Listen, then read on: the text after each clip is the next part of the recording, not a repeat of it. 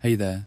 Tonight we're journeying into one of history's most extraordinary tales, the story of a young king who set out to conquer the world and very nearly succeeded. Alexander of Macedonia, just 20 years old when he began, would carve out an empire stretching from Greece to the edge of India in barely a decade. His name would echo through the ages, inspiring wonder, fear, and endless fascination. So settle in, let the weight of the day fall away, and prepare to walk alongside the armies of Alexander the Great as they march toward immortality. Ancient Greece. From around 500 years before the Common Era, this rugged land of mountains and islands became the birthplace of remarkable transformations in human thought and culture.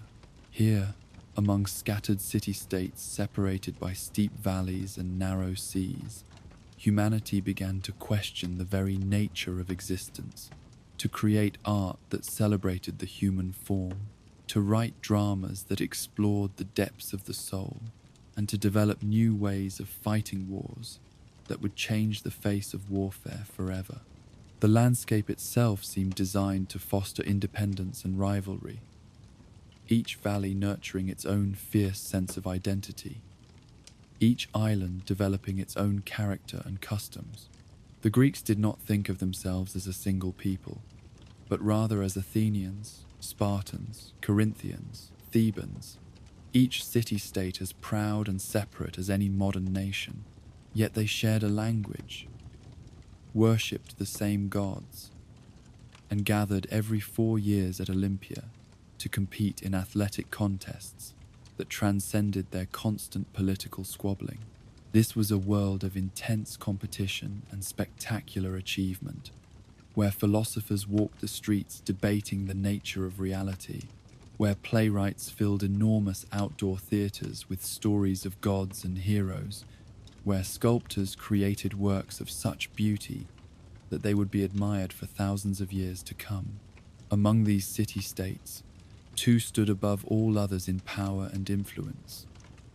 Athens, the naval power, sprawled across the Attic plain and looked outward to the sea. Here, in the shadow of the sacred Acropolis with its magnificent temples, democracy had taken root in a form never before seen in human history. Citizens gathered in the assembly to debate and vote on matters of war and peace, of law and justice. Great orators swayed crowds with their eloquence.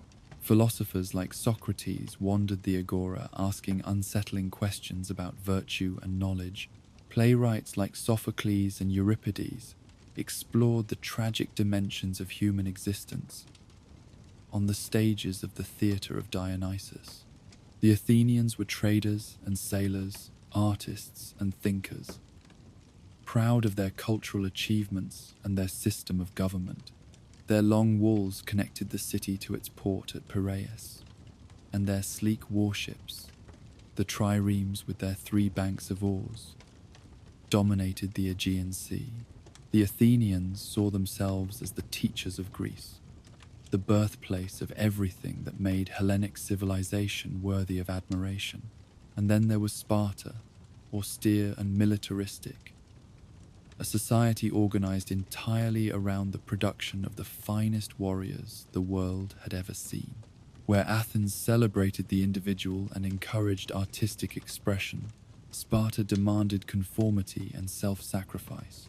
Spartan boys were taken from their mothers at the age of 7 and raised in brutal military barracks, taught to endure pain without complaint, to value death in battle above all other fates, to serve the state with absolute devotion.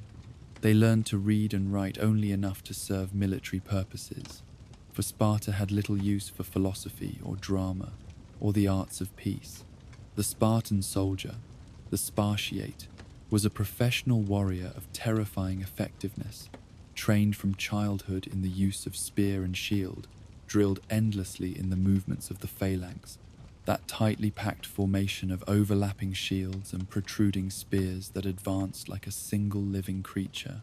Where other Greek cities might field citizen soldiers who fought when necessary and returned to their farms and workshops in peacetime, Sparta produced nothing but warriors, supported by a vast population of helots, state-owned serfs who worked the land so that Spartan citizens could devote themselves entirely to the art of war. The Spartans spoke little, for they believed actions mattered more than words. They lived simply, for they believed luxury bred weakness, and they feared nothing, for they had been raised to see death in battle not as tragedy but as the highest honor a man could achieve.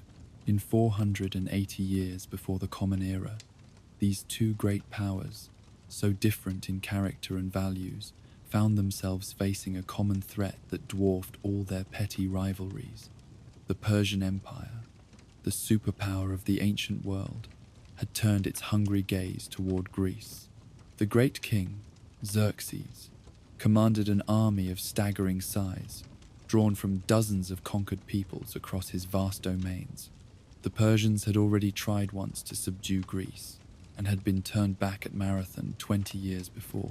Now they returned with overwhelming force, determined to punish the Greeks for their defiance and to add their fractious cities to the Persian domains.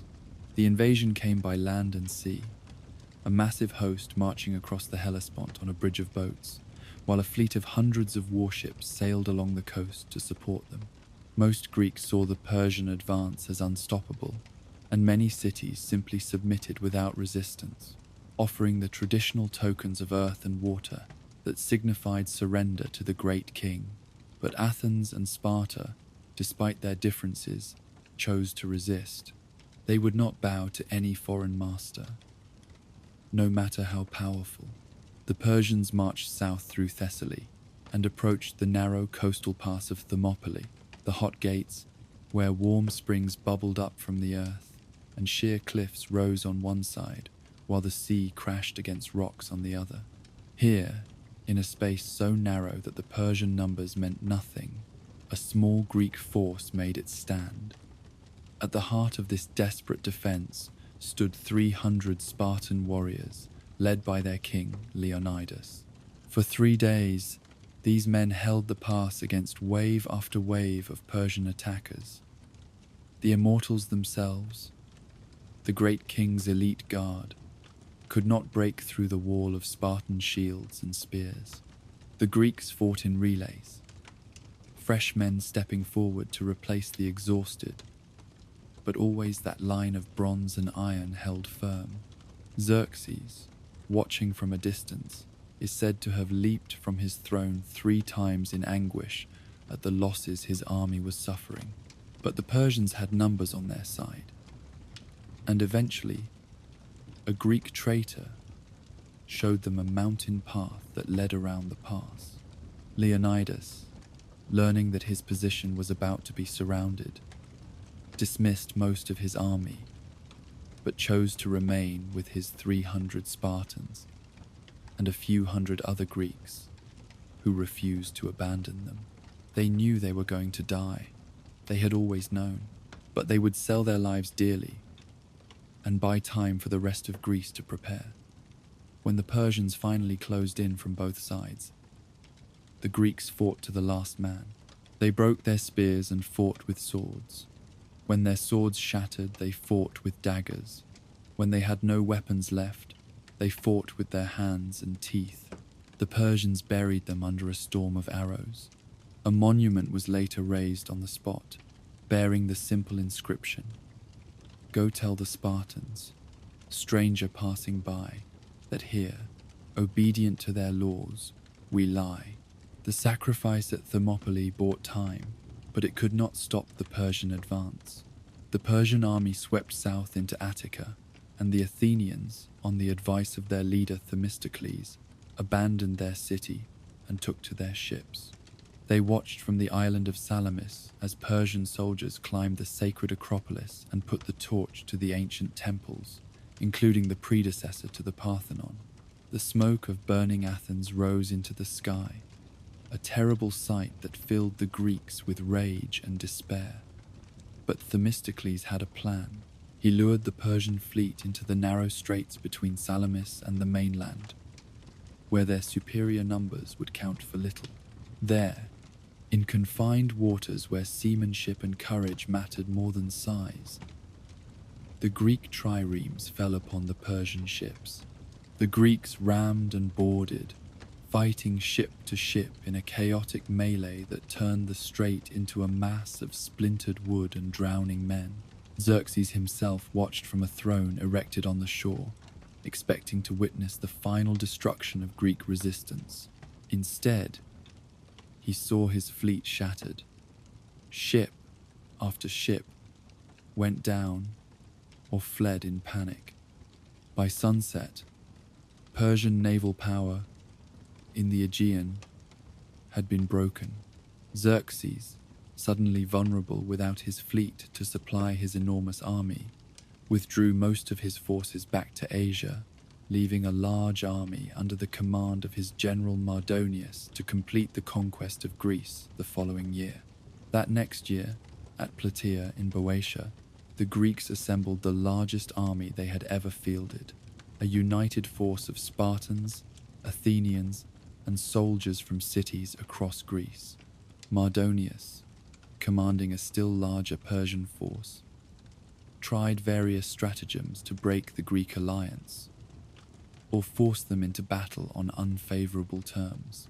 For days the two armies maneuvered and skirmished, Persian cavalry harassing the Greek supply lines, both sides looking for advantage. Finally, in what may have been a misunderstood order or a tactical withdrawal gone wrong, the Greek army appeared to be retreating in disorder. Mardonius seized what he thought was his opportunity and ordered a general attack, but the Greek withdrawal had been a trap, deliberate or accidental, and when the Persians charged forward, they found themselves facing the Spartan phalanx and the Athenian hoplites on ground the Greeks had chosen. The battle was fierce and close. Mardonius himself fought in the thick of the combat and was killed. With their commander dead and the Greek spears pushing inexorably forward, the Persian army broke and fled. Those who could escape scattered back toward Asia. Many thousands more were cut down in the pursuit or died when the Greeks stormed the Persian camp. The Persian invasion of Greece had failed.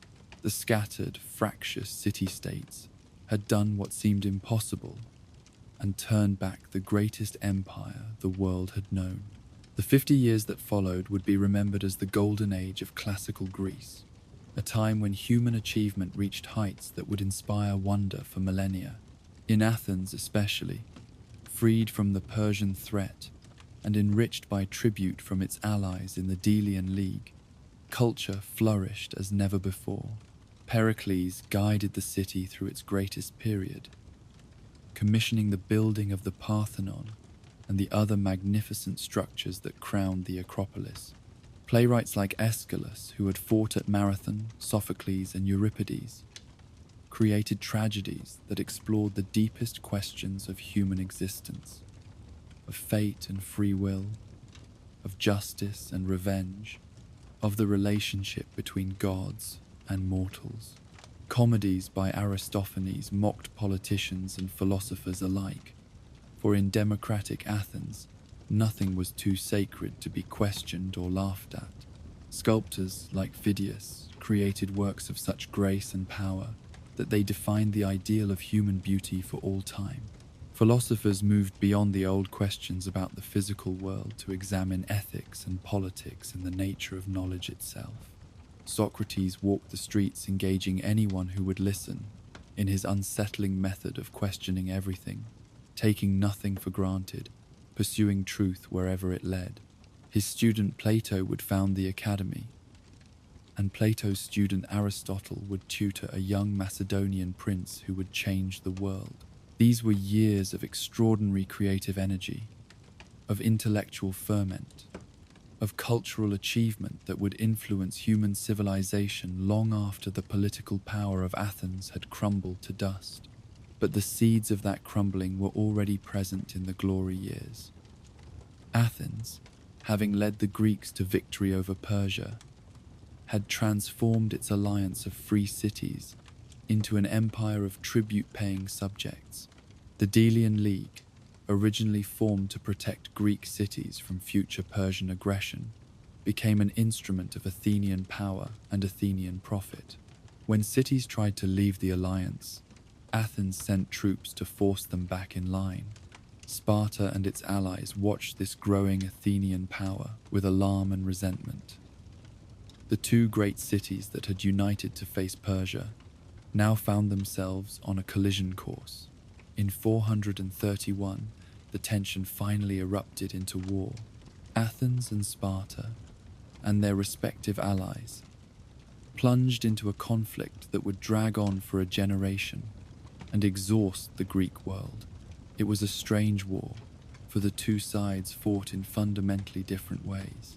Sparta had the finest army in Greece, but no navy to speak of, while Athens had the greatest fleet, but could not match Spartan soldiers on land. So the Spartans invaded Attica almost every year, burning crops and ravaging the countryside, while the Athenians retreated behind their walls and used their fleet to raid the Peloponnesian coast. Neither side could deliver a knockout blow. The war dragged on year after year, interrupted by brief truces that solved nothing. A terrible plague struck Athens, killing perhaps a third of the population, including Pericles himself. In a moment of madness, the Athenians launched a massive expedition to conquer Sicily, sending their finest troops and most of their ships to besiege the city of Syracuse. The expedition ended in complete disaster. The Athenian army was destroyed, the fleet was captured or sunk, thousands of Athenian citizens died in Sicilian quarries, and Athens never fully recovered from the blow. The war finally ended in 404 with Sparta victorious and Athens humiliated, its walls torn down, its empire stripped away, its democracy replaced by a brutal oligarchy imposed by the Spartans. But Sparta had neither the wisdom nor the resources to replace Athens as the leader of Greece. The victors soon proved as inept at governing as they had been skilled at fighting.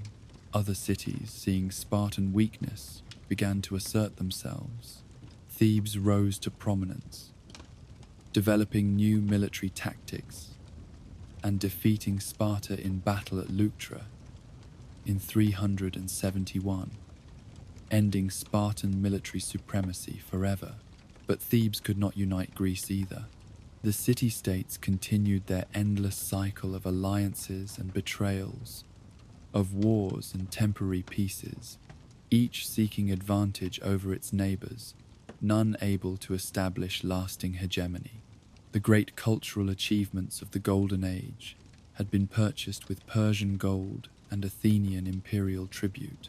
Now, with empire gone and the cities exhausted from decades of war, Greece entered a period of decline. The philosophers still taught, the playwrights still wrote, the sculptors still carved, but the vital energy of the 5th century seemed spent. The cities that had defeated the Persian Empire could not stop fighting each other. They had poured their strength into mutual destruction. And all the while, far to the north, a new power was rising that would soon sweep them all aside. For centuries, the sophisticated Greeks of Athens and Thebes and Corinth had looked upon the kingdom of Macedonia as barely Greek at all. The Macedonians spoke Greek after a fashion, though with an accent that made southerners wince. They worshipped the same gods, though their religious practices seemed archaic, almost primitive. Their kings claimed descent from Heracles himself, through the legendary Temenid line. Yet they ruled over subjects who seemed more like barbarians than proper Greeks. Macedonia was a land of mountains and forests and rough villages, a place where clan loyalties mattered more than civic identity, where kings ruled through personal charisma and the support of warrior nobles rather than through the institutions of the polis. To an Athenian, Macedonia was Hicksville, a backwater where feudal lords squabbled over cattle, and royal succession was often decided by assassination. The sophisticated culture of the south, The democracy in philosophy and dramatic festivals had barely touched this northern kingdom, and yet this rough land produced hard men, farmers and herders who could march all day and fight all night, who had been toughened by constant warfare with barbarian tribes on their borders. Under the right leadership, these men would prove unstoppable. That leadership arrived in the person of Philip II, who came to the throne in 359 in the midst of crisis. Macedonia was on the verge of dissolution, threatened by hostile tribes on every border, its army defeated, its nobility fractious and disloyal. Philip, who had spent his youth as a hostage in Thebes and had studied their military innovations firsthand, set about transforming his kingdom into a military powerhouse. He reorganized the army, imposing discipline and training that had never been seen before in Macedonia. He reformed the economy to pay for professional soldiers rather than relying on feudal levies. He played his nobles off against each other, rewarding loyalty and crushing opposition, gradually centralizing power in his own hands. And most importantly, he revolutionized Macedonian military tactics by introducing a weapon that would change the face of warfare, the sarissa. The sarissa was a pike of extraordinary length, 18 feet from butt to point, twice as long as the spears carried by Greek hoplites. A soldier, armed with a sarissa, needed both hands to wield it, which meant he could not carry the large round shield of a traditional hoplite. Instead, the Macedonian phalangite wore a smaller shield strapped to his left arm, leaving both hands free to manage his unwieldy weapon. This seemed to make the individual soldier more vulnerable, and in single combat, a phalangite would have been at a disadvantage against a hoplite with his large shield and shorter spear. But Philip's genius lay in understanding that battles were not won by individual combat, but by the collective action of trained formations. The sarissa was not a weapon for individual warriors, but for a tightly coordinated mass of men moving and fighting as one. When Macedonian phalangites formed up for battle, they stood 16 ranks deep. The first 5 ranks held their pikes projecting forward, creating a bristling wall of spear points that no enemy could easily penetrate. The men behind held their sarissas upright or angled forward over the heads of those in front, ready to step forward and fill any gap. The whole formation moved forward in careful coordination, maintaining its alignment through constant drilling and practice. An enemy facing a Macedonian phalanx saw not individual soldiers, but a moving fortress of iron points, advancing with inexorable discipline. The long reach of the sarissa meant that a phalangite could strike an enemy before that enemy could strike him. A hoplite with his 8-foot spear was already stabbed by 5 overlapping sarissa points before he could get close enough to use his own weapon. The Macedonian phalanx was virtually unstoppable when advancing on level ground, a crushing weight of bronze and iron that simply rolled over opposition. Philip understood that the phalanx was not perfect.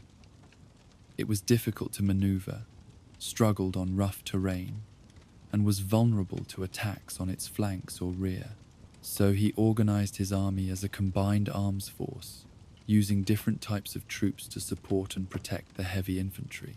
Light infantry and cavalry guarded the flanks, skirmishers harassed the enemy before the main clash, and a strike force of elite cavalry waited to exploit any opening created by the phalanx's advance. Philip drilled his army relentlessly, marched them across the kingdom in all seasons, taught them to maintain formation on the march and in combat. He forged a professional military force from what had been a collection of feudal militias, and he led them to victory after victory against Macedonia's neighbors. Philip was not interested in glory or conquest for its own sake. He was a calculating strategist who used diplomacy and bribery as readily as military force. When he could achieve his goals through negotiation or gold, he did so gladly. When he needed to fight, he struck hard and decisively. Year by year, Campaign by campaign, he expanded Macedonian power. Cities that resisted were besieged and captured. Tribes that raided Macedonian territory were crushed. Rival kings and pretenders were eliminated. By 340, Philip had unified Macedonia, subdued Illyria and Thessaly, and was looking south toward the wealthy and disunited cities of Greece proper. The Greeks watched Philip's rise with a mixture of fear and contempt. Some, like the Athenian orator Demosthenes, recognized the threat and called for united resistance against the Macedonian barbarian. Demosthenes delivered speech after speech, warning that Philip meant to enslave all Greece, that his promises of friendship were lies, that only military strength could stop him. But many Greeks were tired of war, or thought they could play Philip against their local rivals, or simply refused to believe that this northern king posed a serious threat. The cities that had defeated the Persian Empire could hardly fear a Macedonian upstart. Their contempt would prove costly.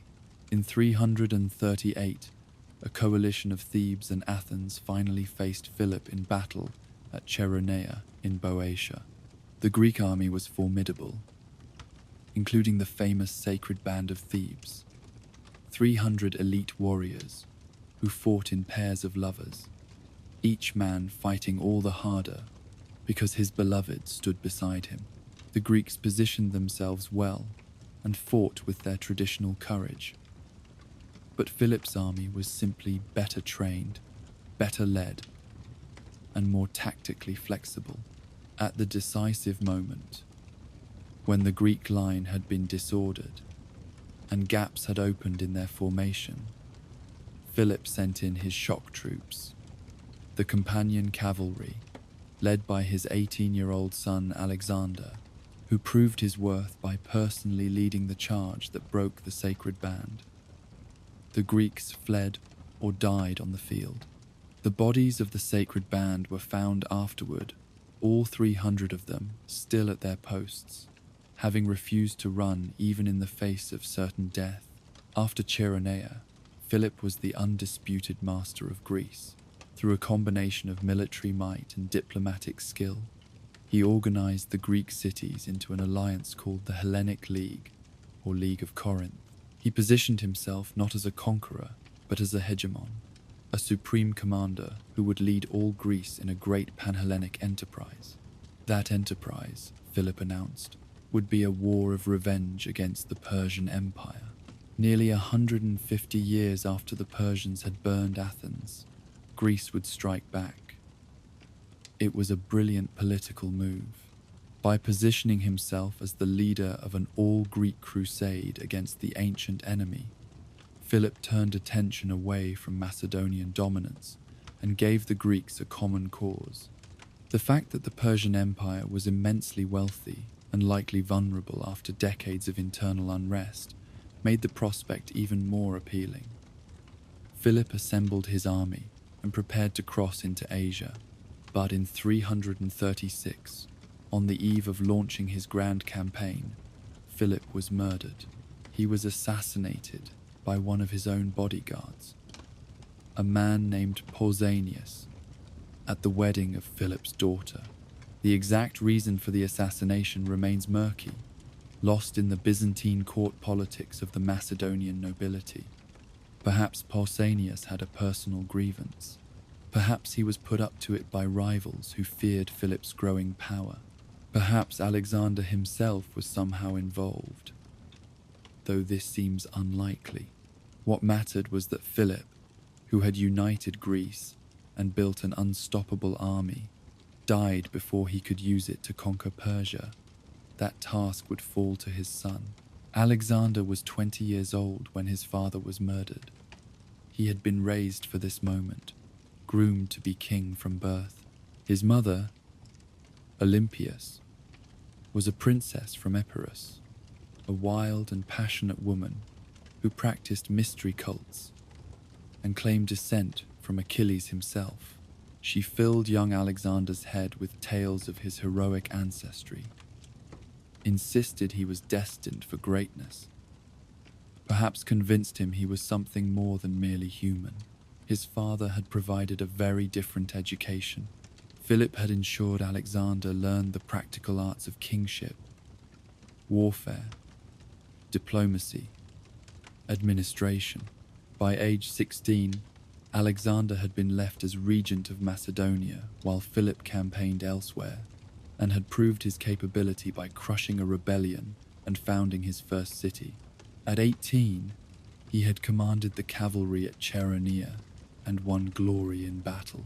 But Philip had also given Alexander something more unusual for a prince: a philosophical education. He had hired Aristotle himself, the greatest philosopher of the age, to tutor his son. For 3 years, Alexander and a small group of aristocratic youths had studied with Aristotle at Mieza, learning not just the traditional subjects of rhetoric and poetry, but also ethics, politics, and natural philosophy. Aristotle encouraged in Alexander a love of learning that would stay with him throughout his life. The young conqueror would carry a copy of Homer's Iliad on all his campaigns, sleeping with it under his pillow, and would support scientific expeditions to study the plants and animals of the new lands he conquered. But Aristotle also taught him that the Greeks were naturally superior to barbarians, that it was right and proper for Greeks to rule over lesser peoples. This lesson Alexander took to heart, even as he would later complicate it in practice.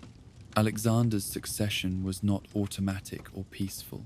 Macedonia had a long tradition of bloody power struggles, and there were other potential claimants to the throne, including Philip's nephew Amyntas, and possibly other sons from Philip's several marriages. Alexander moved swiftly and ruthlessly. Within days of Philip's death, Alexander had potential rivals arrested and executed. The army, which had loved Philip and already respected Alexander from his performance at Cheronea, proclaimed him king. But securing Macedonia was only the first step. The Greek cities, which had submitted to Philip, saw the young king's accession as an opportunity to throw off Macedonian dominance. Rebellions broke out across the empire Philip had built. Illyria revolted to the north. Thessaly refused to recognize Alexander's authority.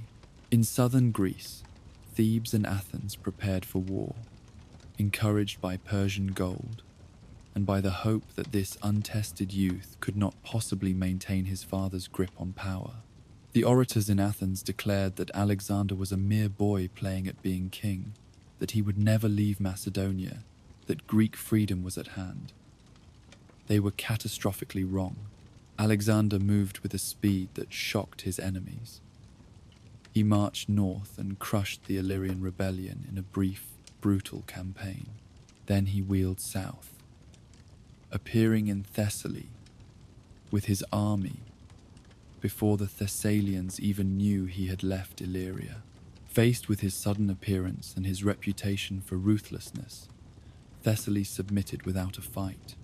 Alexander continued south to Thermopylae, where the Amphictyonic Council, a religious body representing the Greek states, recognized him as Philip's successor and granted him the same position as hegemon of the Hellenic League that his father had held. Most cities quickly reaffirmed their loyalty, but Thebes was defiant.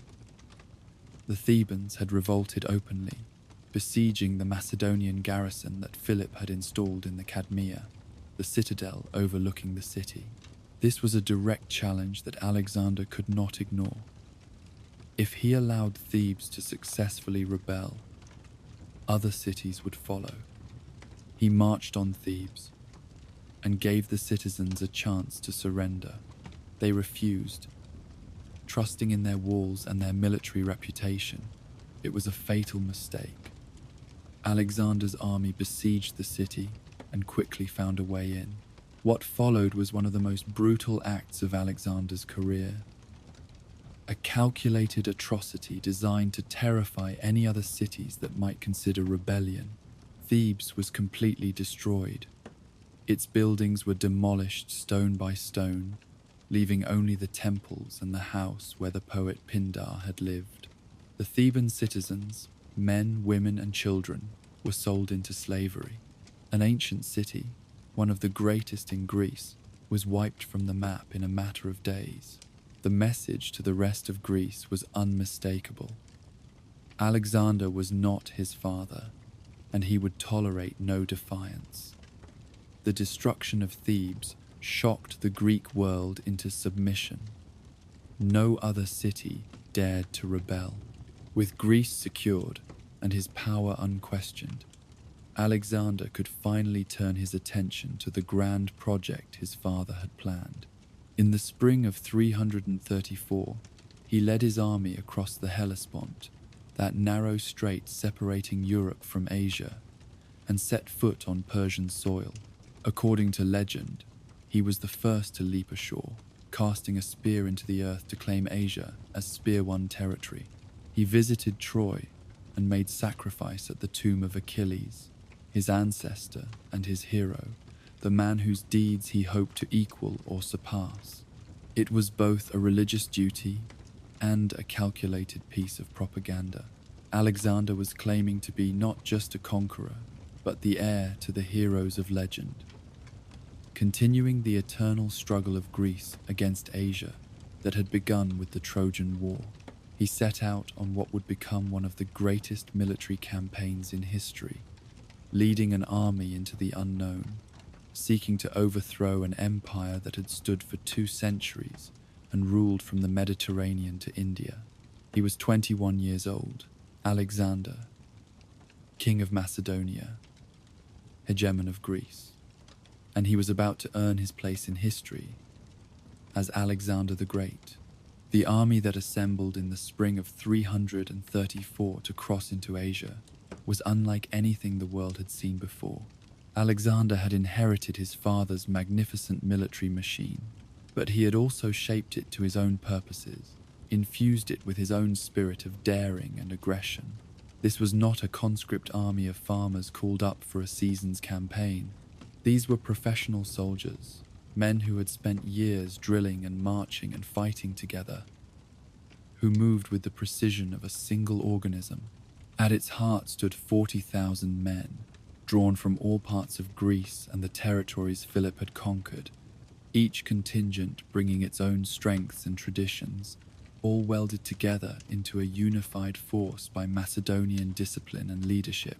The army was organized with careful attention to how different types of troops could support each other in battle, how cavalry and infantry, heavy and light forces, could work together to create overwhelming tactical advantage.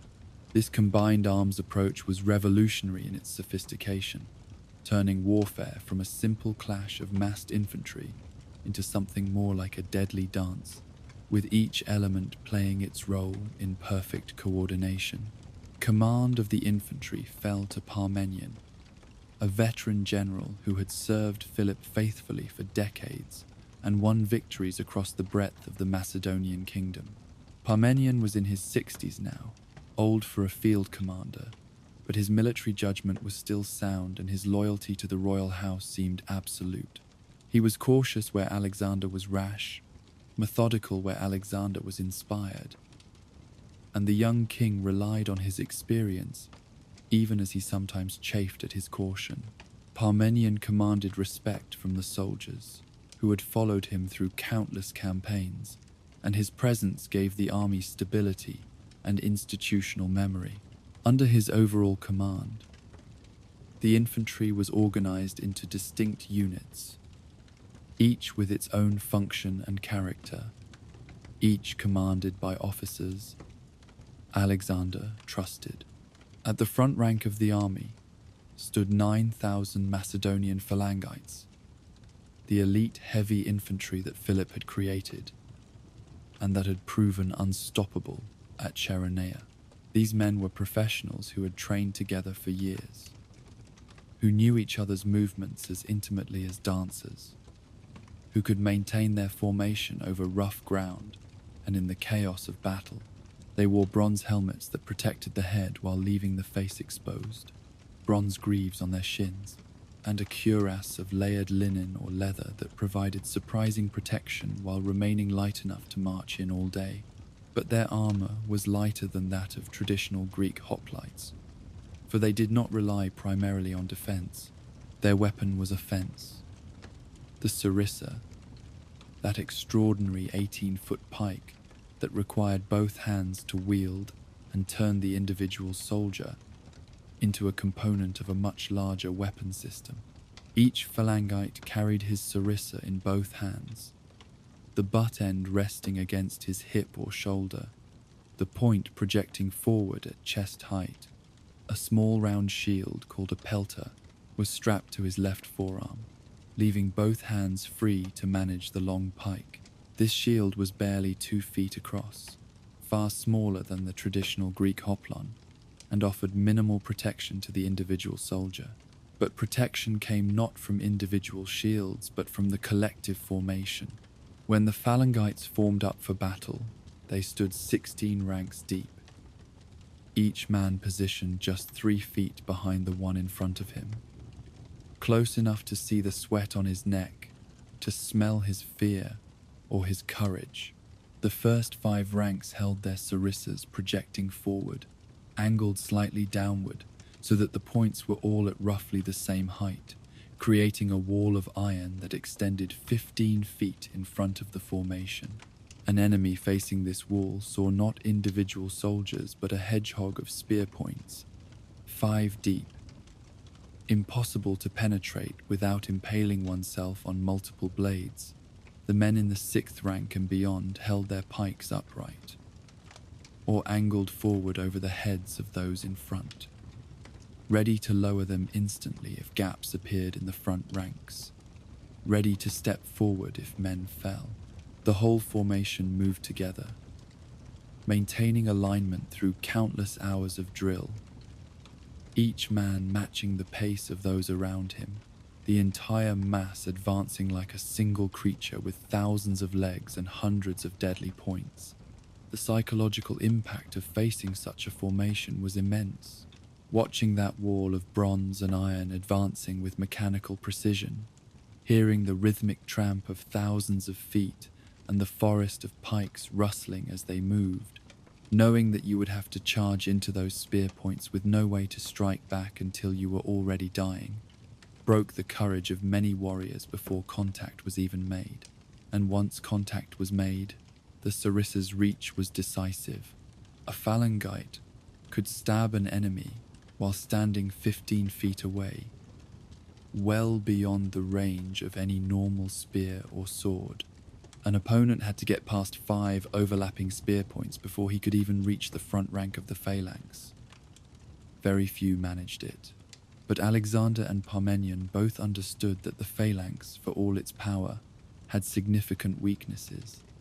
It was slow, difficult to maneuver, and required level ground to maintain formation.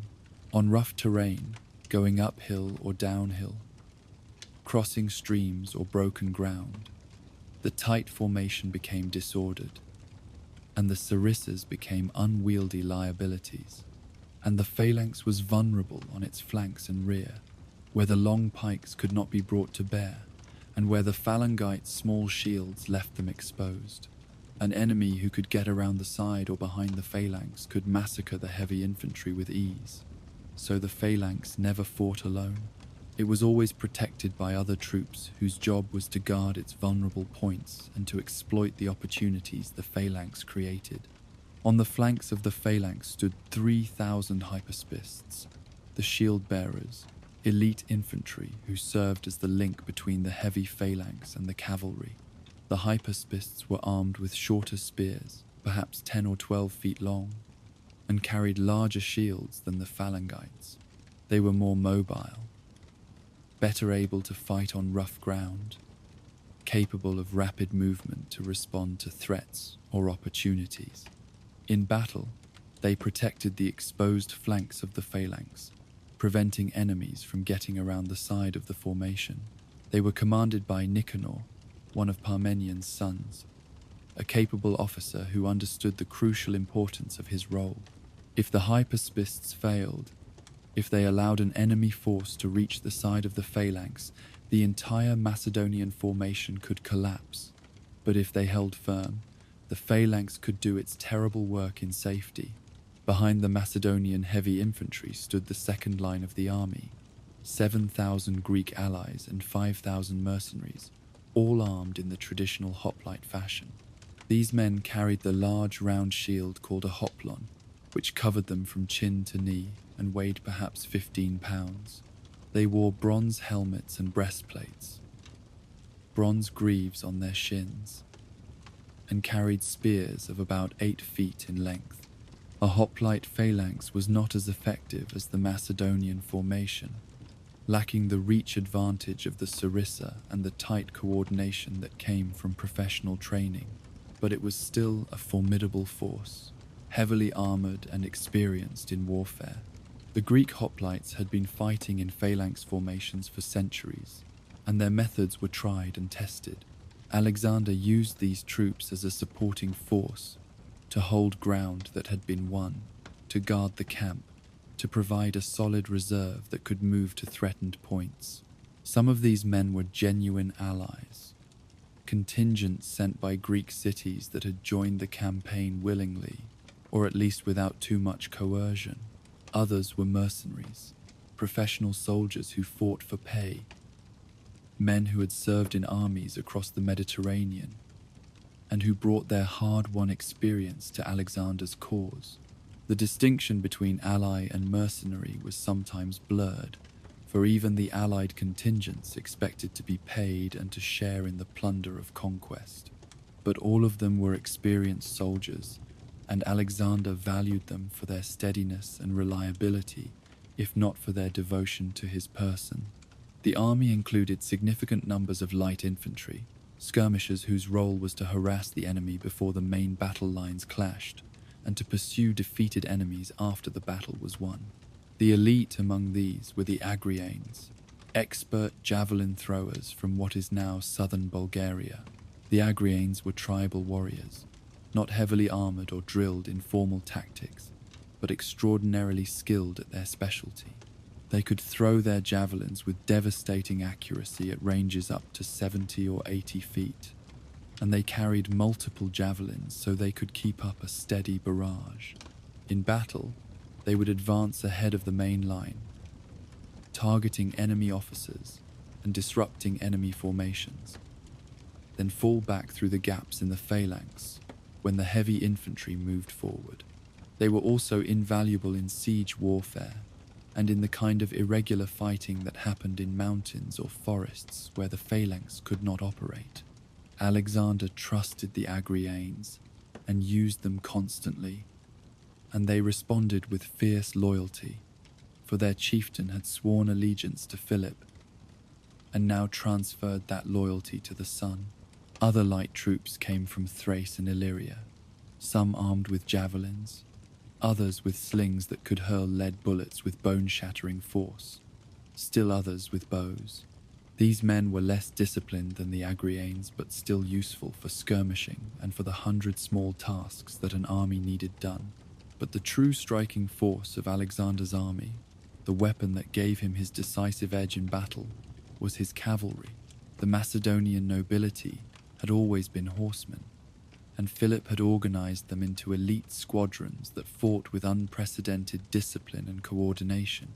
At the heart of this cavalry force were 1,800 companion cavalry, the heteroi, drawn from the aristocracy of Macedonia and the conquered territories. These were wealthy men who could afford to maintain war horses and the expensive equipment of a cavalry trooper.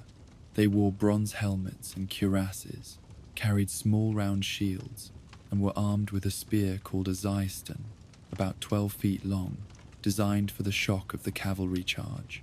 The companions fought in wedge formation, a triangular arrangement that concentrated force at a single point and allowed the squadron to smash through enemy lines like a spear point piercing flesh. They were commanded by Philotas, another of Parmenion's sons, a brave and capable officer who led from the front and had his father's tactical sense, if not his caution. But within the companions, one squadron held special status.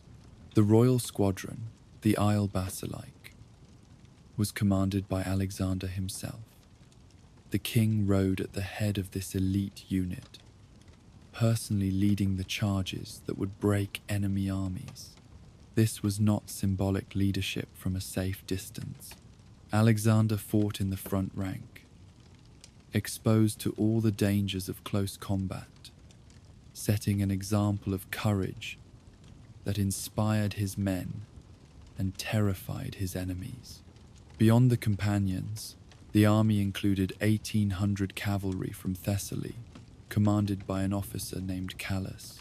The Thessalians were famous for their horsemanship, and their cavalry was considered the best in Greece after the Macedonians.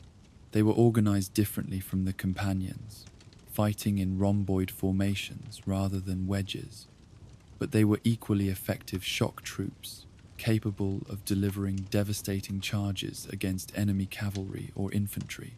Alexander typically positioned the Thessalian cavalry on his left wing, under Parmenian's overall command, where they could counter enemy cavalry and prevent the Macedonian army from being outflanked.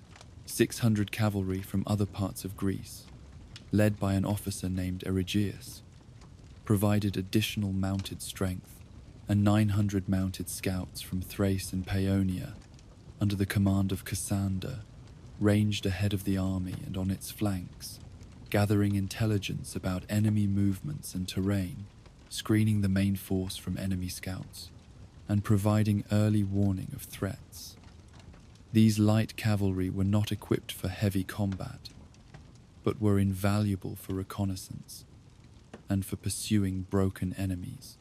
This was the force that crossed the Hellespont in the spring of 334, 40,000 strong, the product of decades of military innovation and the most effective fighting force in the world. But numbers and equipment alone do not make an army great.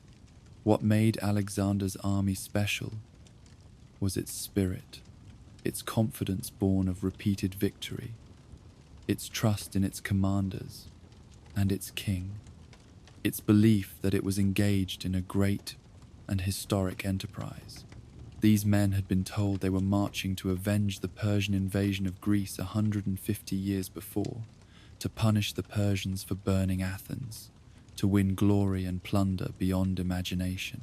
They believed they were part of something larger than themselves, and that belief gave them strength.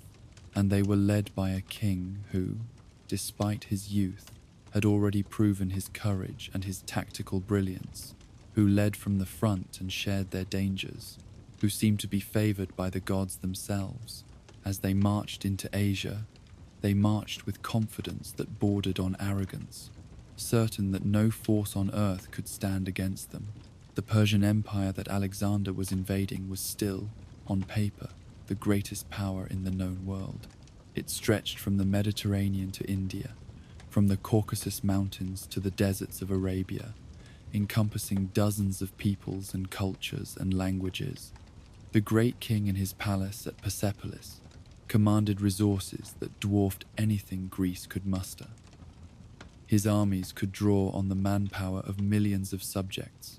His treasury held wealth accumulated over 2 centuries of tribute and conquest.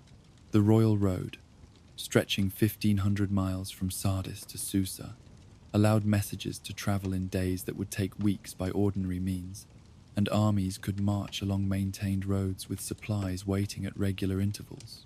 The Persian navy controlled the eastern Mediterranean and could threaten Alexander's lines of communication back to Greece.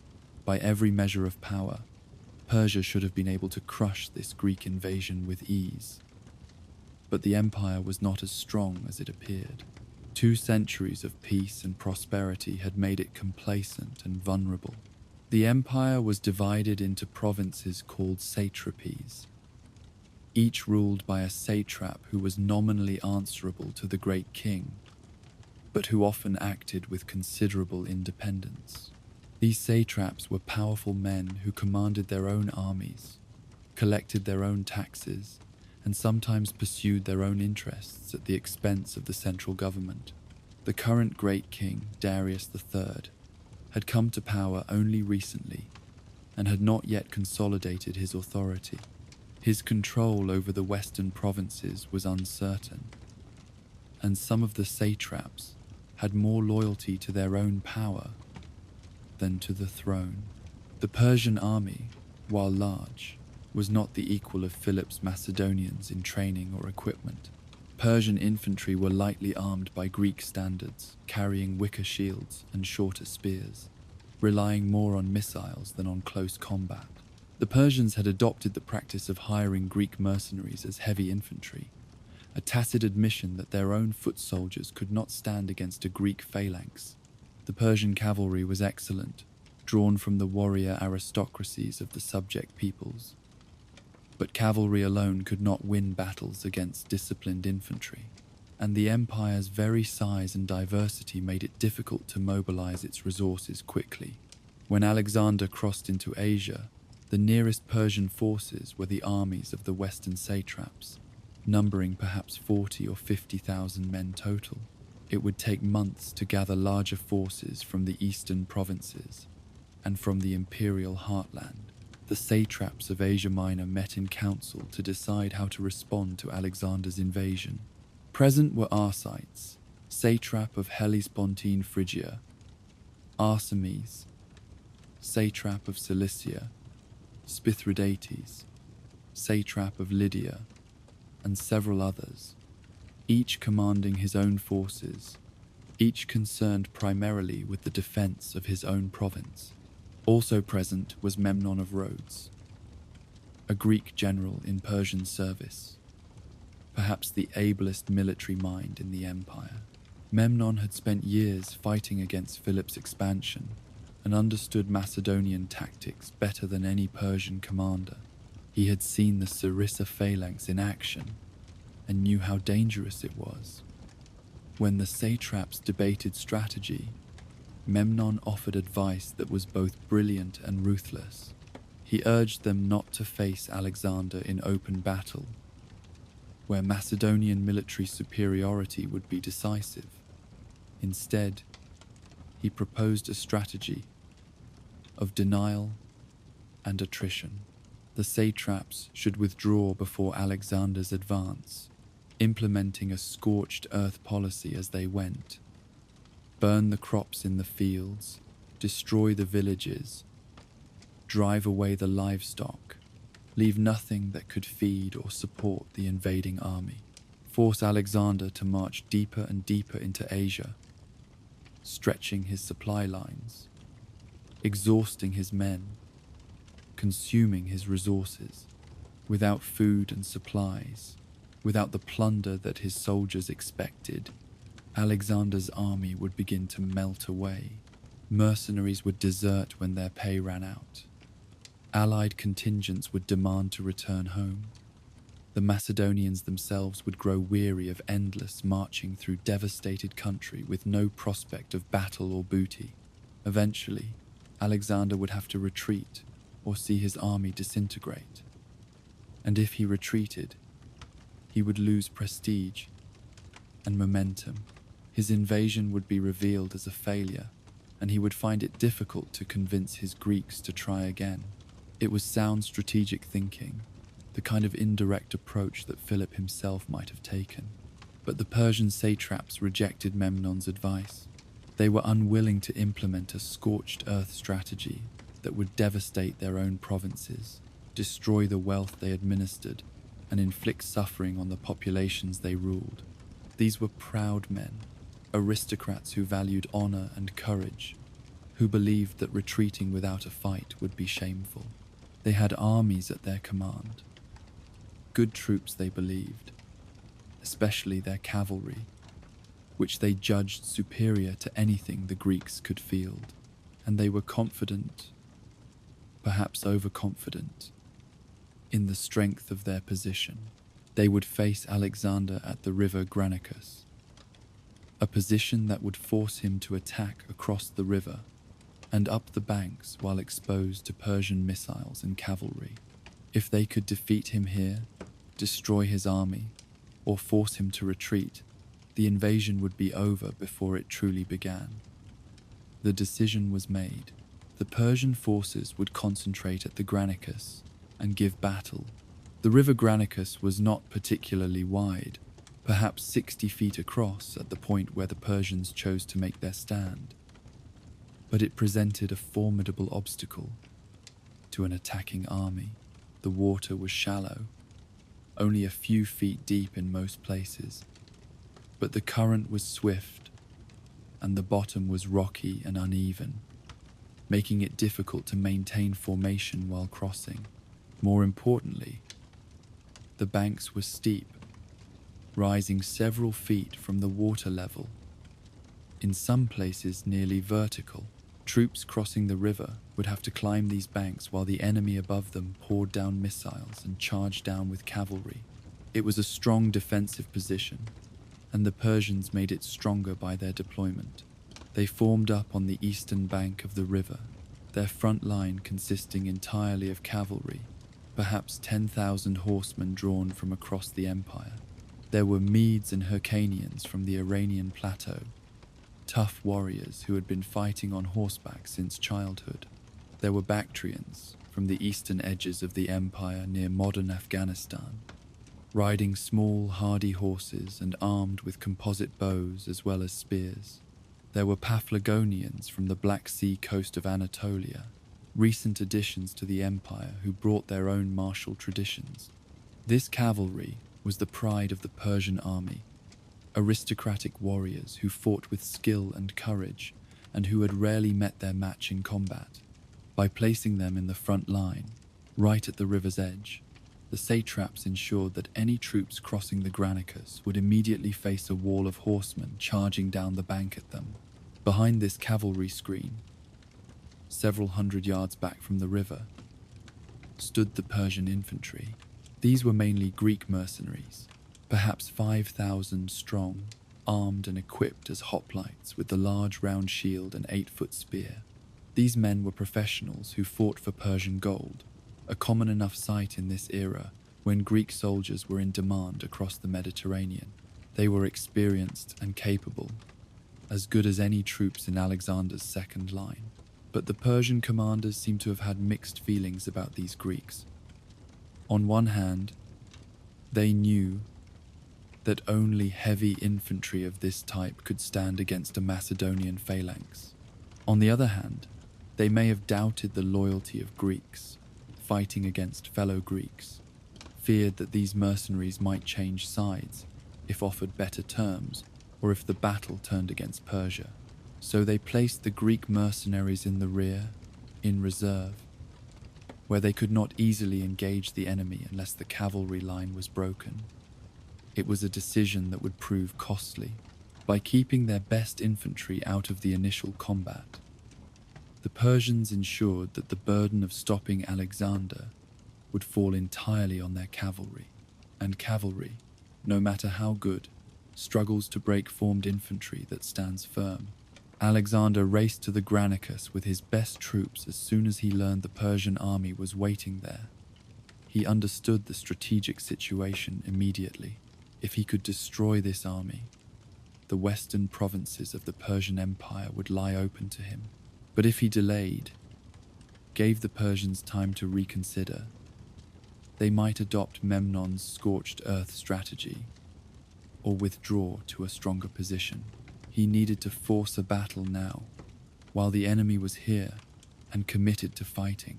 He arrived at the river in the early afternoon and immediately began deploying his forces for battle. On his left wing, nearest the sea, he placed the Thessalian cavalry under Callus, along with the Greek allied cavalry and some of the Thracian light horse. These forces were under Parmenian's overall command, and their job was to hold the left flank against the Persian cavalry and prevent the army from being outflanked. In the center came the phalanx, that magnificent mass of 9,000 Macedonian heavy infantry, organized into 6 battalions. The battalions were commanded by Perdiccas, Koinos, Amintas, Philip son of Amintas, Meleager, and Crateros, all experienced officers who had proven themselves in Philip's campaigns.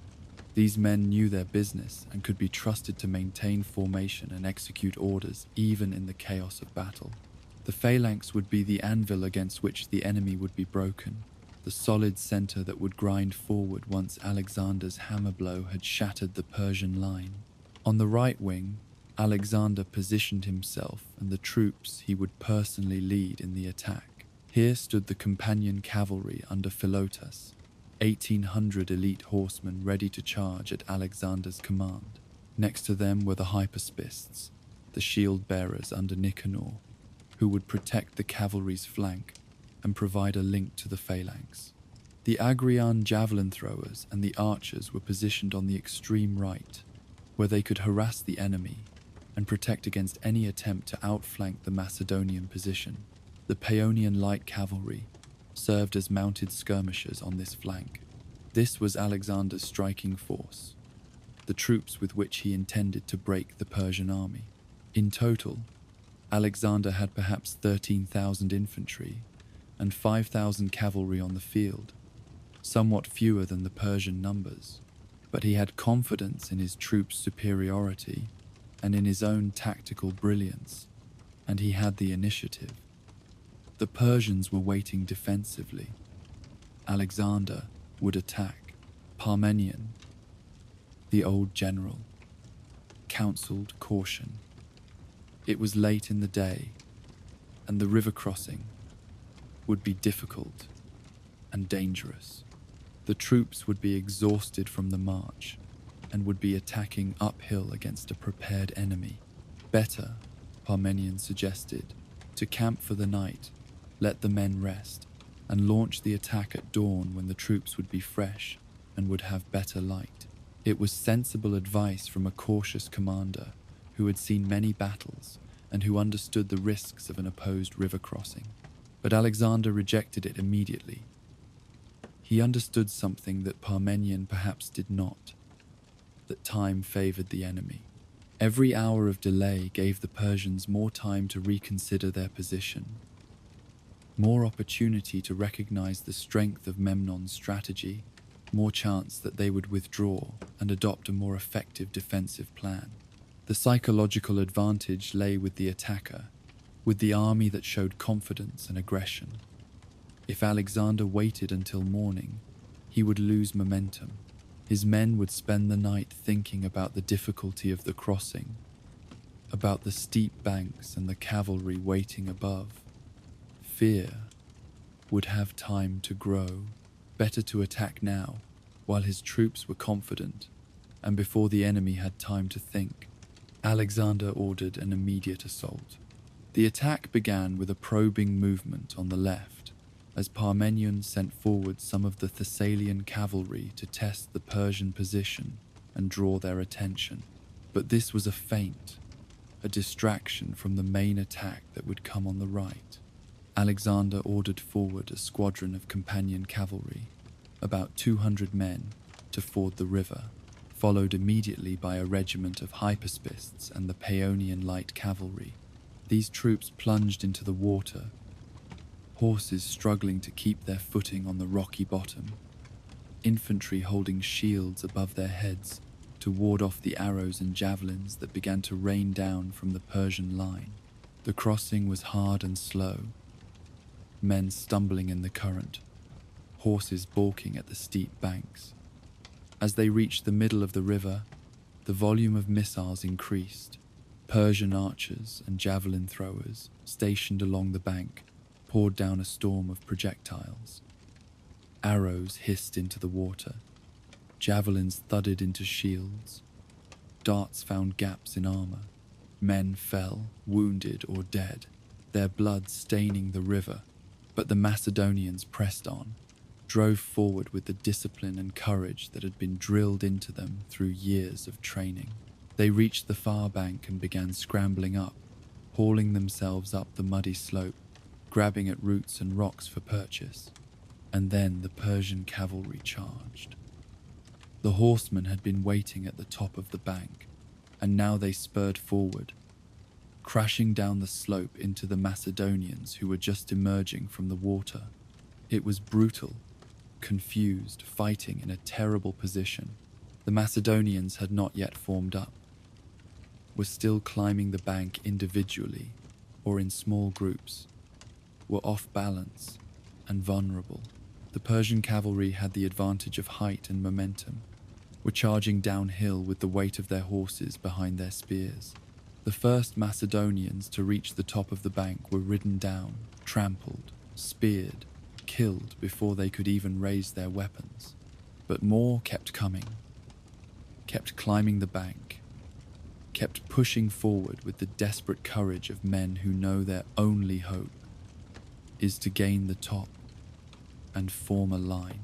The hyperspists, trained for exactly this kind of difficult fighting, began to create a space at the top of the bank, forming a small perimeter and fighting off the Persian cavalry.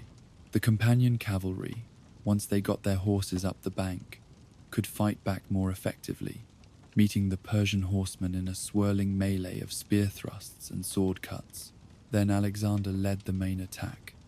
He had been watching from the riverbank, had seen his advance force engage the enemy, had judged the moment carefully. Now he called out to his men, his voice carrying across the water, urging them to show their courage, to prove themselves worthy of the glory they sought. He touched his heels to his horse's flanks and rode into the river at the head of the royal squadron of companions. Behind him came more cavalry, more hyperspists, and as the phalanx saw the king charging forward, they too began to wade into the river. The entire right wing of the army, committing to the attack, Alexander rode through the water with his eyes fixed on the far bank, on the mass of Persian cavalry waiting there. He was heading for the densest part of the enemy line, the place where the whole mass of the Persian command was gathered, where the satraps themselves fought surrounded by their household troops and retainers. This was no careful tactical maneuver. This was Alexander's style of warfare, direct and personal and shockingly brave. He would strike at the heart of the enemy army, at its commanders and its center of control, and either break them or die trying. The fighting around Alexander became desperate and intense. He reached the bank and urged his horse up the slope, his companions scrambling up around him. The Persians recognized the distinctive armor and the white plume on his helmet and knew this was the Macedonian king. They converged on him, seeking to kill the enemy commander and end the battle at a stroke.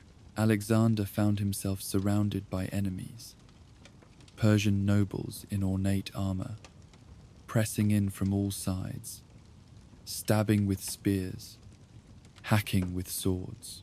His shield was battered and dented, his armor scored by near misses. He fought with fury and skill, his spear darting out to wound or kill, his horse trained to kick and bite, his companions struggling to protect him. Around him, a desperate struggle raged.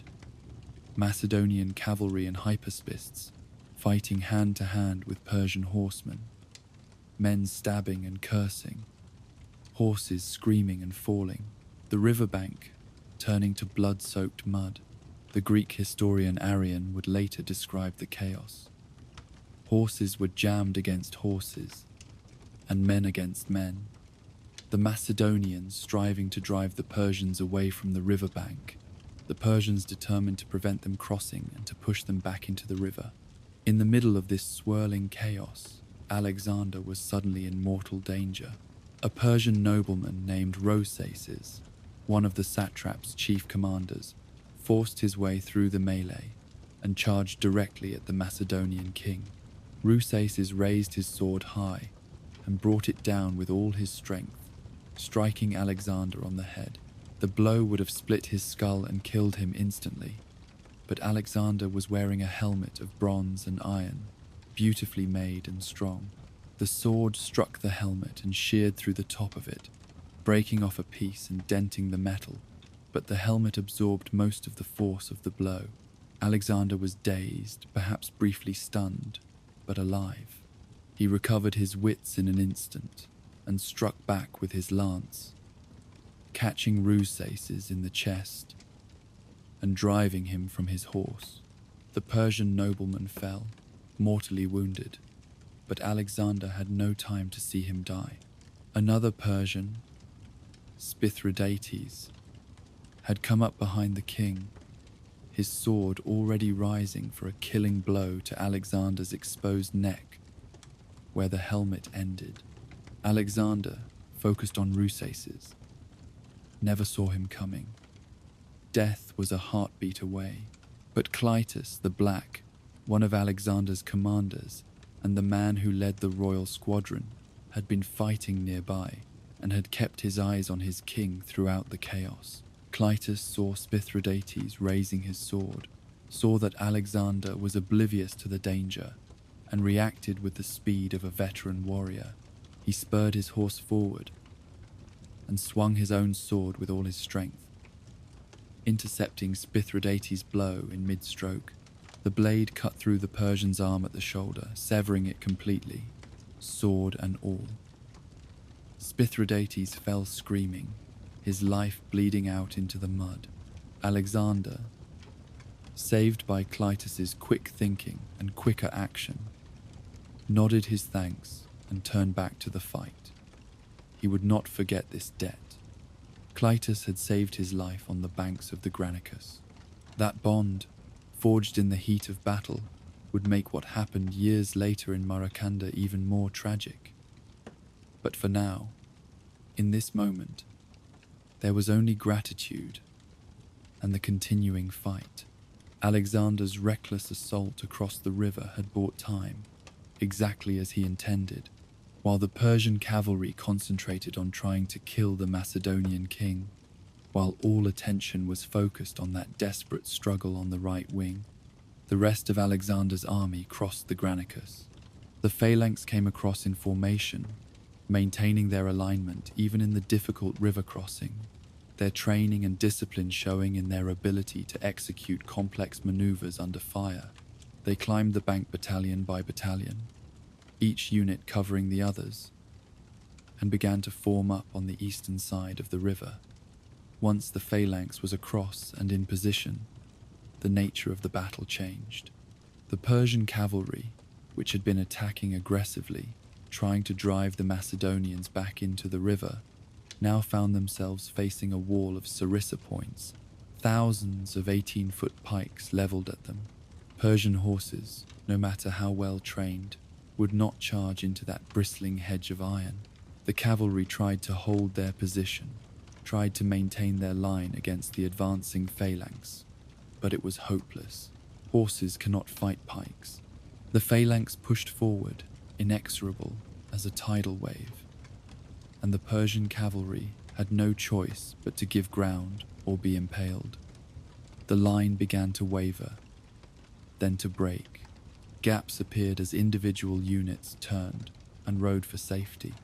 Once the Persian cavalry line broke, it disintegrated rapidly. The Macedonian cavalry, freed from the defensive fight at the riverbank, now charged forward in pursuit. The companion cavalry and the Thessalians scattered the fleeing horsemen, rode them down, killed them as they ran. Most of the Persian cavalry fled the field, streaming away to the south and east, leaving behind their infantry and their commanders. Some of the Persian nobles fought to the end with courage and honor. Spithridates, Mithridates' son-in-law to the great king, Mithrobarzanes, satrap of Cappadocia, Arbupale's grandson of Artaxerxes II, all fell in battle, killed by Macedonian spears or swords. The Persian commanders had positioned themselves at the front where honor dictated they should be, and they paid for it with their lives. Arsites, the satrap of Hellespontine Phrygia, survived the battle but fled in shame, and would soon kill himself rather than face the great king's displeasure at having lost the battle.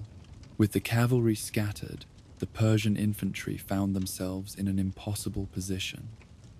The Greek mercenaries, 5,000 strong, had been kept in reserve throughout the battle, and had not yet engaged.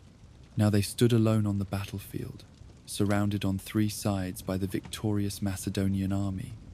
They could have run, tried to scatter and save themselves individually, but they chose to stand their ground, forming a defensive square with shields locked and spears presented on all sides. They sent forward representatives to negotiate, offering to change sides or to be allowed to withdraw. After all, they were Greeks like Alexander's own troops, professionals fighting for pay, with no particular loyalty to Persia. There was no dishonor in seeking terms after the battle was clearly lost. But Alexander was in a blood rage, the fury of battle still upon him, or perhaps he was thinking more clearly than the mercenaries realized. He saw these men as traitors, Greeks who had taken Persian money to fight against fellow Greeks. Or perhaps he saw them as a lesson that needed to be taught, a demonstration that fighting for Persia against Macedonia would bring no mercy. He ignored their appeals and ordered his army to attack the mercenary square from all sides at once. What followed was not a battle but a slaughter. The Greek mercenaries fought bravely and skillfully, giving ground slowly, making the Macedonians pay for every foot. But they were outnumbered, perhaps 8-1, surrounded completely, with no hope of relief or escape. The phalanx pressed in from all sides, sarissas stabbing into the packed mass of men. Cavalry rode around the perimeter, cutting down anyone who tried to flee. The mercenaries fought until they could fight no more, until they were too exhausted to hold their shields, until the dead were piled so high that the living could barely stand. Perhaps 2,000 were killed. The rest, too wounded or exhausted to resist, were taken prisoner. Alexander, his anger still hot, ordered the survivors to be sent back to Macedonia in chains, to work in the mines as slaves for the rest of their lives. It was a brutal fate, and it sent a clear message to any other Greeks who might consider serving the Persian king. There would be no mercy for those who fought against Macedonia. The Battle of the Granicus was a complete and stunning victory for Alexander. By the most reliable ancient accounts, he lost only about 115 men killed, though certainly more were wounded. The Persians lost thousands. An entire Persian provincial army had been destroyed. The western satraps who had rejected Memnon's advice were dead or in flight. The road into Asia Minor lay open. Alexander had proven in his first major battle against the Persians that his army was superior, that his tactics worked, that his personal courage and leadership could inspire his men to accomplish the seemingly impossible. He had risked everything, including his own life, on an immediate assault across a river against a prepared enemy, and he had won decisively. Now the richest provinces of the Persian Empire in Asia Minor were his for the taking. He ordered a monument to be erected on the battlefield, with statues of the 25 companions who had fallen in the fighting. He sent 300 Persian shields back to Athens to be dedicated in the Parthenon, with an inscription: Alexander, son of Philip, and all the Greeks except the Spartans, from the barbarians dwelling in Asia. Even in victory, he remembered the political dimension, presenting himself as the leader of a pan-Hellenic crusade. He treated the Persian dead with respect, allowing them to be buried with honor, according to their customs. But the Greek mercenaries received no such consideration. Their bodies were left where they fell. But Asia Minor was vast, and one victory did not mean the war was won. The Persian Empire still stood, still commanded resources that dwarfed Alexander's. Already, somewhere in the east, the great King Darius himself would be gathering his forces, mobilizing the vast reserves of the empire, preparing to face this Macedonian upstart who had dared to invade his domains. If Alexander truly intended to conquer the Persian Empire, if he meant to make himself master of Asia as his ambitions seemed to demand. He would have to defeat not just provincial armies, but the full might of Persia. He would have to face Darius, king of kings, who commanded millions of subjects and could field armies that would make the force at Granicus look like a scouting party.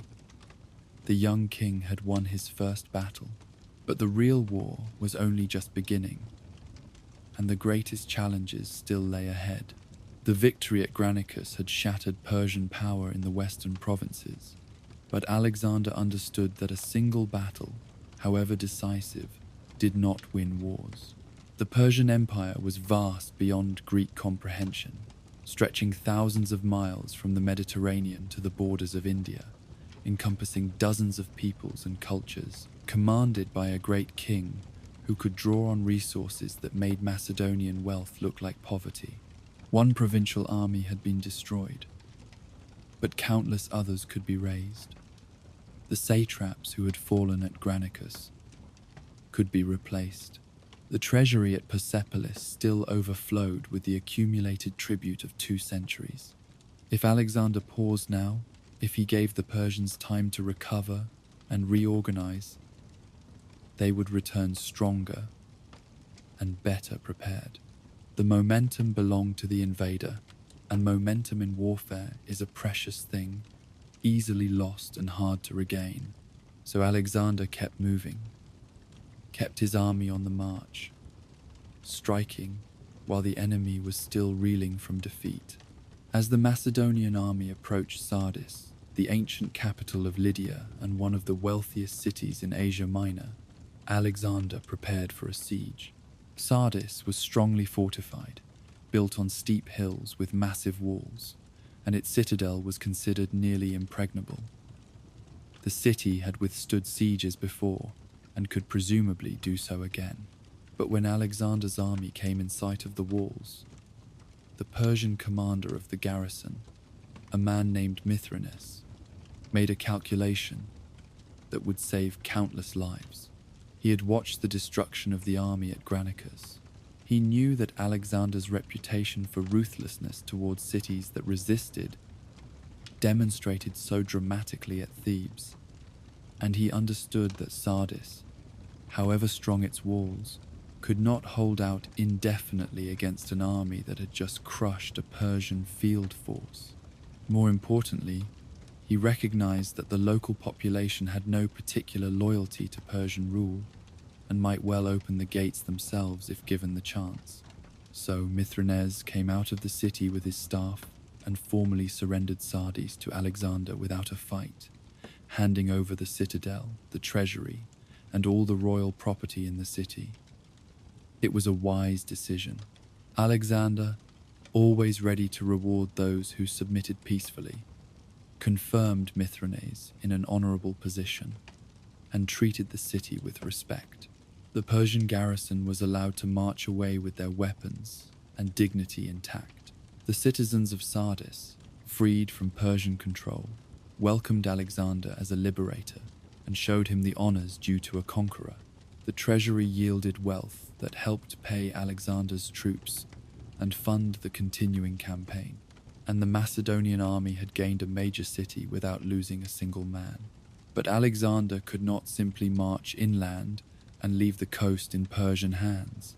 The Persian Empire, whatever its weaknesses on land, still commanded a powerful navy, one of the largest fleets in the Mediterranean world.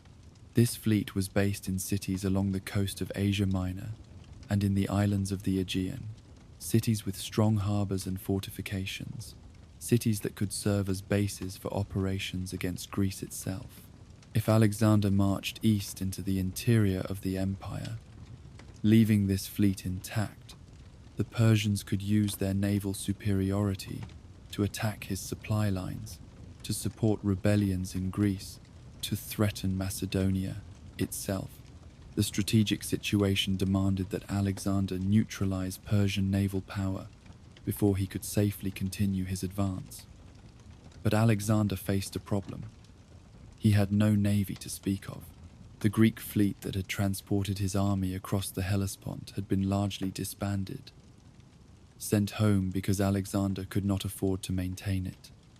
The Macedonian kingdom had never been a naval power. Philip had focused his resources on creating the best army in the world, not on building ships. So Alexander could not challenge the Persian fleet at sea, could not meet them in the kind of naval battle that might decide control of the Mediterranean. He needed a different strategy. The solution Alexander devised was characteristically bold and indirect. Rather than fighting the Persian navy at sea, he would attack their bases on land. Without harbors to shelter in, without cities to supply and maintain them, the Persian warships would become useless. As Alexander himself is said to have put it, he would defeat the Persian fleet by marching his army.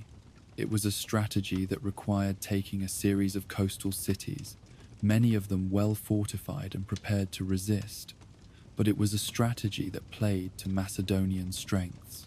Alexander's army was superb at siege warfare, and Philip had equipped it with the best siege equipment in the world.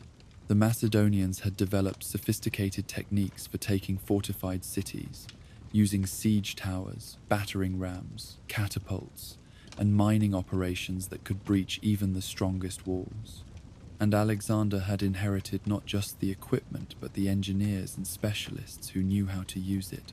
So the Macedonian army turned south along the coast, beginning a campaign that would take them through some of the most important cities of Asia Minor.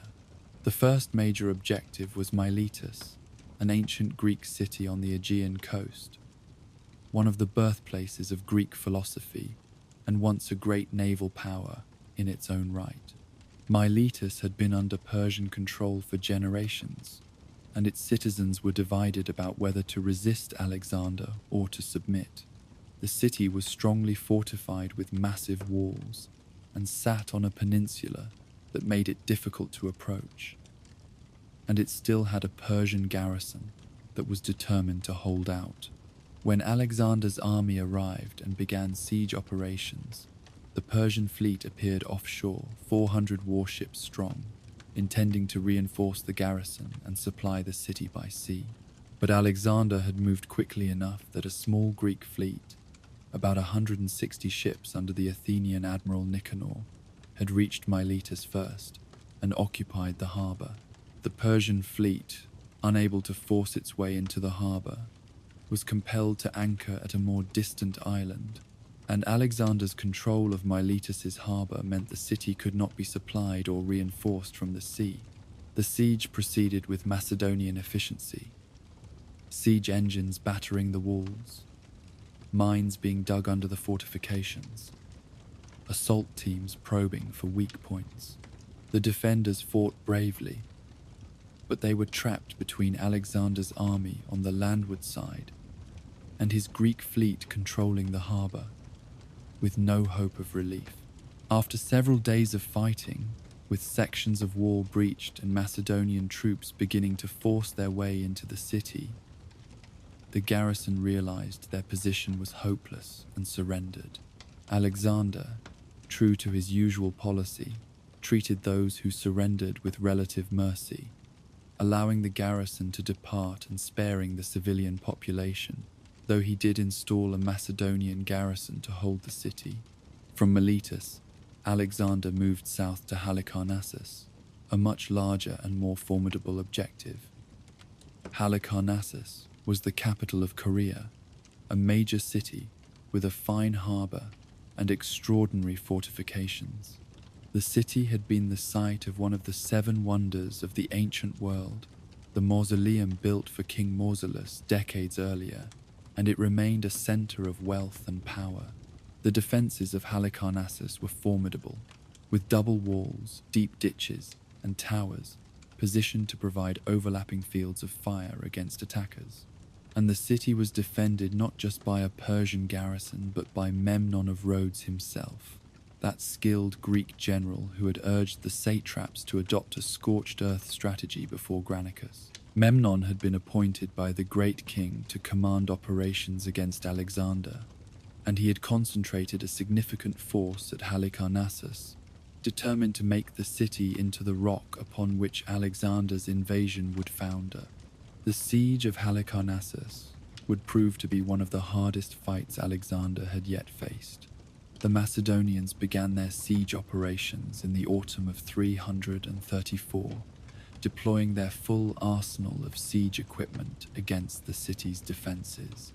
Siege towers were rolled forward on massive wheels, tall enough to overtop the walls and allow troops to shoot down at the defenders from above. Battering rams, suspended from wooden frames and swung by teams of soldiers, hammered at gates and walls. Catapults hurled stones weighing hundreds of pounds against the fortifications, while smaller bolt throwers picked off defenders on the walls. Sappers dug mines under the walls, propping up the tunnels with wooden beams, then setting the beams on fire to collapse the tunnel, and hopefully the wall above it. It was brutal, grinding work, the kind of siege warfare that could last for months and cost thousands of lives on both sides. The defenders fought back with equal determination and considerable skill. They made sorties out of the gates, attacking the siege engines and trying to burn them. They dug countermines to intercept the Macedonian tunnels underground, leading to strange subterranean battles fought in darkness with knives and short swords. They dropped stones and burning oil on the attackers, shot arrows and javelins from the walls, and rebuilt sections of wall as fast as the Macedonians could knock them down. Memnon proved to be as capable in defense as he had been wise in his strategic advice before Granicus. He understood that time favored the defender, that every day the siege continued was a day Alexander's army was not advancing into Persia, a day the great king had to gather his forces. He launched counterattacks at unexpected moments, keeping the Macedonians off balance and inflicting casualties. He used the mobility that the harbour provided to bring in supplies and reinforcements by sea, maintaining the garrison's strength even as the siege dragged on. And he exploited every advantage the fortifications provided, using the double walls and the towers to create killing zones where Macedonian assault troops were exposed to fire from multiple directions. The siege became a test of endurance and will, the Macedonians grinding forward foot by foot, the defenders contesting every inch. Alexander himself was in the thick of the fighting, personally supervising siege operations, encouraging his men, taking the same risks as common soldiers. He was wounded at least once during the siege, struck by an arrow or a javelin that penetrated his armor, though the wound was not serious enough to keep him from the field for long. As autumn turned to winter, the intensity of the fighting only increased. The Macedonians finally succeeded in breaching a section of the inner wall and began forcing their way into the city. But Memnon, rather than lose the entire city, made a strategic decision to withdraw his forces to two citadels that overlooked Halicarnassus from fortified positions on high ground. These citadels were even more strongly fortified than the city walls had been, and taking them would require starting the entire siege process over again. Alexander, after 6 months of fighting and with winter approaching, made his own calculation. He had control of most of the city and its harbour. The Persian fleet no longer had Halicarnassus as a major base. The citadels could be contained by a blocking force, while the main army continued its march. So he left a strong garrison under the command of a general to maintain the siege of the citadels and prevent Memnon from using them as a base for offensive operations. But he prepared to move the bulk of his army on. Halicarnassus had been taken, though not completely, and another major Persian naval base had been neutralized. But the cost had been high, and the 6-month siege had consumed the entire campaigning season of 334. Winter was coming, and ancient armies generally did not campaign in winter. The roads turned to mud, supplies became difficult to transport, and troops suffered from cold and disease. Alexander gave his newly married soldiers leave to return home for the winter, a gesture that was both humane and politically astute, allowing these men to see their families and ensuring that stories of Alexander's victories and his generosity would spread throughout Macedonia and Greece. The rest of the army went into winter quarters in various cities of Asia Minor, resting and recovering from the year's campaigns.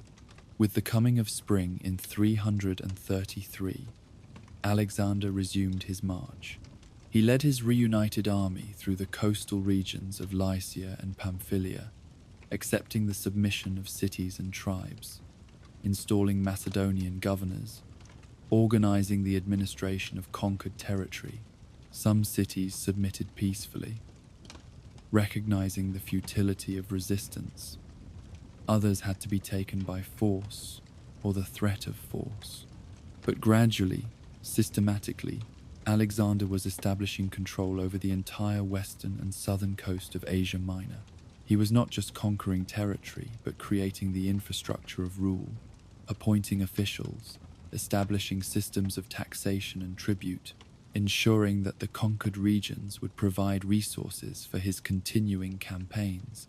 He moved north into Phrygia, the central region of Asia Minor, and arrived at Gordium, the ancient capital of King Midas of legend, a city with deep mythological significance for the Greeks. It was at Gordium that Alexander encountered what would become one of the most famous moments of his campaign, the legend of the Gordian knot.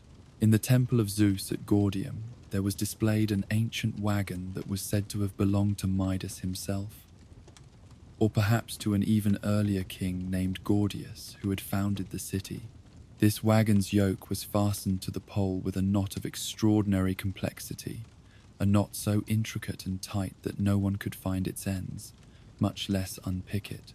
According to local prophecy, whoever could untie the Gordian knot would rule all of Asia. Many had tried over the centuries. All had failed. The priests showed the knot to Alexander, perhaps expecting the young king to make a ceremonial attempt and then move on, acknowledging the mystery. But Alexander, after examining the knot and finding it as impenetrable as reputation claimed, had no patience for this kind of puzzle.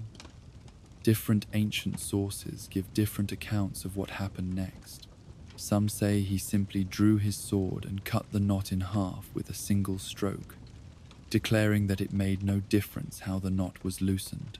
Others say he pulled out the pole pin that held the yoke to the wagon, allowing the knot to be slipped off without being untied. Either way, the result was the same. Alexander had solved the puzzle through direct action, rather than patient unpicking. He had taken a problem that seemed to require subtlety and complexity and had cut through it with characteristic boldness. It was a perfect metaphor for his approach to warfare and to empire building. Where others saw insoluble difficulties, Alexander saw obstacles to be overcome by force and will. The prophecy, the priests declared, had been fulfilled. Alexander would rule Asia. Whether they believed it or were simply being diplomatic hardly mattered. The story spread throughout the army and beyond. One more piece of evidence that Alexander was destined for greatness, that the gods themselves were guiding his path. But while Alexander had been securing the coast of Asia Minor, the Persians had not been idle. Memnon of Rhodes, having held Halicarnassus as long as strategically useful, had been given command of a major offensive aimed at attacking Alexander's rear and threatening his base of support in Greece. In the spring and summer of 333, Memnon led a fleet of Persian warships into the Aegean Sea, attacking the Greek islands that had allied themselves with Alexander or with Macedonia. The strategy was sound, the kind of indirect approach that Memnon favored. If Persian forces could retake the Aegean islands and then threaten the Greek mainland itself, they could potentially cut Alexander's supply lines back to Europe.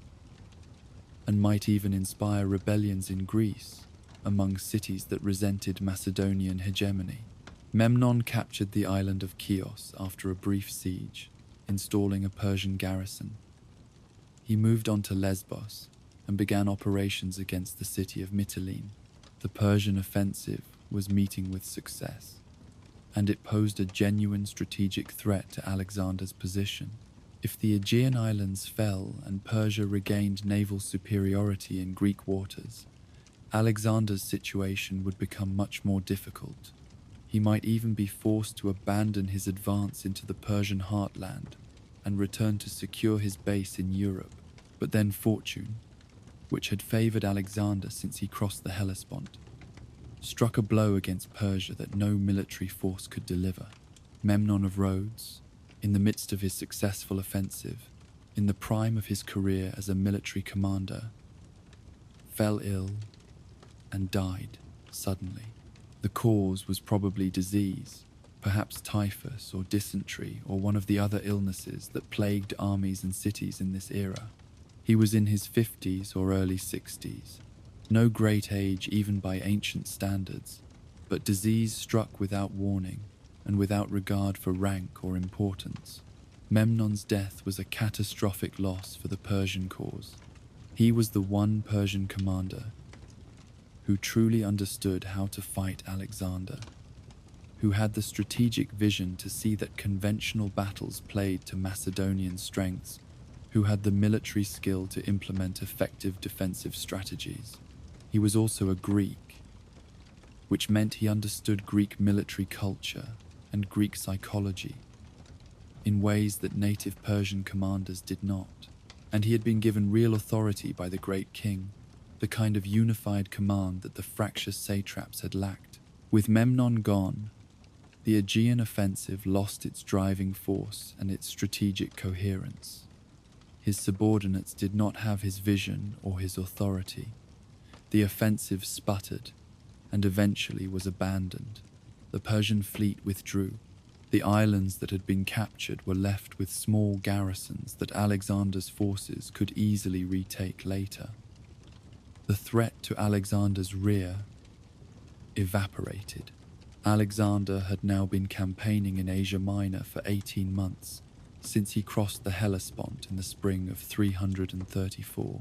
It was now autumn of 333, and his army had marched hundreds of miles, fought numerous battles and sieges, and was hardened and experienced from constant campaigning. They had secured the entire western and southern coast of Asia Minor, neutralized Persian naval power in the eastern Mediterranean, and established Macedonian control over territory that had been Persian for 2 centuries. The soldiers had enriched themselves with plunder from captured cities. They had seen that Persian armies could be beaten, that fortified cities could be taken, that Alexander's leadership brought victory after victory. Morale was high, confidence unshakable, but they were also tired, and some were surely wondering when this campaign of conquest would end, when they could return home with their plunder and their glory. Alexander had no intention of stopping. He led his army eastward from the coast, marching into Cilicia, the region that lies in the southeastern corner of modern Turkey, where the Taurus Mountains come down almost to the sea, and where the land begins to transition from the Mediterranean world towards Syria and Mesopotamia. The army marched through the mountain passes, the famous Cilician Gates, a narrow defile where a handful of determined defenders could have held up Alexander's entire army for weeks. But the Persian satrap of Cilicia, perhaps demoralized by the string of Macedonian victories, abandoned the pass without a fight and withdrew his forces to the interior. Alexander's army poured through the mountains and descended into the fertile plains of Cilicia. The army reached Tarsus, the principal city of the region, and found it abandoned by its Persian garrison. Alexander occupied the city and made it his base for the next phase of operations. It was here, according to some accounts, that Alexander fell seriously ill after swimming in the cold waters of the Cydnus River to cool himself after a hot march. The illness, perhaps pneumonia or some kind of fever, was severe enough that Alexander was bedridden for weeks, and the army had to halt its advance while their king recovered. The delay was frustrating, but also gave the troops time to rest and the newly conquered territories time to be organized. By late autumn, Alexander had recovered and was ready to continue the campaign. The Macedonian army moved south and east, heading toward the passes through the Nur Mountains that would bring them into Syria. Alexander's strategic objective was clear. He needed to continue advancing into the Persian heartlands, to seek out and destroy the main Persian army, to capture the great cities of the empire, and force the great king to accept his defeat. Speed and momentum remained crucial. Every day that Alexander delayed was another day for the Persians to gather their forces, to mobilize the vast resources of their empire, to prepare a defense that might actually stop the Macedonian advance. So Alexander pushed his army forward, marching towards Syria and the plains of Mesopotamia beyond, where the richest provinces of the Persian Empire lay waiting. But as the Macedonian army approached the mountain passes, scouting parties brought back unexpected and alarming news. A massive Persian army, led by King Darius III himself, had emerged behind Alexander's army. To the north, the great king had finally taken the field in person to face this Greek invader, and he had managed to position his army between Alexander and the Macedonian base in Asia Minor. The strategic situation had suddenly become extremely dangerous for Alexander. Darius commanded an army that by some ancient estimates numbered over 100,000 men, perhaps even more, drawn from across the vast Persian Empire. It was likely the largest army Darius could gather without waiting months for contingents from the eastern provinces. And he had positioned this army not in the open plains where Alexander wanted to fight, but on the narrow coastal strip near the town of Issus, a battlefield perhaps 6 miles wide from the mountains to the sea. The narrowness of the battlefield would prevent Darius from fully deploying his enormous army, but it also blocked Alexander's only practical line of retreat. Alexander was trapped, his supply lines cut, his route back to friendly territory blocked by the Persian army. If he retreated north to try to break through Darius's position, he would be fighting at a disadvantage, his army caught between the mountains and the sea, with a much larger force blocking their path. If he stood still, his army would soon run out of supplies and begin to disintegrate. If he advanced south into Syria, he would have a hostile army at his back threatening his communications. Darius had finally gotten Alexander into the kind of tactical bind that his commanders had failed to achieve at Granicus. The young Macedonian king, for all his victories, suddenly faced the real possibility of decisive defeat. But Alexander, characteristically, saw opportunity where others might have seen disaster. Darius had indeed cut his supply lines, but that meant Darius was also committed to battle. The great king could not simply withdraw now without losing face and momentum. The Persian army would have to fight, and Alexander was confident in his army's ability to win battles. The narrow battlefield that prevented Darius from using his full numbers also prevented him from outflanking the Macedonians, and Darius had positioned himself on terrain that Alexander could reach quickly. The two armies were only about 2 days' march apart. Rather than see this as a trap, Alexander saw it as the opportunity he had been seeking. He would finally face Darius in battle, and if he could defeat the great king himself, if he could rout the main Persian army with Darius at its head, the psychological impact would be immense. The entire empire might lose confidence in its ruler. Provinces might submit without a fight. The war might be won in a single day. So, Alexander made the decision that would define his campaign. Instead of trying to retreat or to maneuver around the Persian position, he would turn his army around and march north to fight Darius at Issus. He would attack the larger army in its chosen position. He would stake everything on one battle, as he had done at Granicus, trusting in the superiority of his troops and the boldness of his tactics. The army received the news with mixed feelings. Some soldiers were apprehensive about facing such a huge force. Others were excited at the prospect of fighting the great king himself and sharing in the legendary plunder of the Persian royal baggage train. But all of them trusted Alexander. He had led them to victory after victory. He had never failed them. They would follow him north to Issus, and they would fight the battle that would decide the fate of empires.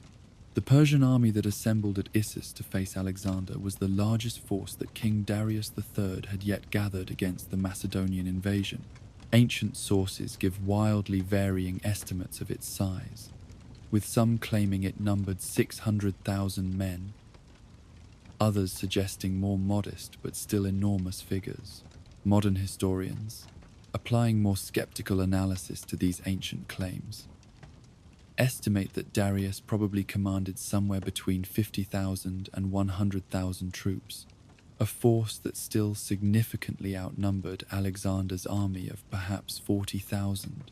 The exact numbers are less important than the reality that Darius had mobilized a massive army drawn from across his vast empire, bringing together contingents from dozens of peoples and provinces, each with their own fighting traditions and equipment. This was not a provincial force like the army that had fallen at Granicus. This was a royal army, commanded by the great king himself, representing the full might of the Persian Empire brought to bear against the Greek invader. At the heart of Darius's army stood his household troops, the elite warriors known as the Immortals, so called because their unit was always maintained at exactly 10,000 men, any casualty immediately replaced, so that the number never diminished. These were professional soldiers, the best infantry Persia could field, equipped with spears and wicker shields, trained in disciplined formation fighting. They served as the great king's personal guard and as the shock troops of the Persian army, and they had a fearsome reputation earned over 2 centuries of imperial warfare.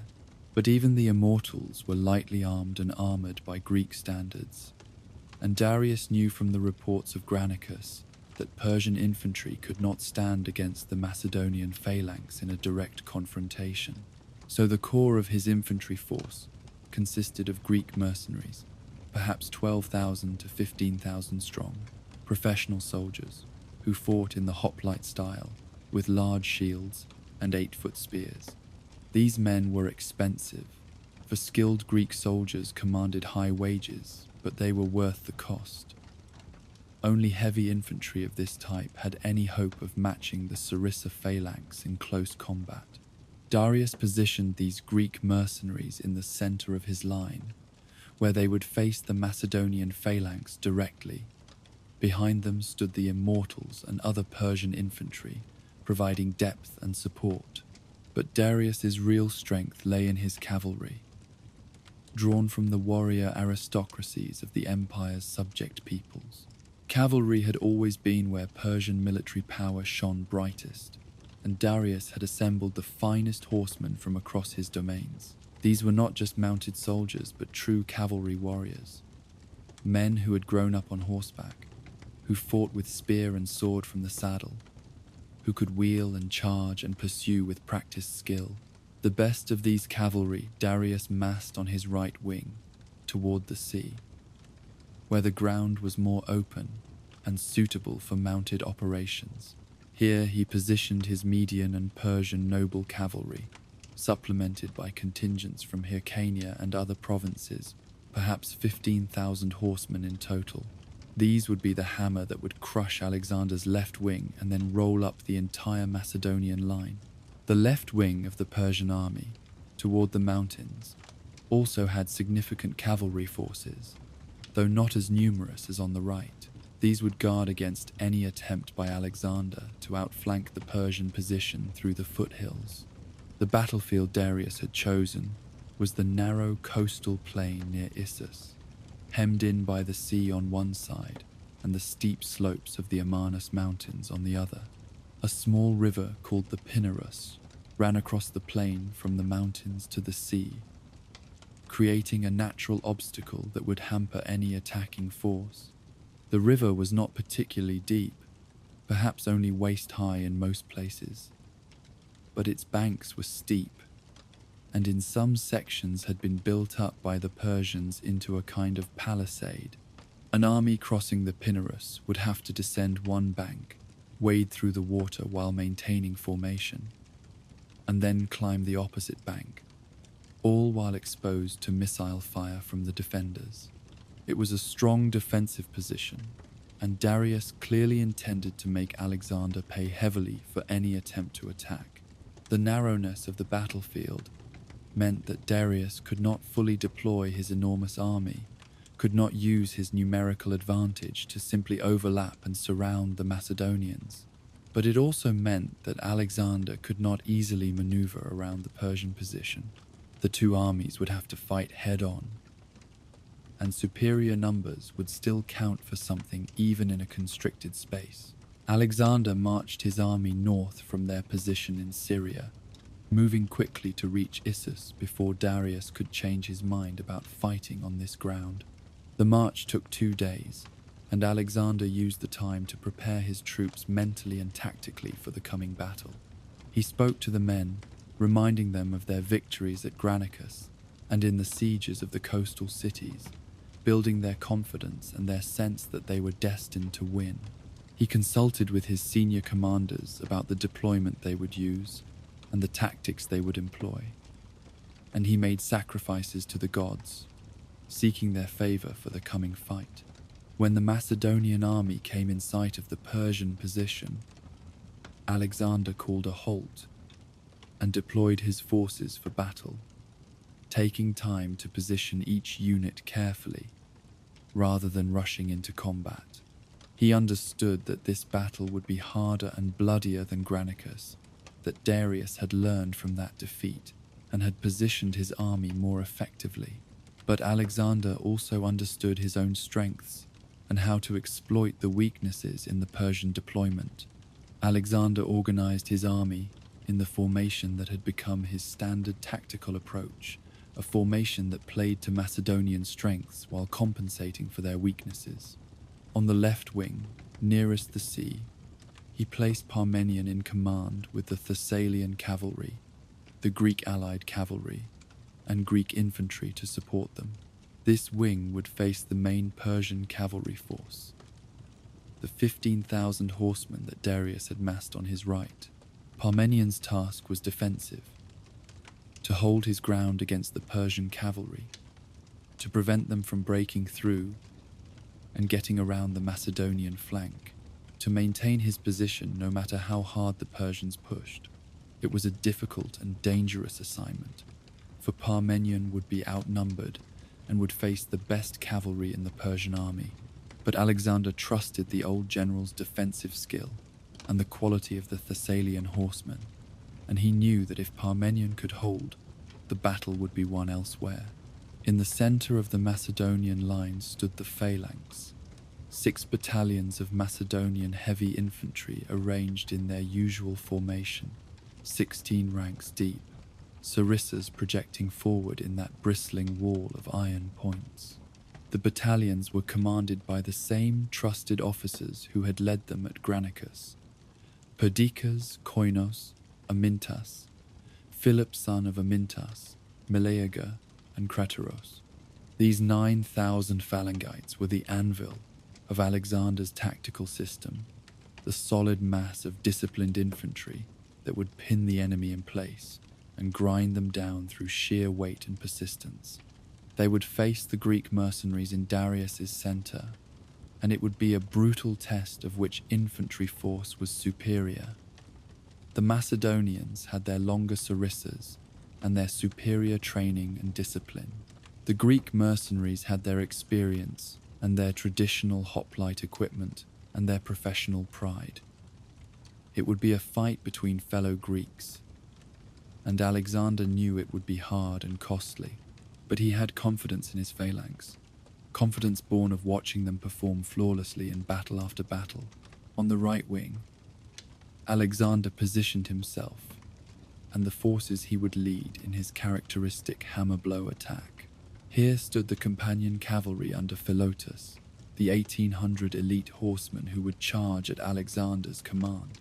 Next to them were the hypaspists, the shield-bearers under Nicanor, who would link the cavalry to the phalanx and protect the cavalry's flank.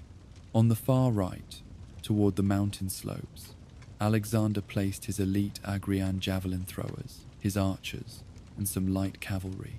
These troops would guard against any attempt by Persian forces to work their way through the foothills and attack the Macedonian right from higher ground. As he had done at Granicus, Alexander was concentrating his best troops on one wing, preparing to launch a decisive attack that would break the enemy line. But this time, he faced a more difficult problem. At Granicus, the Persian commanders had positioned themselves at the point where Alexander attacked, making themselves vulnerable to his charge.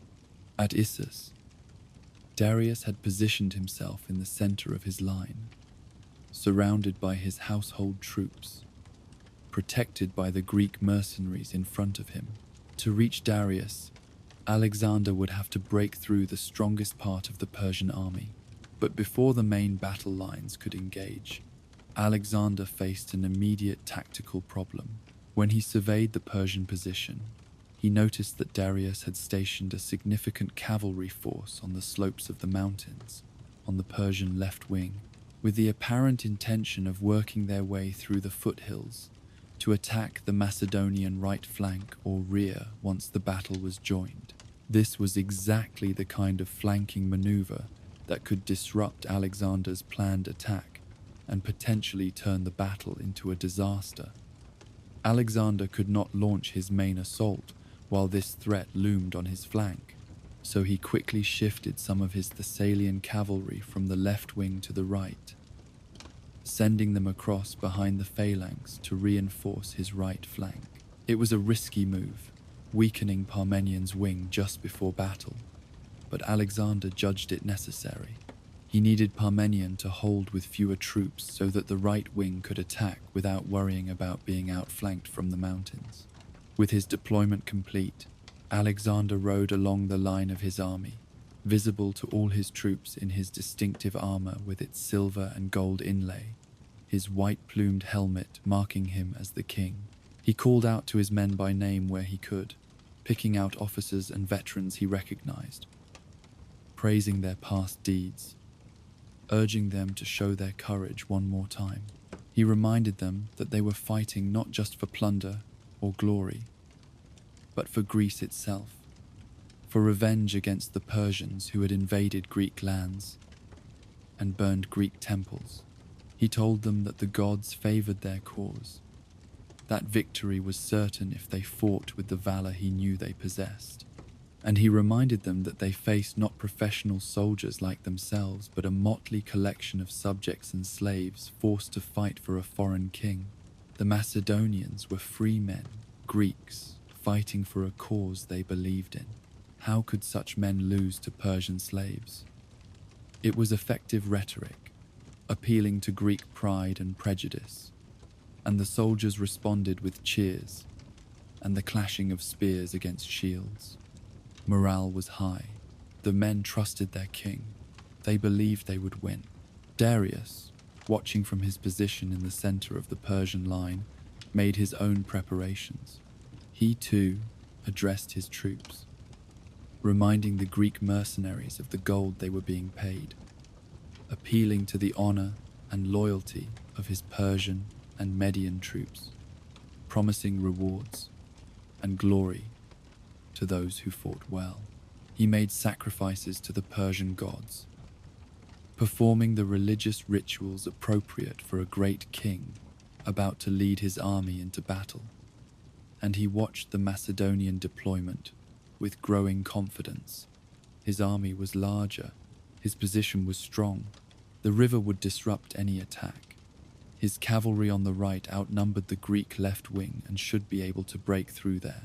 And even if Alexander's famous phalanx was as good as reported, it would have to get past the river and through his Greek mercenaries before it could threaten his position.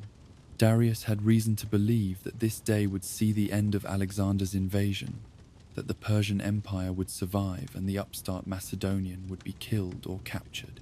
As the two armies faced each other across the Pinarus River in the late afternoon of November 333, the fate of empires hung in the balance. Alexander gave the order to advance. The Macedonian army began to move forward toward the river, maintaining formation, the phalanx in the center keeping its alignment, the cavalry on the wings moving at the pace of the infantry. It was not a headlong charge, but a measured advance, the troops conserving their energy for the fight to come.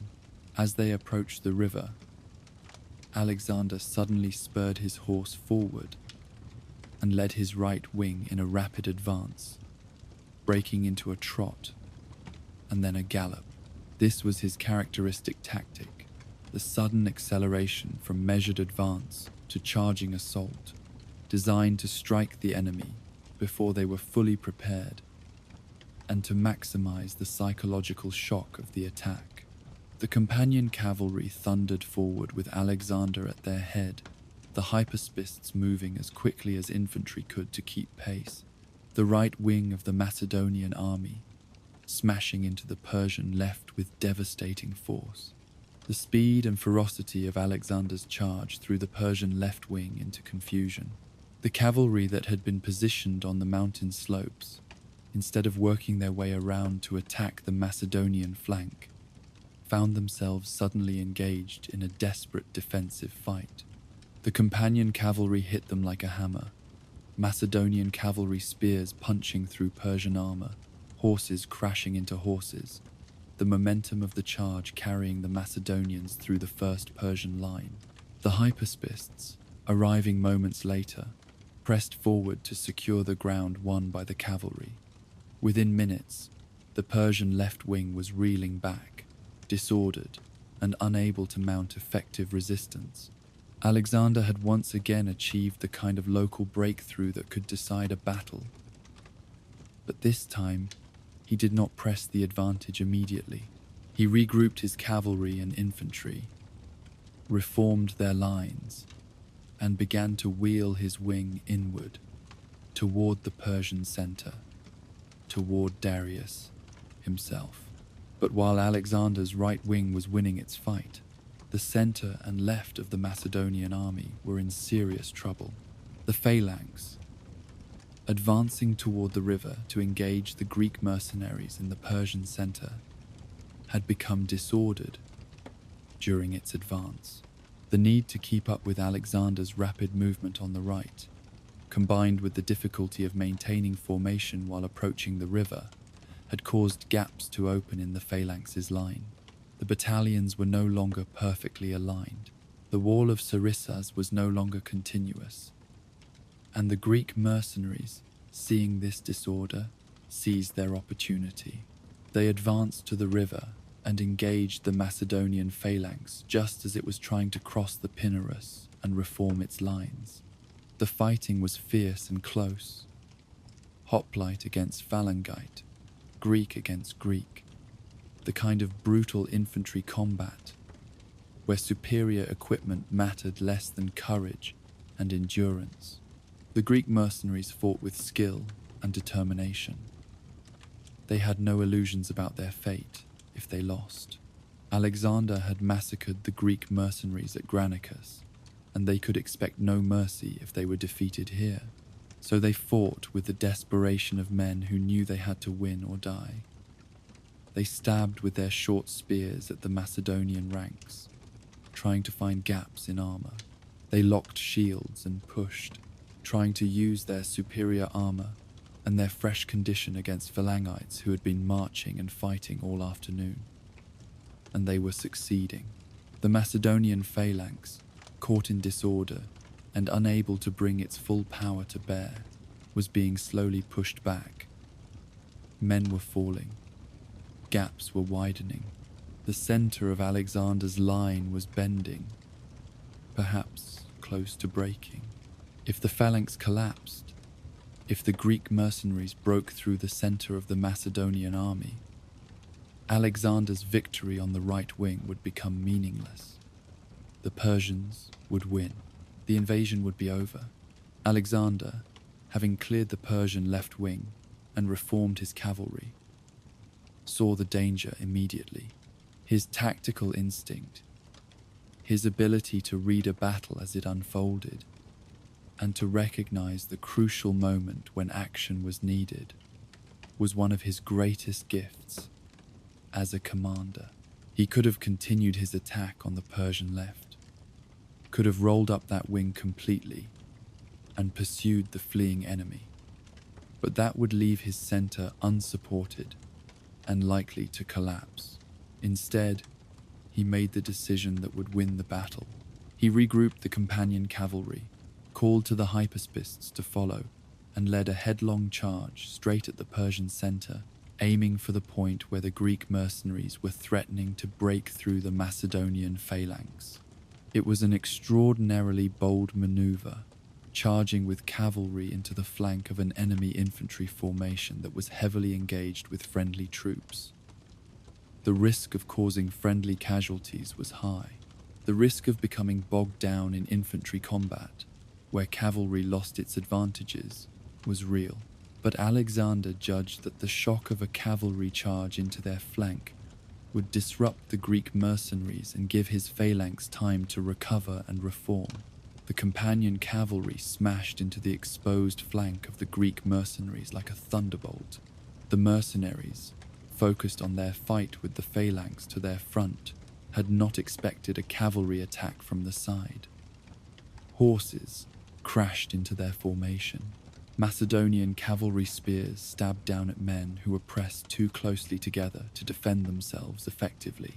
The Greek mercenary line, which had been pushing forward so successfully, suddenly found itself attacked from an unexpected direction and began to lose cohesion. Men turned to face the cavalry threat, which meant they were no longer pushing against the phalanx. The pressure on the Macedonian center eased. The phalangites, given a moment to recover, reformed their lines and resumed their advance, sarissas leveling, the irresistible weight of the formation pushing forward once again. The Greek mercenaries, caught between the phalanx in front and the cavalry on their flank, found their position rapidly becoming untenable. Their formation began to fragment. Units started to pull back, trying to reposition to face both threats at once. And now, Alexander saw his opportunity. With the Greek mercenaries falling into disorder and the Persian left wing already broken, the road to Darius himself lay open. Alexander could see the great king from across the battlefield, could see the royal standard, could see Darius in his distinctive chariot surrounded by his household troops. This was the moment Alexander had been seeking since he crossed the Hellespont, the chance to face the King of Kings in personal combat. To strike at the very heart of Persian power, he reformed the companions one more time, calling his best cavalry around him, and launched a charge straight toward Darius's position. The hypaspists and elements of the phalanx followed as quickly as they could, but this was primarily a cavalry action. Alexander and his elite horsemen driving like a spear point toward the Persian king. The immortals and the other household troops around Darius fought with desperate courage to protect their king. These were men whose honor and whose lives depended on keeping the great king safe, and they threw themselves against the Macedonian cavalry with suicidal bravery. But the momentum of Alexander's charge was overwhelming. The companions were the best cavalry in the world, superbly trained and equipped, inspired by their king's example, fighting with the confidence of an army that had never lost. They crashed through the Persian guards like a wave breaking through a seawall. Alexander himself fought in the front rank, his cavalry spear rising and falling, his horse trained to kick and bite, his companions pressing close around him to guard their king, even as they fought to reach the enemy king. The fighting was chaotic and brutal, men hacking at each other from horseback, horses screaming and falling. The desperate violence of close combat where death came from any direction. And then Darius broke. Whether it was fear of Alexander, who was fighting his way steadily closer, or whether it was cold calculation that his position had become untenable and that he needed to preserve himself to fight another day, the great king turned his chariot and fled the battlefield.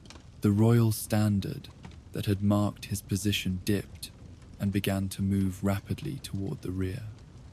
The immortals and household troops, seeing their king departing, hesitated in their resistance.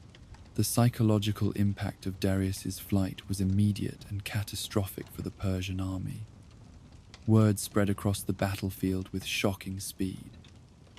The great king was fleeing. The center of the Persian army was collapsing. The battle was lost. For soldiers of any era, watching their supreme commander abandon the field is demoralizing beyond words. For the Persians, whose entire military and political system was built around the person of the great king, whose loyalty was owed directly to Darius himself, his flight was devastating. Why should they continue to fight and die when the king they served had already given up? The collapse of the Persian center exposed the right wing to attack from behind. Parmenion, on the Macedonian left, had been fighting a desperate defensive battle throughout all of this, exactly as Alexander had known he would have to do. The 15,000 Persian cavalry on Darius's right wing had charged forward as soon as the battle began, crossing the Pinaris River and crashing into Parmenion's Thessalian cavalry and Greek infantry.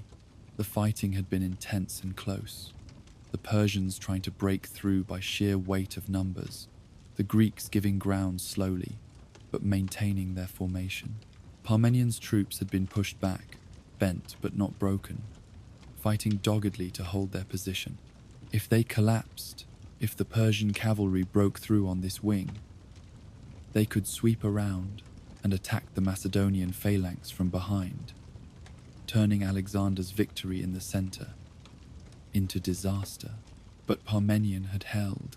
His troops had absorbed charge after charge, had maintained their cohesion under enormous pressure, had fought with the disciplined courage of veterans who understood what was at stake.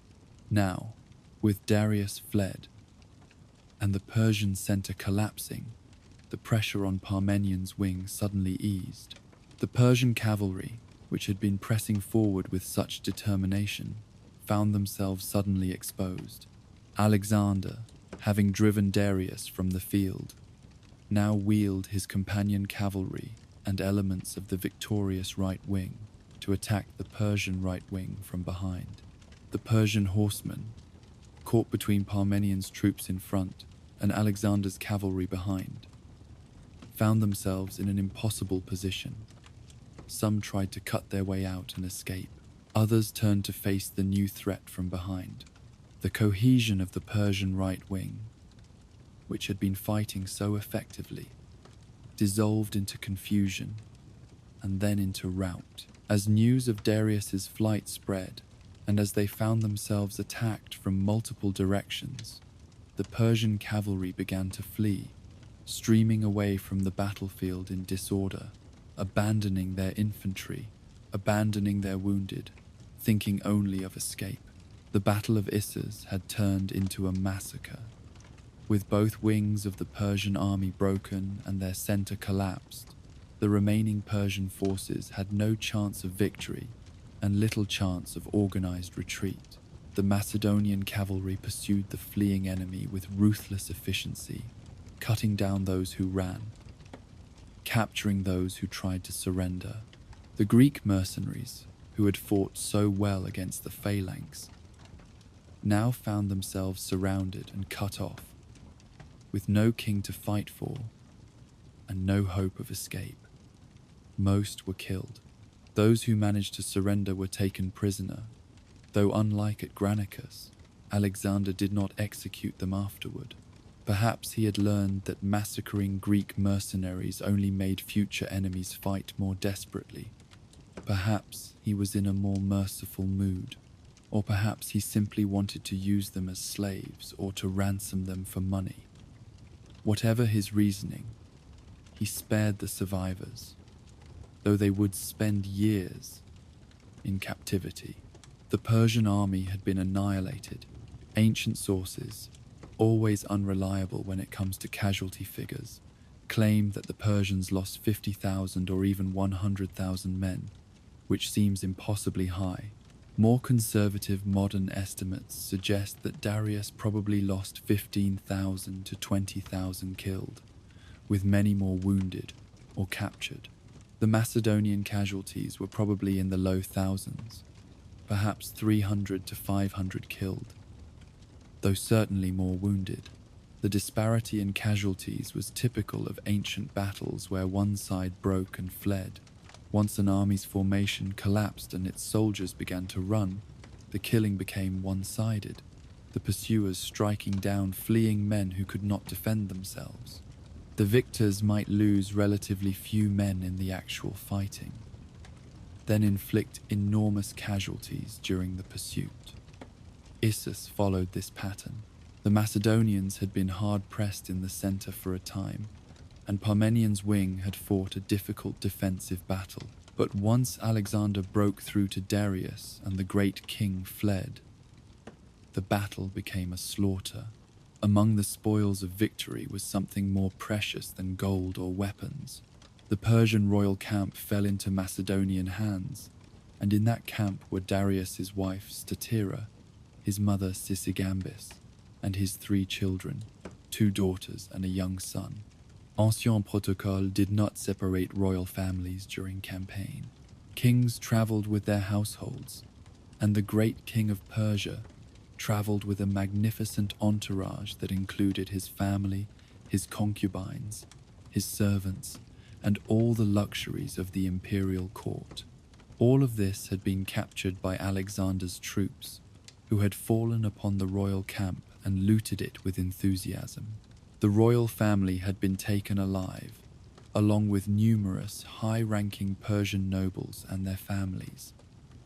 This created an interesting situation for Alexander.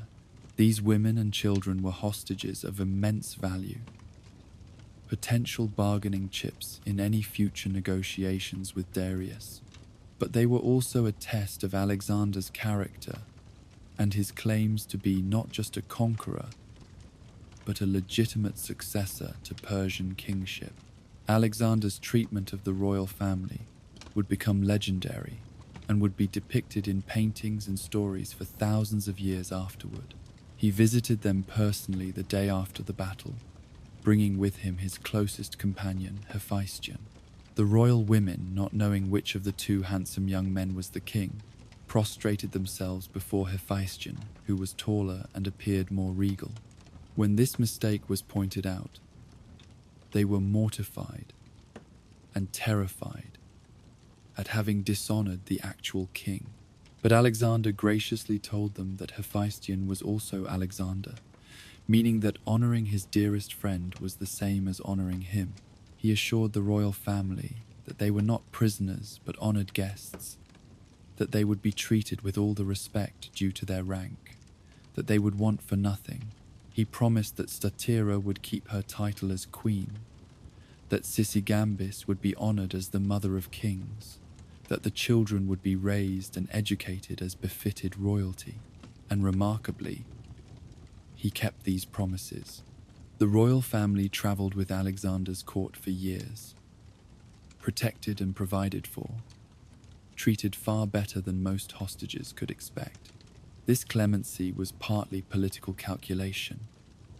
Alexander wanted to present himself not as a foreign invader, but as the legitimate heir to the Persian throne, and legitimate kings do not mistreat royal families.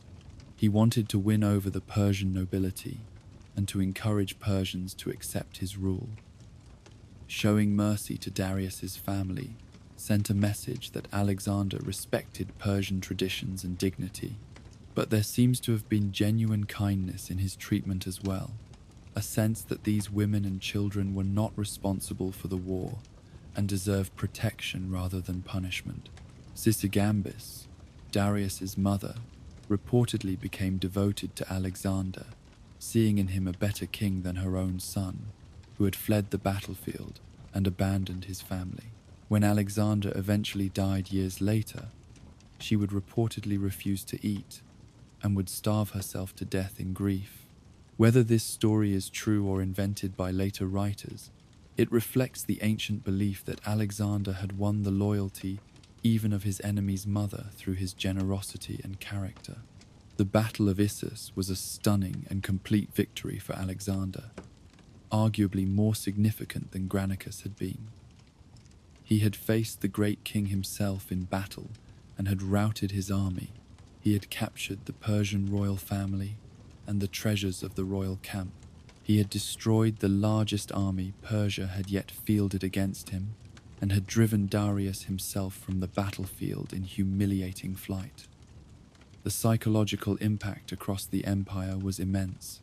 The great king, who was supposed to be invincible, who ruled by divine right, who commanded the resources of the greatest empire in the world, had been defeated by a Macedonian youth and had fled for his life. Persian prestige was shattered. Subject peoples began to wonder if the empire would survive, if perhaps the time had come to throw off Persian rule and seek protection from this new conqueror. The cities of the eastern Mediterranean, which had been waiting to see who would win before committing themselves, now began to open their gates to Alexander. But the war was not over. Darius had escaped, and while his army had been shattered, he still controlled the vast territories and resources of the Persian heartland. He could raise new armies, could buy Greek mercenaries by the thousands, could mobilize the eastern provinces that had not yet been touched by the war. As long as Darius lived and ruled, the Persian Empire would continue to resist. Alexander could not simply march inland to Persepolis and Babylon, because if he did, the Persian fleet and the Persian loyalists in the western provinces could attack his rear, could cut his supply lines, could turn his advance into a dangerous overextension. He needed to complete his conquest of the western territories before he could safely move against the Persian heartland. So despite his great victory, despite having defeated Darius in person, Alexander's next move would not be to pursue the fleeing king, but to turn south and west, to complete his conquest of the eastern Mediterranean coast, to finally eliminate Persian naval power once and for all. The cities of Phoenicia and Palestine awaited him, and among them was one that would prove to be his hardest conquest yet, a city that would resist him for 7 months and would cost him more casualties than most battles. The island fortress of Tyre. The victory at Issus had shattered the main Persian field army and driven Darius himself from the battlefield in humiliating flight. But Alexander understood that military victories alone would not secure his conquest. The Persian Empire was held together not just by armies, but by a complex web of loyalties, traditions, economic ties, and administrative systems that had been refined over 2 centuries of imperial rule.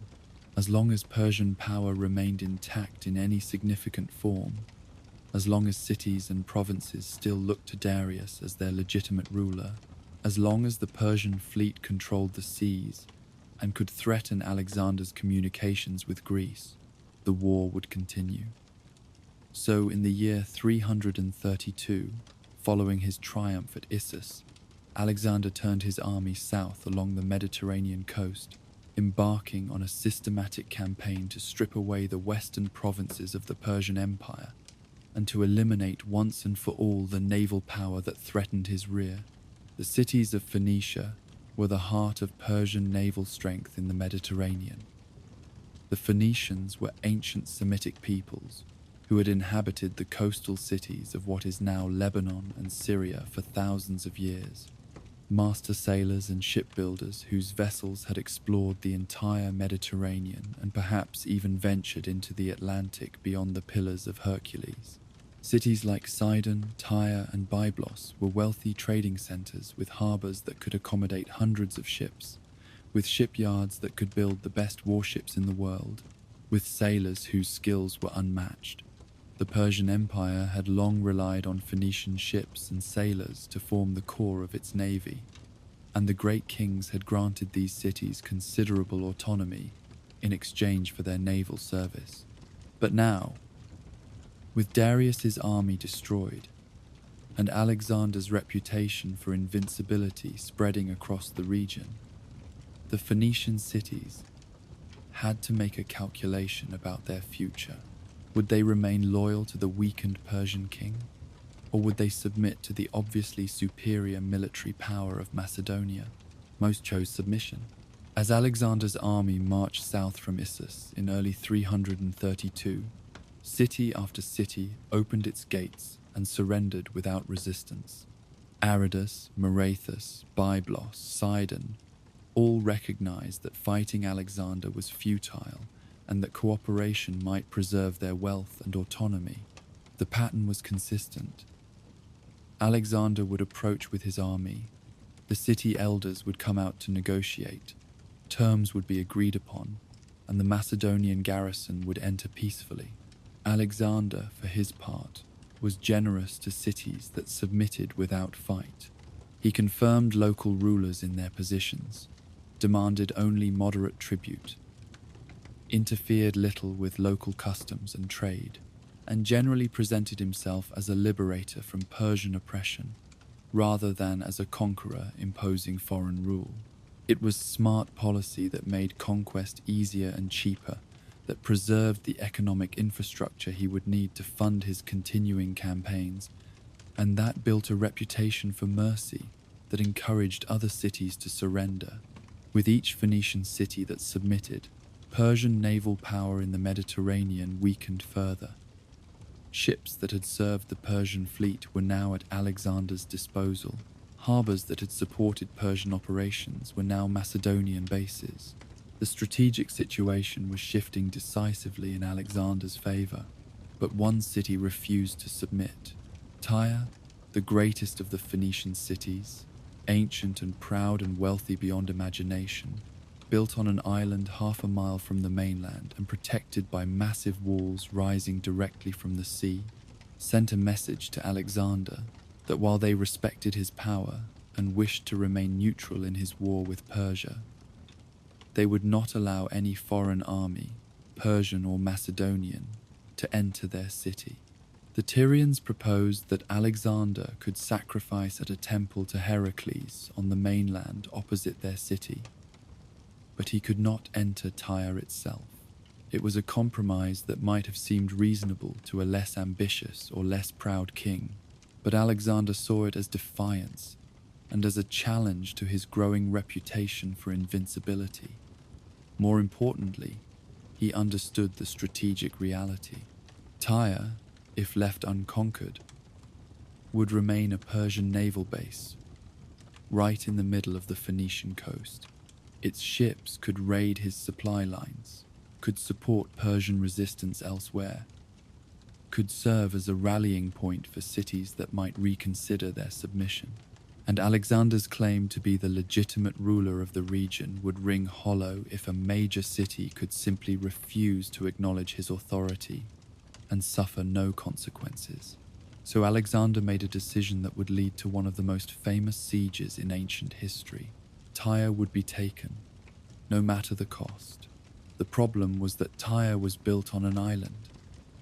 The ancient Phoenician city, which had once occupied a site on the mainland, had been moved to the island centuries earlier, specifically to make it easier to defend. The island was perhaps half a mile from shore, too far to bridge easily, too far for most siege weapons to reach from the mainland, protected by the sea itself as much as by its impressive fortifications.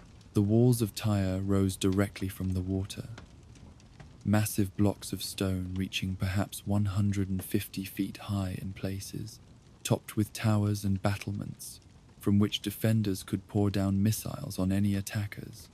The city had its own harbours on the north and south sides of the island, protected by chains that could be raised to prevent enemy ships from entering.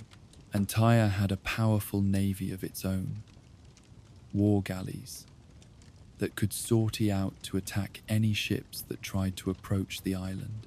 The city was well supplied with food and water, had vast wealth accumulated from centuries of trade, and had a population willing to fight to defend their homes.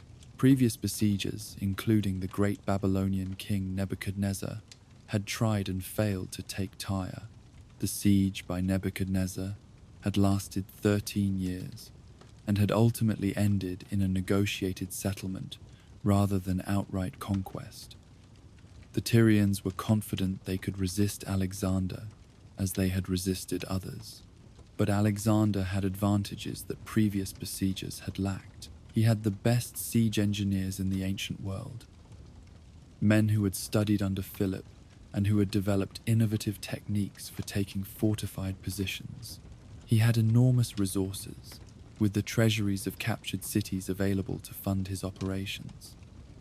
He had time, for he was in no immediate danger and could afford to settle in for a long siege. And he had an idea that was either brilliant or insane, depending on one's perspective. Since Tyre could not be reached by land, Alexander would create land. He would build a causeway, a mole, a raised road of earth and stone that would stretch from the mainland to the island, allowing his army to march across the water and his siege engines to be brought within range of the walls. It was an engineering project of staggering ambition, a work that would require months of labor and vast quantities of material. But Alexander was convinced it could be done, and once he had made the decision, he threw himself into the project with characteristic energy. The work began in January or February of 332. Alexander's engineers surveyed the strait between the mainland and the island, calculated depths and currents, and designed the causeway.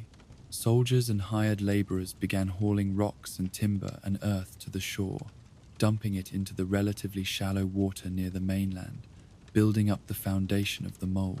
The work was backbreaking and dangerous. The water deepened as the causeway extended toward the island, requiring more and more material. The currents were strong and would wash away poorly constructed sections. And as the causeway began to extend far enough from shore that workers were exposed to missiles from the city walls, the Tyrians began to harass the construction. Arrows and javelins rained down on the laborers. Small boats would row out from the harbors to attack the workers. Men were killed or wounded, and the work slowed. Alexander responded by ordering the construction of 2 enormous siege towers at the end of the causeway, mobile fortifications that could be moved forward as the mole extended, providing cover for the workers, and mounting catapults and bolt throwers that could shoot back at the Tyrians. These towers, perhaps 150 feet tall to match the height of Tyre's walls, were marvels of siege engineering, built on wheeled platforms that could be rolled along the causeway, covered in fresh hides to protect against fire arrows. For months the work continued, the causeway creeping slowly across the strait toward the island. The Tyrians watched with growing concern as what had seemed impossible began to appear achievable.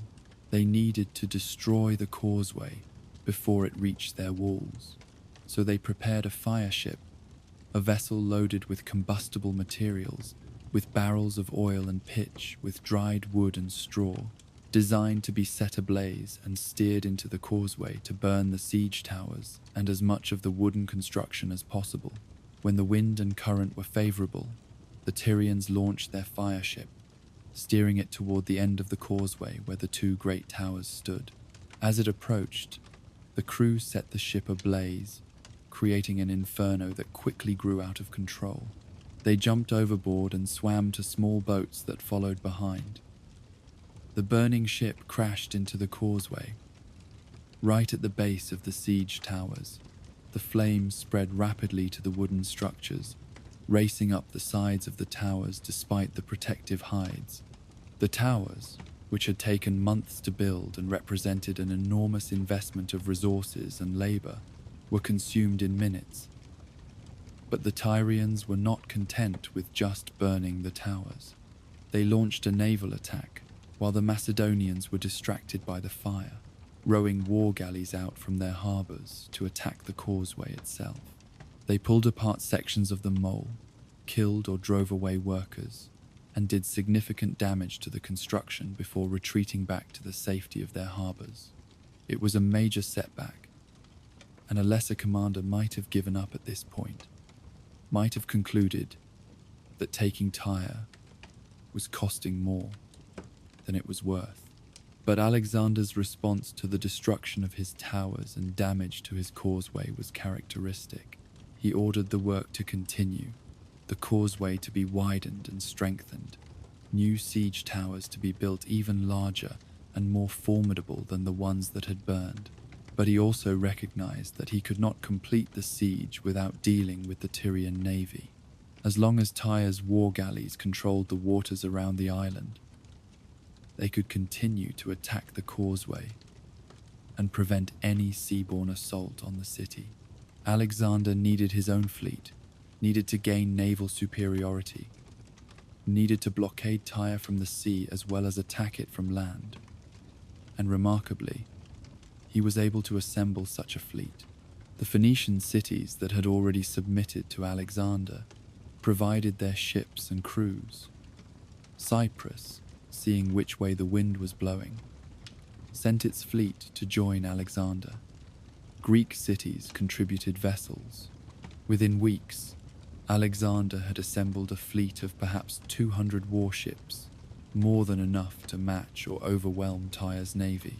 With this fleet, Alexander was able to blockade both of Tyre's harbours, preventing the city's ships from sortying out to attack the causeway or to bring in supplies. Tyrian war galleys that tried to force their way out were met by superior numbers and driven back or captured. The blockade was not complete at first, for skilled Tyrian captains could sometimes slip through the Macedonian cordon at night or in bad weather, but gradually Alexander's control tightened. The causeway construction resumed, and this time the Macedonians were able to work more safely, protected by the siege towers and by their fleet offshore. By early summer, perhaps June or July of 332, the causeway had reached the island. Alexander's impossible project had succeeded. For the first time in its history, Tyre was connected to the mainland by a road that an army could march across, a road wide enough to accommodate siege engines, a road that negated the island's greatest defensive advantage. But reaching the island was only half the battle. The walls of Tyre still stood, massive and formidable, defended by a population that knew they faced harsh punishment if they surrendered after resisting for so long. Alexander brought up his siege engines, rolling them across the causeway and positioning them against the walls. Battering rams began their monotonous work, iron-headed beams suspended in wooden frames swinging forward to crash against the stone, each impact sending shock waves through the masonry, each blow doing small damage that would eventually accumulate into breaches. Catapults hurled stones weighing hundreds of pounds at the walls and towers, trying to knock down sections or to clear the battlements of defenders. Bolt throwers, like giant crossbows, shot heavy projectiles at specific targets, picking off defenders who showed themselves. The Tyrians fought back with everything they had. They dropped stones and burning oil from the walls onto the attackers below. They used long poles with scythe blades attached to cut the ropes that suspended the battering rams. They made sorties out of their gates to try to burn the siege engines. They even heated sand to red-hot temperatures and poured it down on Macedonian soldiers, the sand working its way into armor and burning terribly. But despite their fierce resistance and their clever defensive tactics, the walls were slowly being battered down. Alexander also mounted assaults from the sea, using his fleet to approach the walls where they rose directly from the water. Ship-mounted battering rams tried to breach the sea walls. Marines attempted to scale the walls from ships brought alongside. Though this was extraordinarily dangerous work and casualties were heavy, the Tyrians dropped huge rocks from the walls that would punch through the decks of ships and sometimes sink them. They had prepared underwater obstacles, large blocks of stone placed below the waterline to prevent ships from getting close to the walls. Macedonian divers had to swim down and move or destroy these obstacles, working underwater, while Tyrian defenders tried to kill them from above with arrows and spears. It was brutal, grinding warfare, with both sides displaying remarkable courage and determination. The siege stretched on through the spring and into the summer, month after month of constant fighting and dying, of walls being slowly battered and repaired, of assaults launched and repulsed, of both sides becoming exhausted but neither willing to give up. Finally, in late July or early August, after 7 months of siege, the Macedonians succeeded in creating a breach in the southern wall near where the causeway met the island. The gap was wide enough for infantry to pour through. Alexander himself led the assault, climbing onto the wall with the hypaspists and fighting hand to hand with the defenders. Other breaches were made simultaneously from ships on the northern side of the island. The Macedonian fleet forced its way into both harbours, breaking the chains that protected them. And the Tyrian defence, which had held so long and so bravely, finally collapsed. Once the walls were breached and Macedonian troops were inside the city, organised resistance became impossible. The fighting devolved into a confused melee in the streets and buildings, with Tyrian civilians joining the soldiers in desperate last-ditch resistance. Alexander had made his intentions clear. After 7 months of frustrating siege, after so many casualties, after such enormous expenditure of time and resources, there would be no mercy for Tyre. The city that had dared to defy him would be made an example that would be remembered for generations. The sack of Tyre was brutal even by the harsh standards of ancient warfare. The Macedonian soldiers, who had been fighting and dying for 7 months, who had watched their comrades killed by the thousands, who were exhausted and angry and looking for vengeance, fell upon the city with fury. Ancient sources claim that 8,000 Tyrians were killed in the final assault and the fighting that followed. Many more, perhaps 30,000 men, women, and children were captured and sold into slavery. King Asamilcus and some of the Tyrian nobility who had taken refuge in the temple of Heracles were spared, for to kill suppliants in a temple would offend the gods, but the general population was shown no such consideration. Tyre, one of the greatest and oldest cities of the ancient world, a centre of commerce and culture that had stood for thousands of years, was effectively destroyed. Its people were scattered as slaves across the Mediterranean. Its wealth was plundered. Its ships and harbours became Macedonian property. It would eventually be rebuilt and would remain an important city, but it would never again be the independent and proud centre of Phoenician power that it had been. The fall of Tyre had profound strategic and psychological consequences. With Tyre taken, every major naval base on the eastern Mediterranean coast was now in Alexander's hands. Persian naval power had been completely eliminated without Alexander ever having to fight a major sea battle. The coast from Asia Minor to Egypt was under Macedonian control. Ships carrying supplies and reinforcements from Greece could now reach Alexander's army safely. The Persian fleet, which had once threatened Alexander's rear and his communications with Europe, had essentially ceased to exist as an effective fighting force. Subject peoples throughout the region received the message that resistance to Alexander was futile and costly, that cities which surrendered would be treated relatively well, but those that resisted would be utterly destroyed. The psychological impact of the 7-month siege and the eventual fall of supposedly impregnable Tyre was enormous. If Alexander could take Tyre, what city could stand against him? But Alexander was not yet done with the coastal campaign. South of Phoenicia lay Palestine and the approaches to Egypt. Most cities in this region, seeing what had happened to Tyre, opened their gates without resistance. But the city of Gaza, strongly fortified and built on a hill, made the same calculation as Tyre had made and decided to resist. The Persian governor of the city, a eunuch named Battis, refused Alexander's demand for surrender and prepared to withstand a siege. Gaza's location on a steep mound, perhaps 250 feet high, made it difficult to attack with siege engines, which needed relatively level ground to operate effectively. But Alexander had learned from Tyre. He ordered his engineers to construct a huge ramp, an artificial hill built up against the natural mound, that would allow siege towers and battering rams to be brought to the same height as the city walls. It was another massive engineering project, requiring weeks of labor and vast amounts of earth and stone.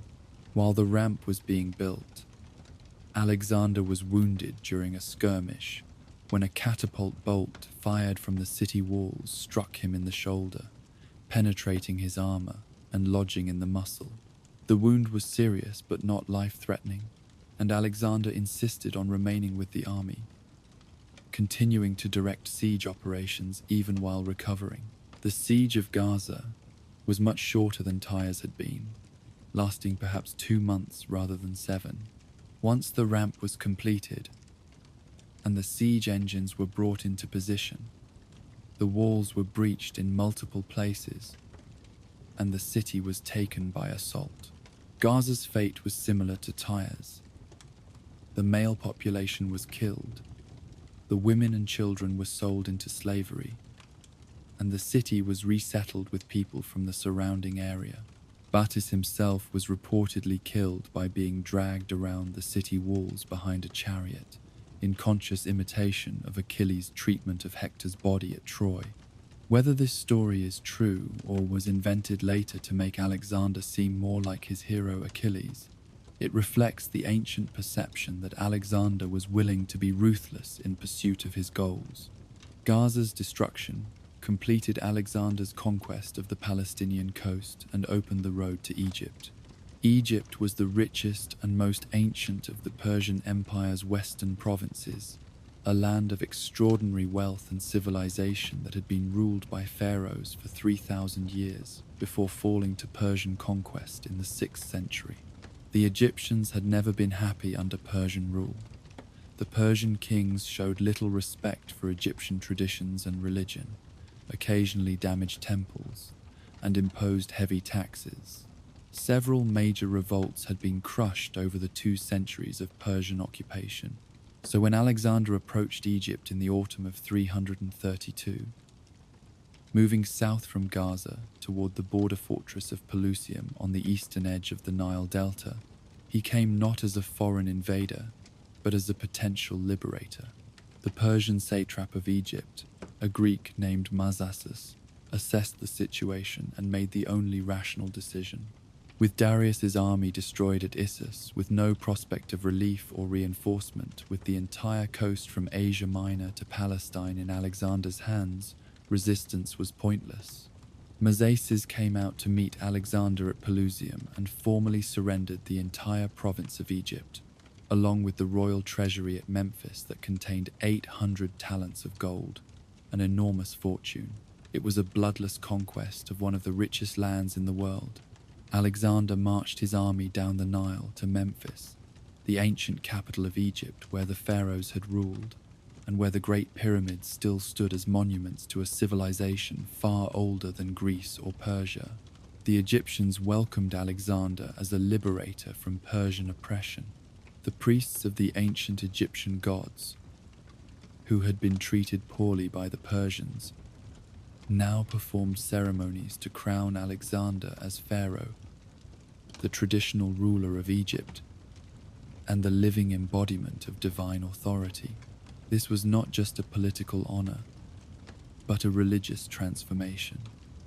By becoming pharaoh, Alexander was adopting the role of a god-king in Egyptian eyes, the successor to thousands of years of divine rulers.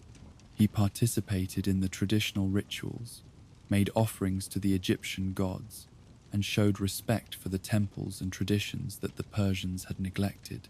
It was smart politics, for it ensured Egyptian loyalty by positioning Alexander as the legitimate and divinely sanctioned ruler rather than as a foreign conqueror.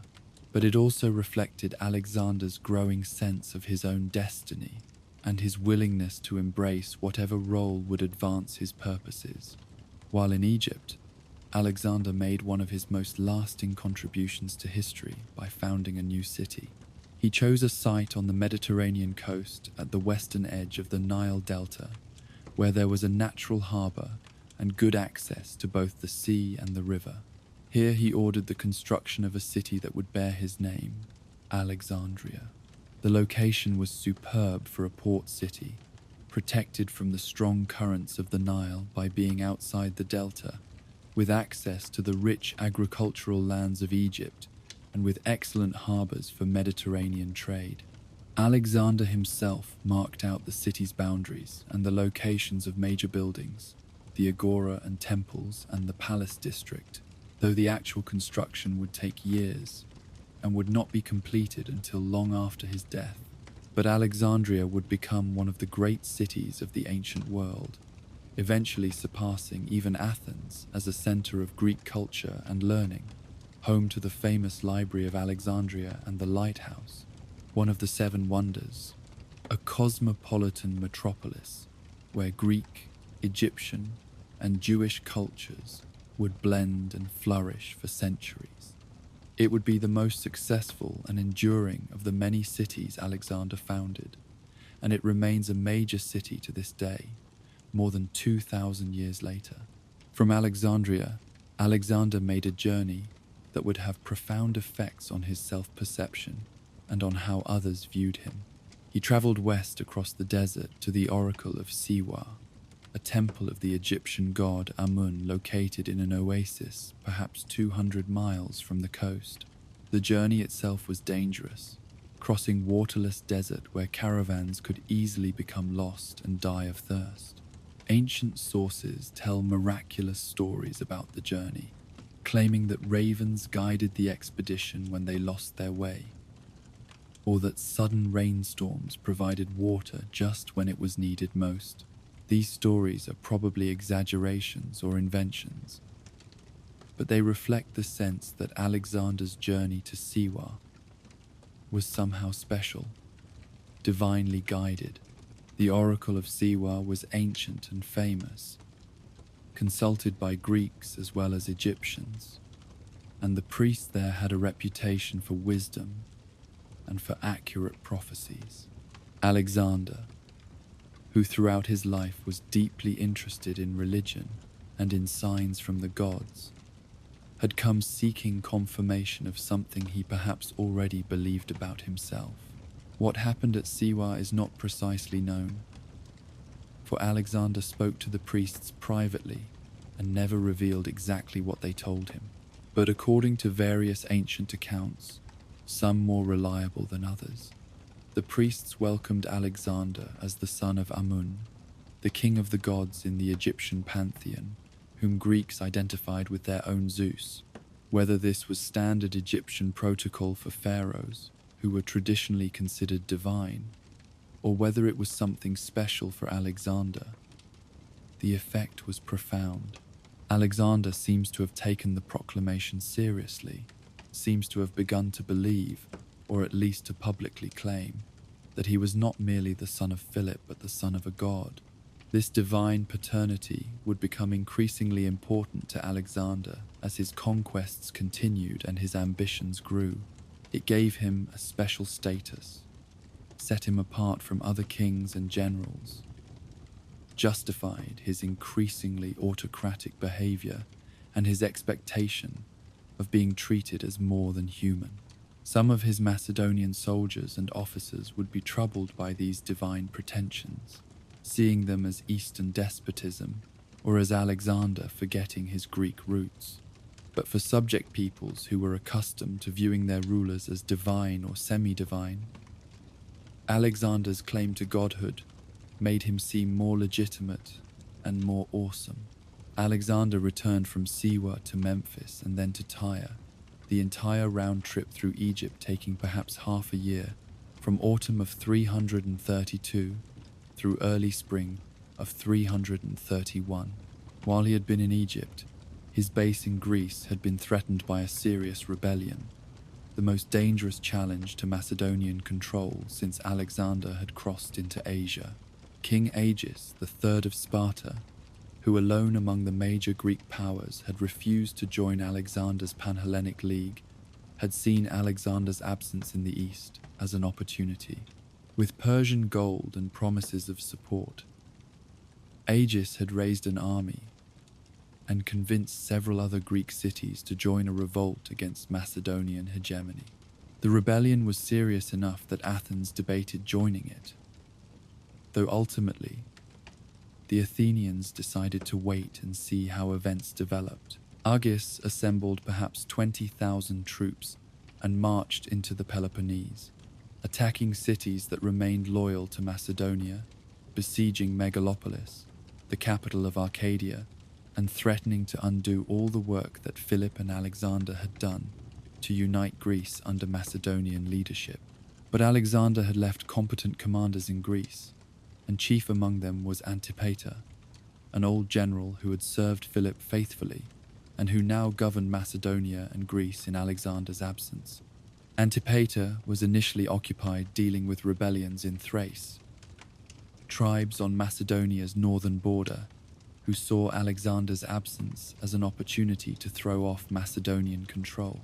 But once he had crushed the Thracian uprising, Antipater turned his attention to Sparta.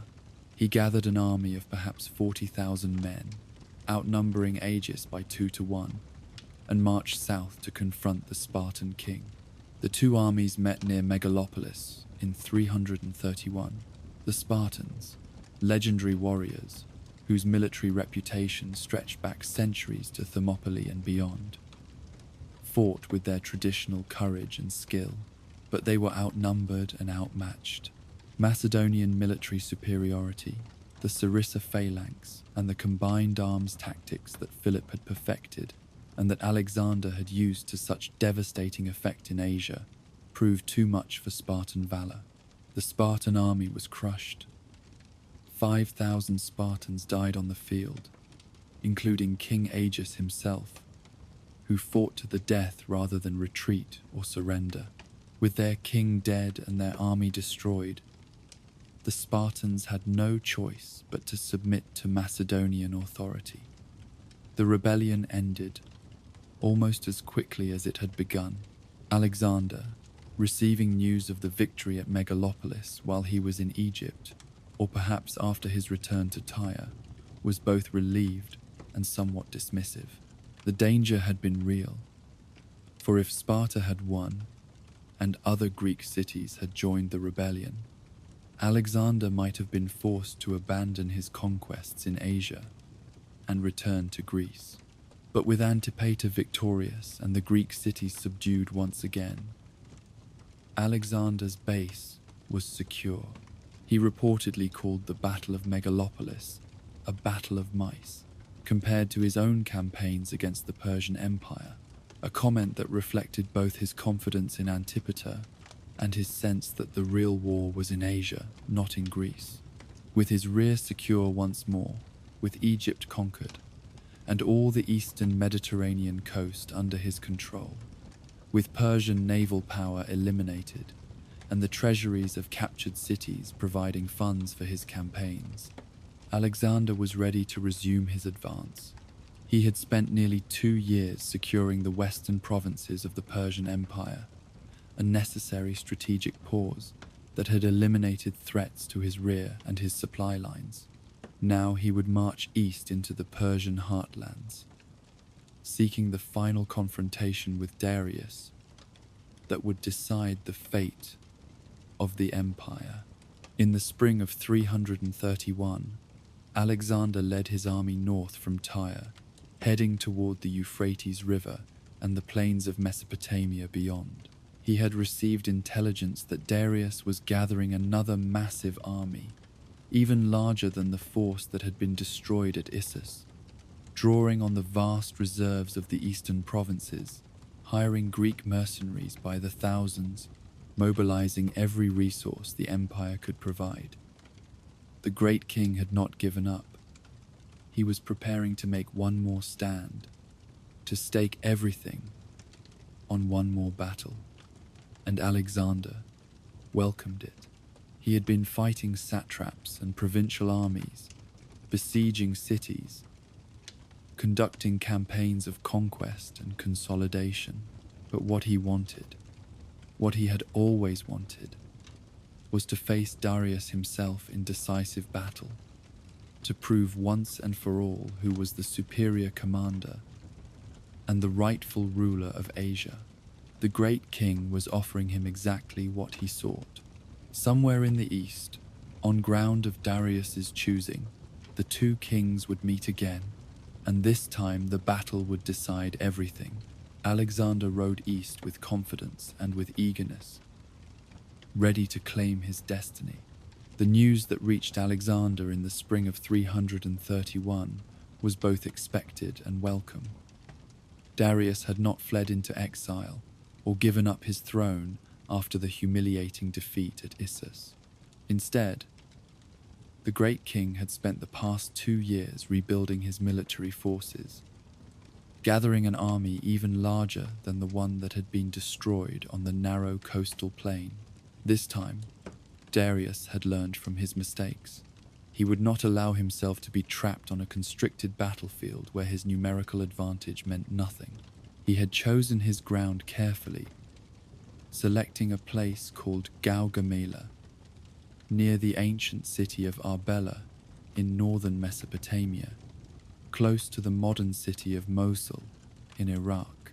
The battlefield at Gaugamela was a vast open plain, flat and featureless, stretching for miles in all directions without rivers or mountains or forests to limit deployment or movement.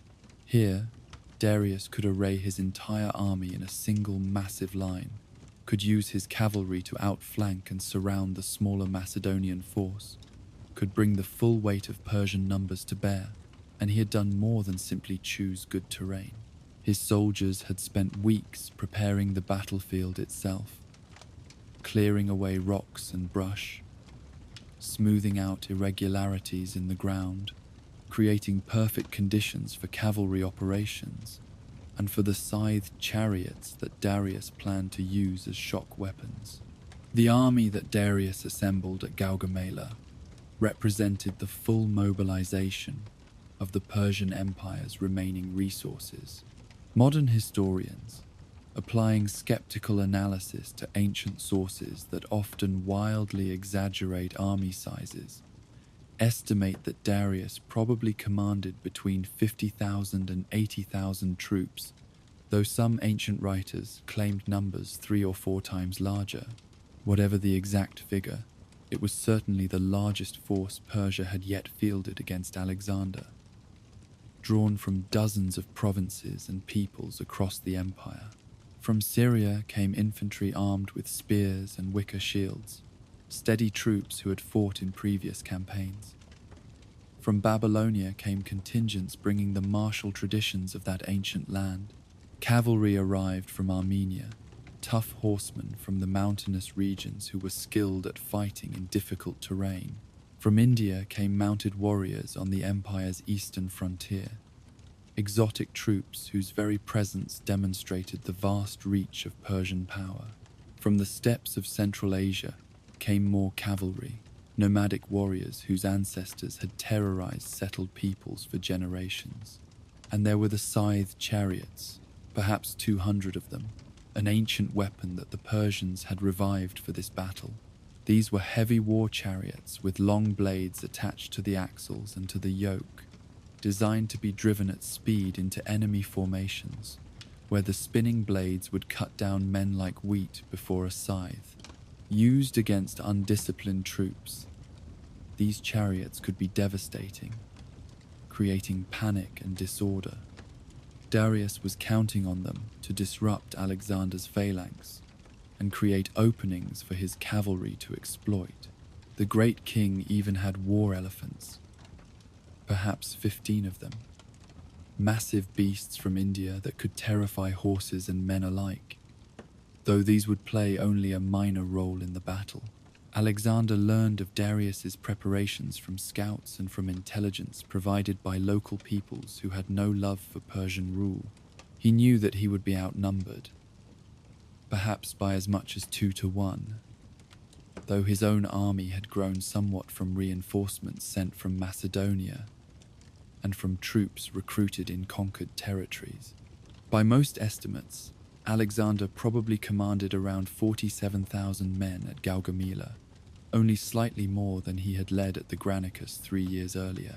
But these were veterans now, men who had fought in multiple battles and sieges, who had absolute confidence in their king and in their tactics, who believed themselves invincible. The core of the army remained the same. The Macedonian phalanx with its devastating sarissa pikes, the companion cavalry that Alexander led personally, the hypaspists, who linked infantry and cavalry, the Thessalian and Greek cavalry, the light infantry skirmishers. These were the finest soldiers in the world, and Alexander knew it. Numbers mattered, but discipline and tactical skill mattered more.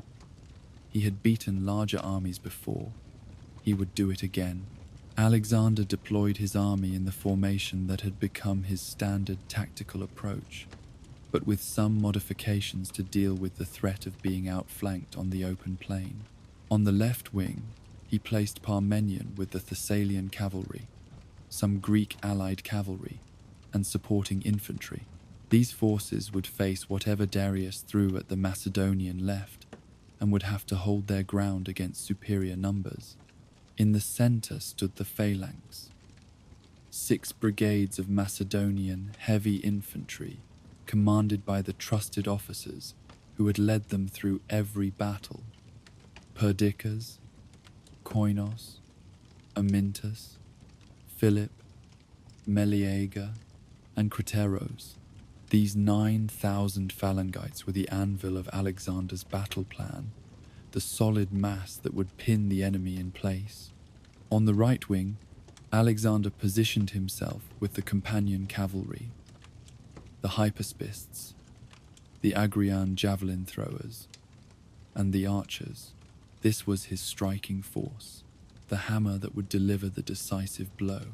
But Alexander also made a crucial innovation for this battle.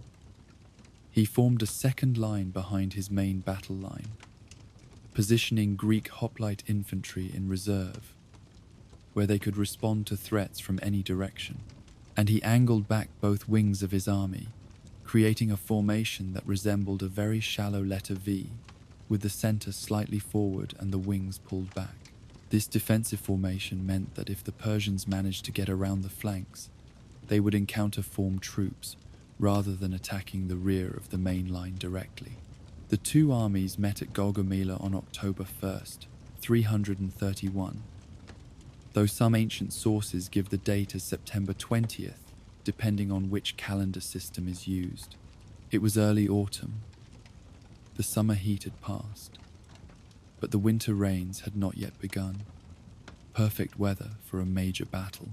The armies spent the night before the battle camped within sight of each other, thousands of campfires burning on both sides, soldiers making final preparations for the fight that would come with dawn. Darius, confident in his superior numbers and his advantageous position, remained in his camp and waited for Alexander to attack. The Persian battle line stretched for miles, far longer than the Macedonian line, with cavalry massed on both wings. and the infantry in the center. The scythed chariots were positioned in front of the line, ready to charge as soon as the battle began. Darius himself, learning nothing from his flight at Issus, positioned himself in the center of his line, surrounded by his best troops and his household guard. It was both the place of honor for a Persian king and the place of greatest danger if Alexander could reach it. Alexander spent the night before the battle making final tactical preparations and, according to some sources, sleeping soundly. Despite the momentous battle that awaited him, his officers were reportedly surprised at how calmly he rested, but Alexander understood something that less experienced commanders often forgot, that a general who had done all the preparation and planning he could do was better served by rest than by sleepless worry. When dawn came, Alexander took his time deploying his army, allowing his men to eat breakfast and don their armor without hurry. He was in no rush.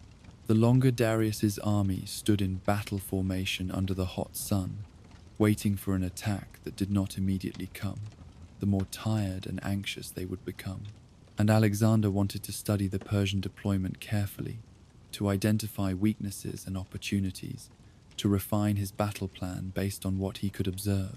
As his army finally began to advance across the plain toward the Persian position, Alexander made his tactical intentions clear through his movements. The army advanced not straight toward the enemy, but at an angle to the right, moving across the front of the Persian line rather than directly toward it. This oblique advance was both a tactical maneuver and a trap.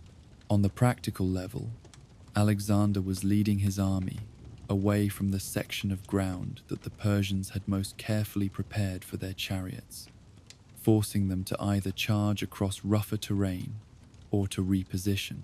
But more importantly, the rightward movement was designed to provoke exactly the response that Alexander wanted from the Persians. As the Macedonian army moved to the right, it appeared to be trying to outflank the Persian left wing, or perhaps trying to move entirely off the prepared battlefield onto ground that favored the defenders less. Darius could not allow this. If Alexander escaped from the killing ground that had been so carefully prepared, if he positioned his army on terrain of his own choosing, the advantages Darius had gained through his selection of battlefield would be lost. So Darius did exactly what Alexander hoped he would do. The great king ordered his left wing to mirror Alexander's movement, shifting troops to their left to prevent the Macedonians from getting around their flank. Cavalry units that had been positioned in the center of the Persian line were pulled out and sent to reinforce the left wing. The Persian formation, which had been so carefully arranged, began to stretch and thin as units moved to counter Alexander's oblique advance. This was precisely what Alexander had been seeking, an opportunity to weaken the Persian center by forcing Darius to shift troops away from it. But Alexander waited, continued his rightward movement, drew more and more Persian forces out of position. Then, judging that the moment was right, he ordered his cavalry on the right wing to charge forward, to engage the Persian forces that had moved to block his advance. This was not yet the decisive attack, but rather a fixing action, a move designed to lock the Persian left wing in combat and prevent it from repositioning. As the cavalry on his right wing charged forward and became engaged with the enemy, as a massive cavalry battle developed on the Macedonian right, Darius saw what he thought was his opportunity. He unleashed his secret weapon, the 200 scythed chariots that he had positioned in front of his line. These chariots, with their wicked blades spinning from the axles and protruding from the yokes, began to accelerate across the plain toward the Macedonian phalanx. Gathering speed, the drivers whipping the horses into a gallop, intending to crash into the packed ranks of infantry and cut a bloody swathe through Alexander's center. But Alexander had prepared for exactly this threat. As the chariots thundered toward his line, he ordered forward his light infantry, the Agrian javelin throwers who had proven their worth in every battle since the Granicus. These expert skirmishers advanced in front of the phalanx and began hurling their javelins at the approaching chariots, not trying to hit the vehicles themselves, but targeting the horses and the drivers. Javelin after javelin flew through the air, striking horses in the chest and neck, killing drivers before they could complete their charge, creating chaos among the chariot formation. Horses went down, spilling their vehicles and crews. Drivers were killed, and the horses, no longer controlled, veered away or stopped. Other chariots, seeing the destruction ahead, slowed or turned aside, and where chariots did manage to reach the Macedonian line, the phalanx executed a maneuver they had practiced many times. The files of infantry opened gaps in the formation, creating lanes through which the chariots passed harmlessly, unable to hit anything, because there was nothing where they expected solid ranks of men to be. The chariots raced through the gaps and emerged behind the phalanx, where they were quickly surrounded and captured by troops held in reserve for exactly this purpose. Darius's devastating secret weapon had been completely neutralized, had achieved nothing but the loss of most of the chariots and their crews. The psychological impact on the Persian army was significant. This weapon that was supposed to shatter Alexander's line had been brushed aside as if it were nothing. Now Alexander saw his moment, the opportunity he had been working to create through his oblique advance and his cavalry action on the right. The Persian center had been weakened by the transfer of troops to the left wing. A gap had opened in the Persian line, perhaps not a complete break, but a section where the formation was thinner and less solid than elsewhere.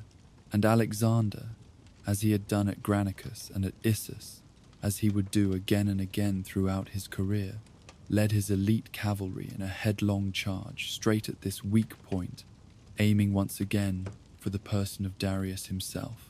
The companion cavalry, formed in their wedge formation with Alexander at the apex, smashed into the Persian center with the force of a thunderbolt.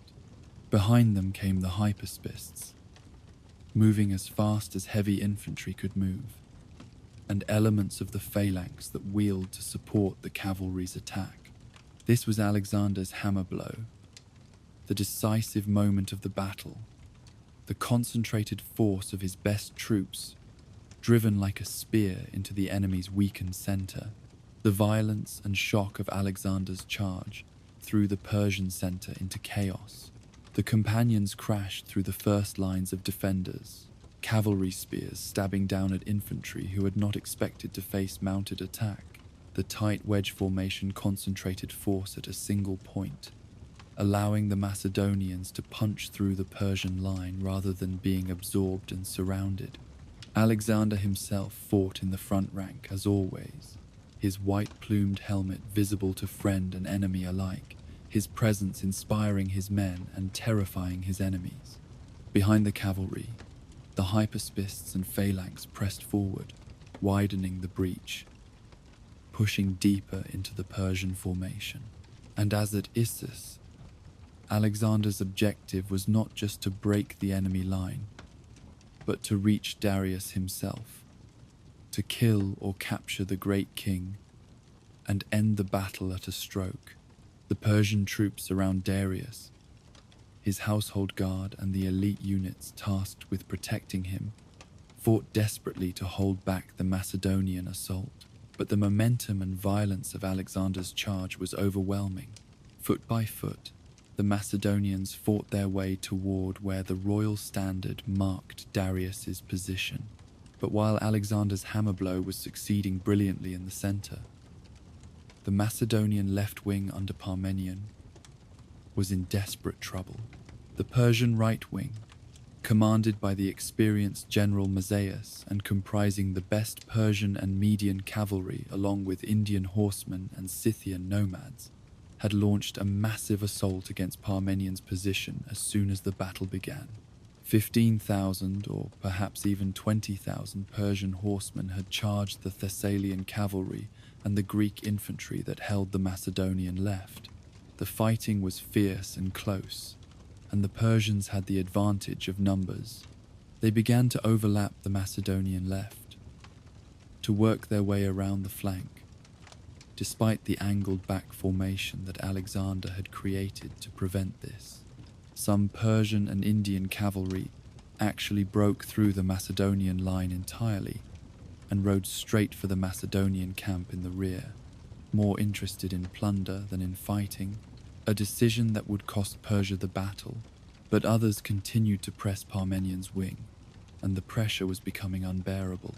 The Thessalians fought with their usual skill and courage, but they were being pushed back, compressed, their formation beginning to buckle under the weight of superior numbers.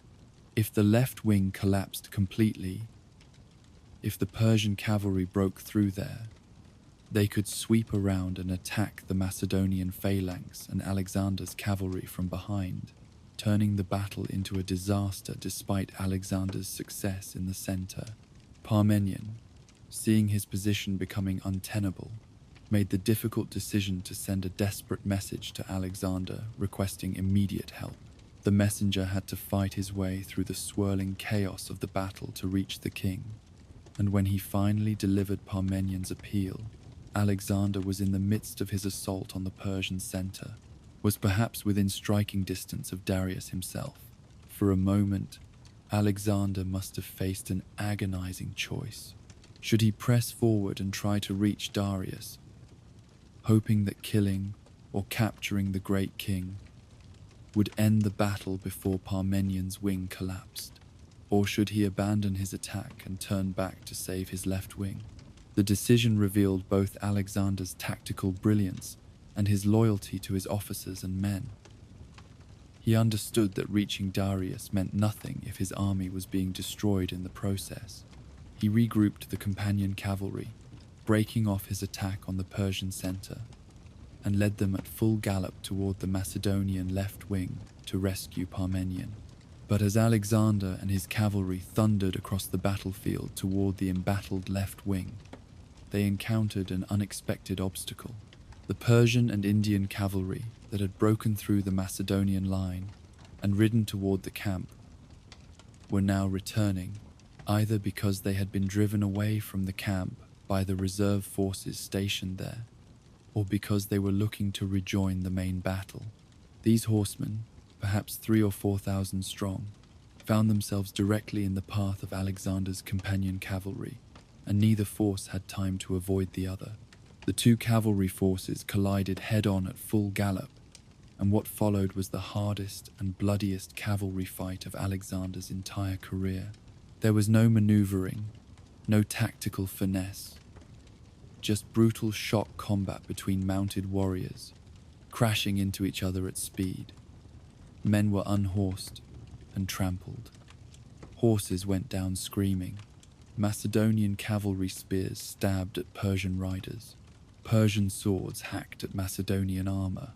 The fighting was so intense and so close that later reports counted 60 of Alexander's elite companions dead, an extraordinarily high casualty rate for a unit that usually suffered only light losses even in major battles. But the companions, though outnumbered, were the better trained and better led force, and Alexander's personal leadership in the thick of the fighting made the difference. Gradually, at terrible cost, the Macedonians fought their way through the Persian cavalry, scattered or killed them, and continued their charge toward Parmenion's position.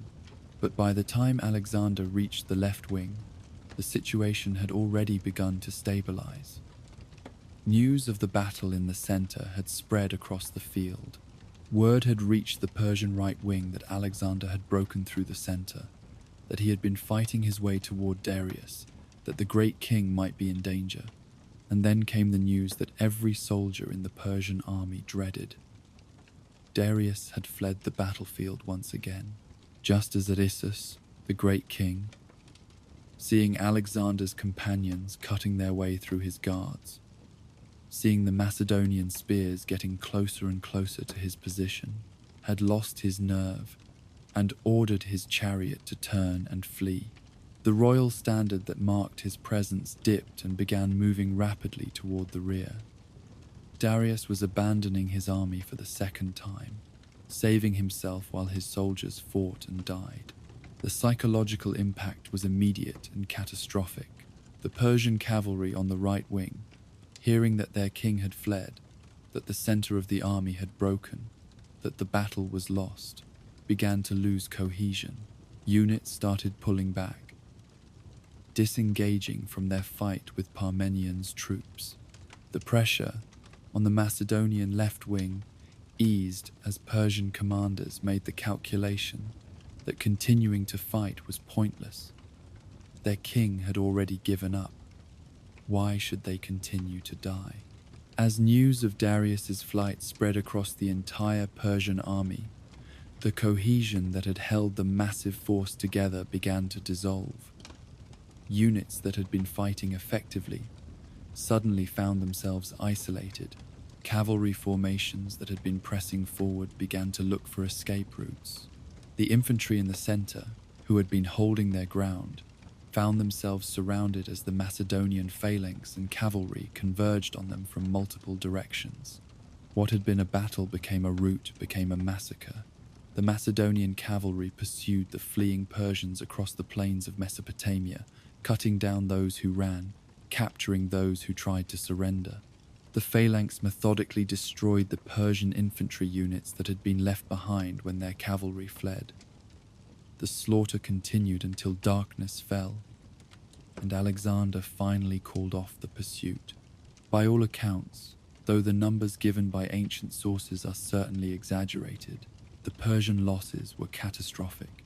Modern estimates suggest that Darius probably lost somewhere between 20,000 and 40,000 men killed, with many more wounded or captured. The Macedonian casualties were probably around 1,500 killed, though certainly many more were wounded.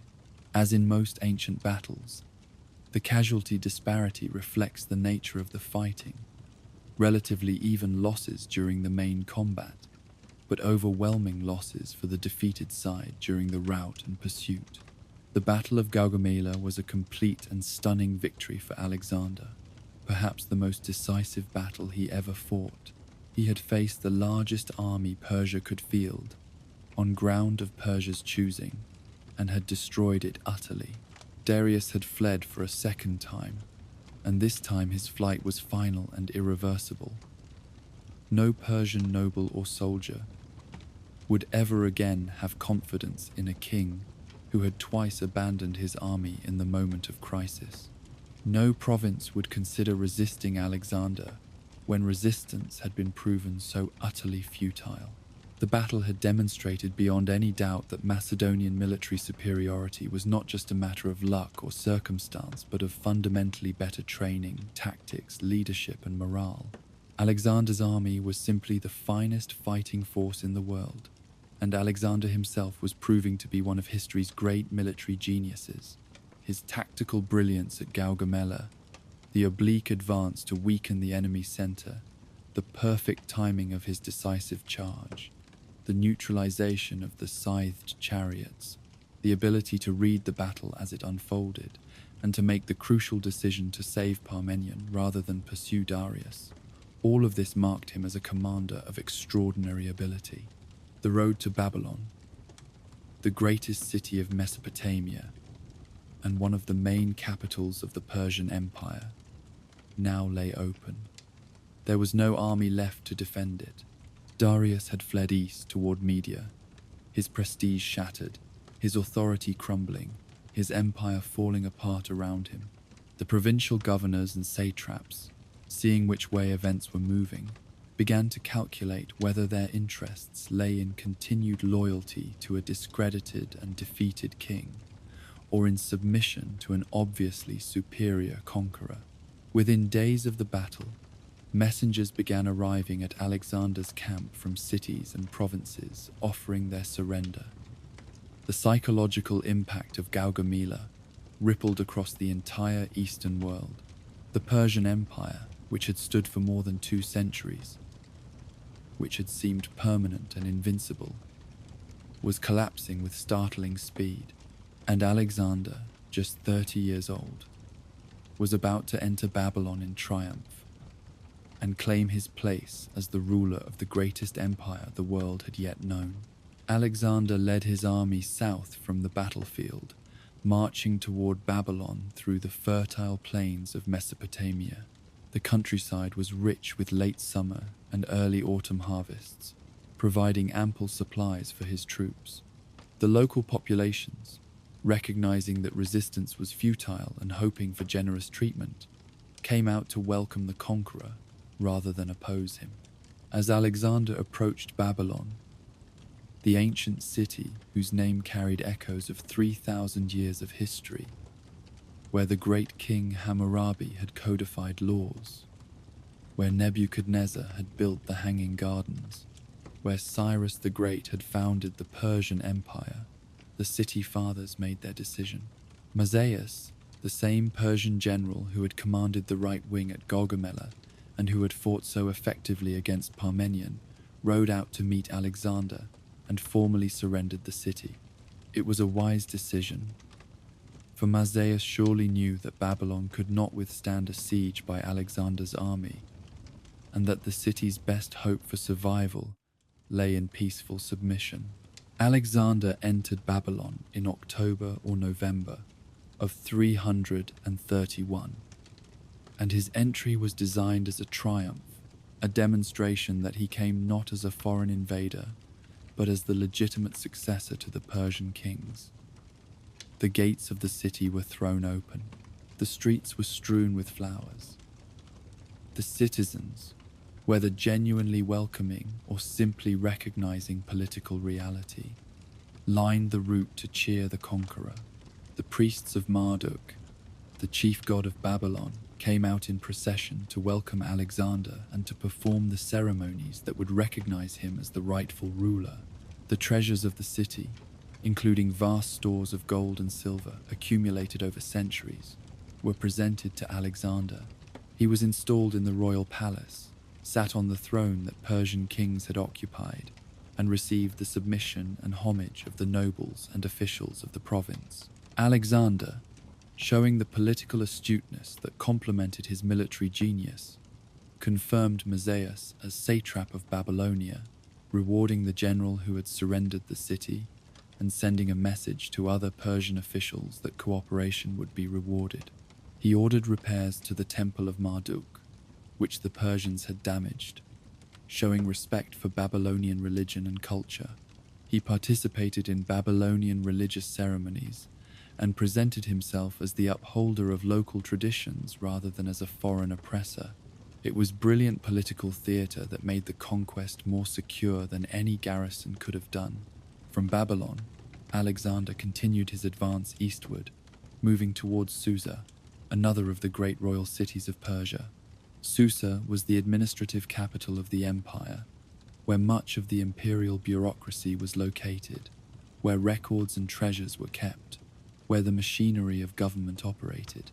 As Alexander approached, the city's governor, like Mazaeus before him, recognized that resistance was pointless and surrendered the city without a fight.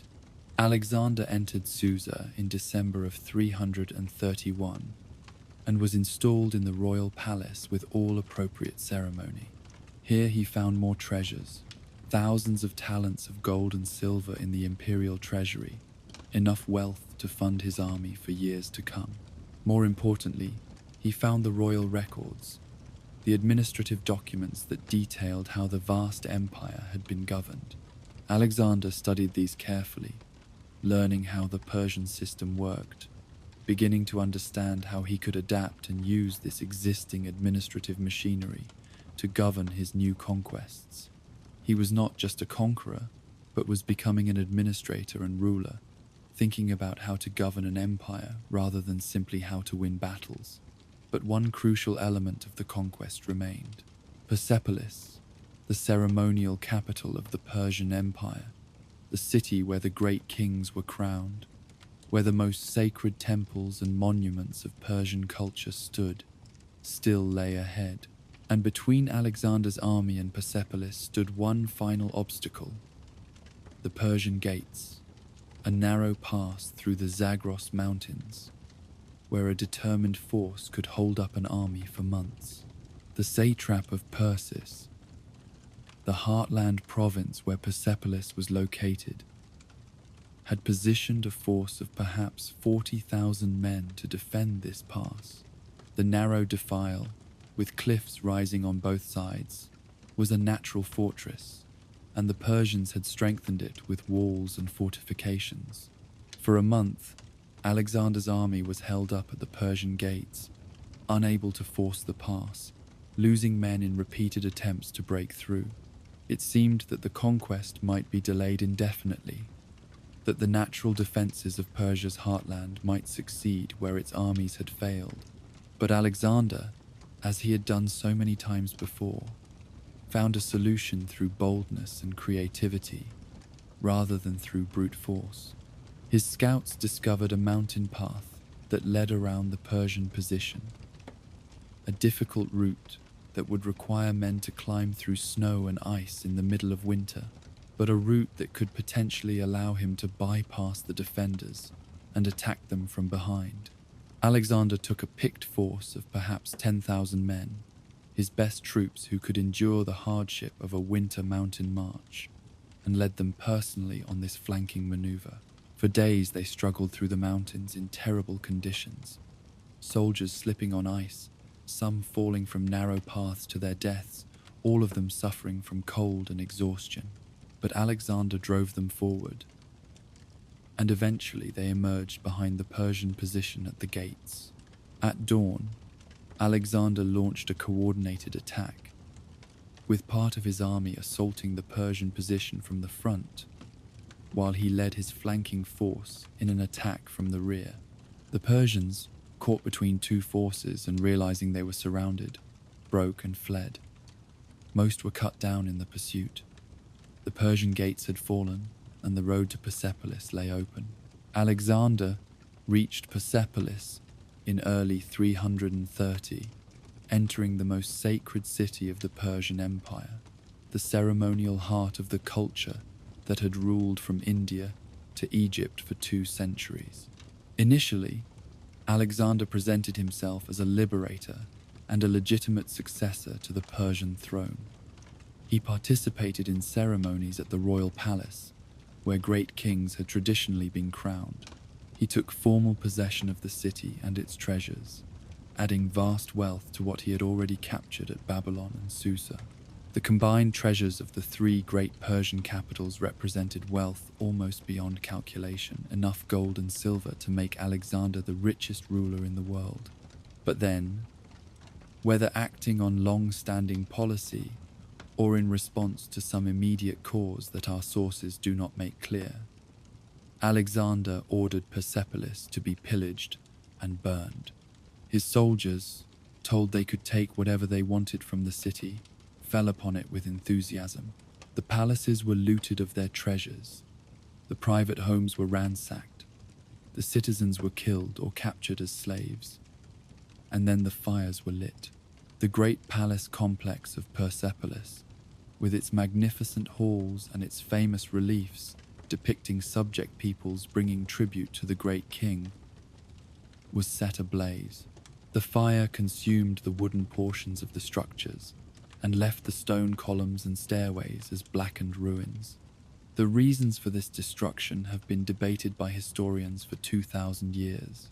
Alexander himself reportedly justified it as retribution for the Persian invasion of Greece and the burning of Athens 150 years earlier, the completion of the revenge that his father Philip had claimed as the purpose of the invasion. It was a symbolic act, demonstrating that the old Persian Empire was truly finished, that a new order was beginning. But it was also possibly a political mistake, for it alienated many Persians who might otherwise have accepted Alexander's rule, and it destroyed cultural treasures that could never be replaced.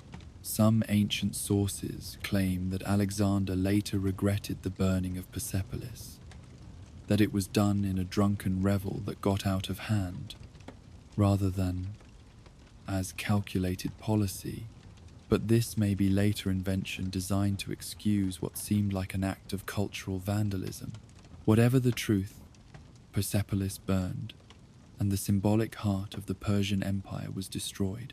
With the three great capitals in his hands, and with no army left to oppose him, Alexander's attention turned to Darius himself. The great king had fled east after Gaugamela, heading for Ecbatana in Media, hoping to gather a new army from the eastern provinces, hoping to find some way to continue resistance. But Darius's position was hopeless.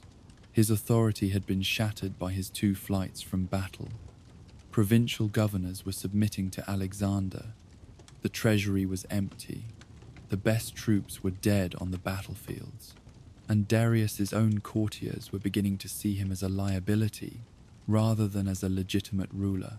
As Alexander paused at Persepolis to organize the administration of his conquests, to distribute the enormous plunder among his troops, and to send portions back to Greece and Macedonia, he received intelligence that Darius was at Ecbatana and was attempting to raise a new army. Alexander could not allow this. As long as Darius lived and claimed to be the legitimate king, resistance would continue. The conquest would not be secure until Darius was captured or killed. So in the spring of 330, after organizing his new territories and installing governors, Alexander resumed his pursuit of the fugitive king, marching north toward Media and Ecbatana, determined to bring this phase of the conquest to its final conclusion. Alexander arrived at Ecbatana in the late spring of 330 to find that Darius had already fled. The great king, learning that Alexander was approaching with his army, had abandoned the city and headed east toward the provinces of Parthia, Bactria, and Sogdia, the remote eastern territories where he hoped to find support and to raise yet another army. The city of Ecbatana surrendered without resistance, and Alexander took possession of its treasury and its administrative records. He was now the undisputed master of the western and central portions of the Persian Empire, from the Mediterranean to the Iranian plateau. But the conquest would not be complete, could not be considered secure, until Darius was captured or killed. As long as the former great king lived and claimed legitimacy, he would serve as a rallying point for resistance, a symbol that Persian rule might somehow be restored. Alexander understood this political reality, and he was determined to pursue Darius to the ends of the earth if necessary. But before continuing his pursuit, Alexander paused at Ecbatana to organize the vast empire he had conquered. The territories he now controlled stretched thousands of miles and encompassed dozens of peoples and cultures, from the sophisticated Greeks of the coastal cities to the ancient civilizations of Mesopotamia and Egypt to the Persian heartland itself. Governing this diverse empire would require more than military force. It would require an administrative system that could collect taxes, maintain order, adjudicate disputes, and keep the machinery of government functioning across vast distances. Alexander understood that he could not simply impose Macedonian rule on these conquered territories. The empire was too large, the cultures too different, the existing systems too complex and deeply rooted. Instead, he would need to work with and through the existing Persian administrative structure, adapting it to his purposes rather than replacing it entirely. Alexander began appointing governors, called satraps in the Persian system, to rule the various provinces on his behalf. His appointments revealed a sophisticated political strategy. In some provinces, he retained Persian officials who had surrendered and pledged loyalty, rewarding cooperation and demonstrating that service to Alexander could be as beneficial as service to Darius had been. Mazaeus, the general who had fought so effectively at Gaugamela and who had surrendered Babylon, was confirmed as satrap of Babylonia, ruling one of the richest provinces in the empire. Other Persian nobles who submitted early and completely were similarly rewarded with positions of authority. But in other provinces, particularly those of strategic importance or where loyalty was uncertain, Alexander appointed Macedonian or Greek officers, men he knew personally and trusted completely. The satrap of Media, for example, was Parmenian's son, ensuring that this crucial central province would be firmly under Macedonian control.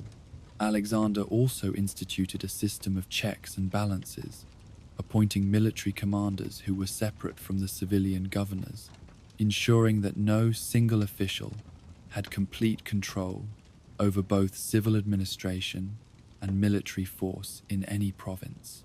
It was a carefully designed system intended to prevent rebellion while maintaining efficient governance. The treatment of Persian officials and nobles who submitted to Alexander was generally generous, even magnanimous. Alexander understood that he needed Persian cooperation to govern effectively, that he could not rule purely through Macedonian military force, that his empire would be more stable if Persians saw him as a legitimate successor to their own kings rather than as a foreign conqueror. He adopted some elements of Persian royal protocol, began wearing a combination of Macedonian and Persian dress, and insisted that Persian nobles be treated with the respect due to their rank. He kept many of the existing Persian administrative practices, for they had proven effective over 2 centuries of imperial rule. He maintained the Persian system of royal roads and courier stations that allowed messages to travel rapidly across the empire. He continued the Persian practice of allowing subject peoples considerable local autonomy as long as they paid tribute and acknowledged the central authority. And he made it clear that Persians who served him loyally would have the same opportunities for advancement and reward as Macedonians or Greeks. This policy would later cause tension with some of his Macedonian officers, who believed that the conquered should serve the conquerors rather than sharing power with them, but for now it was effective in securing the loyalty of much of the Persian nobility. Alexander also made a decision at Ecbatana that would have significant consequences for the later course of his campaigns. He released from service the Greek allied troops who had been with him since the crossing of the Hellespont 7 years earlier. These men, soldiers from the various Greek cities that had contributed forces to the Pan-Hellenic expedition against Persia, had fulfilled their obligations. The stated purpose of the invasion had been to punish Persia for its invasion of Greece and to liberate the Greek cities of Asia Minor. These goals had been achieved. Persia had been defeated, its capitals captured, and in some cases destroyed. Its empire conquered. The Greek cities were free. The Allied troops had every right to go home. Alexander thanked them for their service, gave them generous bonuses from the captured Persian treasuries, and allowed them to depart. Many did return to Greece, carrying with them stories of Alexander's victories and wealth that would enhance his reputation throughout the Greek world. But a significant number chose to remain with Alexander as mercenaries, re-enlisting for pay rather than as allied contingents fulfilling treaty obligations. These men, attracted by the prospect of further plunder and adventure, would continue with Alexander through the campaigns that lay ahead. With his administrative reforms implemented and his army reorganized, Alexander resumed his pursuit of Darius. The chase would take him through some of the most remote and difficult terrain in the empire, across the deserts and mountains of eastern Persia, into regions that even the great kings had never fully controlled. Darius, fleeing east with the remnants of his court and a small force of troops still loyal to him, was in an increasingly desperate position. His authority had collapsed. Provincial governors were either submitting to Alexander or simply declaring independence. The troops who remained with him were loyal more out of personal attachment than out of confidence in his leadership, and among his own courtiers and generals, there were those who began to see Darius not as their legitimate king but as a liability a man whose failures had cost them their empire, and who now threatened to drag them down with him in his fall. Chief among these disaffected courtiers was Bessus, the satrap of Bactria, one of the eastern provinces that bordered the steppes of Central Asia. Bessus was a member of the Persian nobility, a capable military commander who had fought at Gaugamela, and a man of considerable ambition. As Darius fled through Bessus's territory, heading deeper into the east, Bessus and several other nobles made a fateful decision. They would seize Darius, use him as a hostage or bargaining chip in negotiations with Alexander, or perhaps present him as a gift to the conqueror in exchange for favorable treatment, or, if circumstances dictated, they would kill him and claim the throne themselves. Exactly when this plot was formed, and what the conspirators' ultimate intentions were, remains unclear from our sources. But what is certain is that as Alexander closed in, as his cavalry caught up with Darius's fleeing party, somewhere in the region of modern eastern Iran or western Afghanistan, Bessus and his co-conspirators took action. Darius, the man who had ruled the greatest empire in the world just a few years earlier, who had commanded armies of hundreds of thousands, who had sat on the throne of Cyrus and claimed descent from the gods, was murdered by his own nobles. The ancient sources give varying accounts of exactly how it happened. Some say he was stabbed and left dying by the roadside. Others claim he was already near death when Alexander's advance cavalry found him.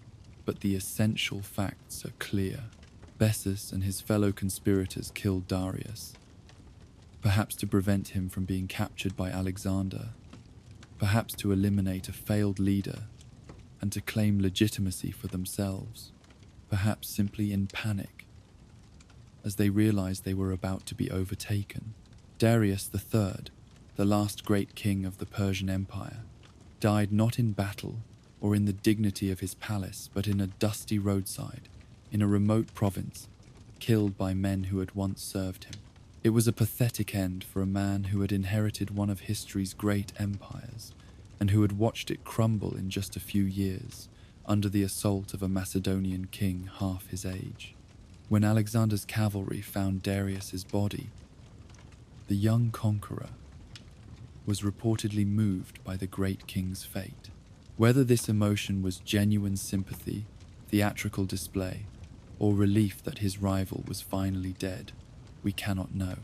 But Alexander ordered that Darius be treated with the dignity due to his rank. The body was taken to Persepolis and buried in the royal tombs alongside Darius's ancestors, the great kings of Persia who had ruled before him.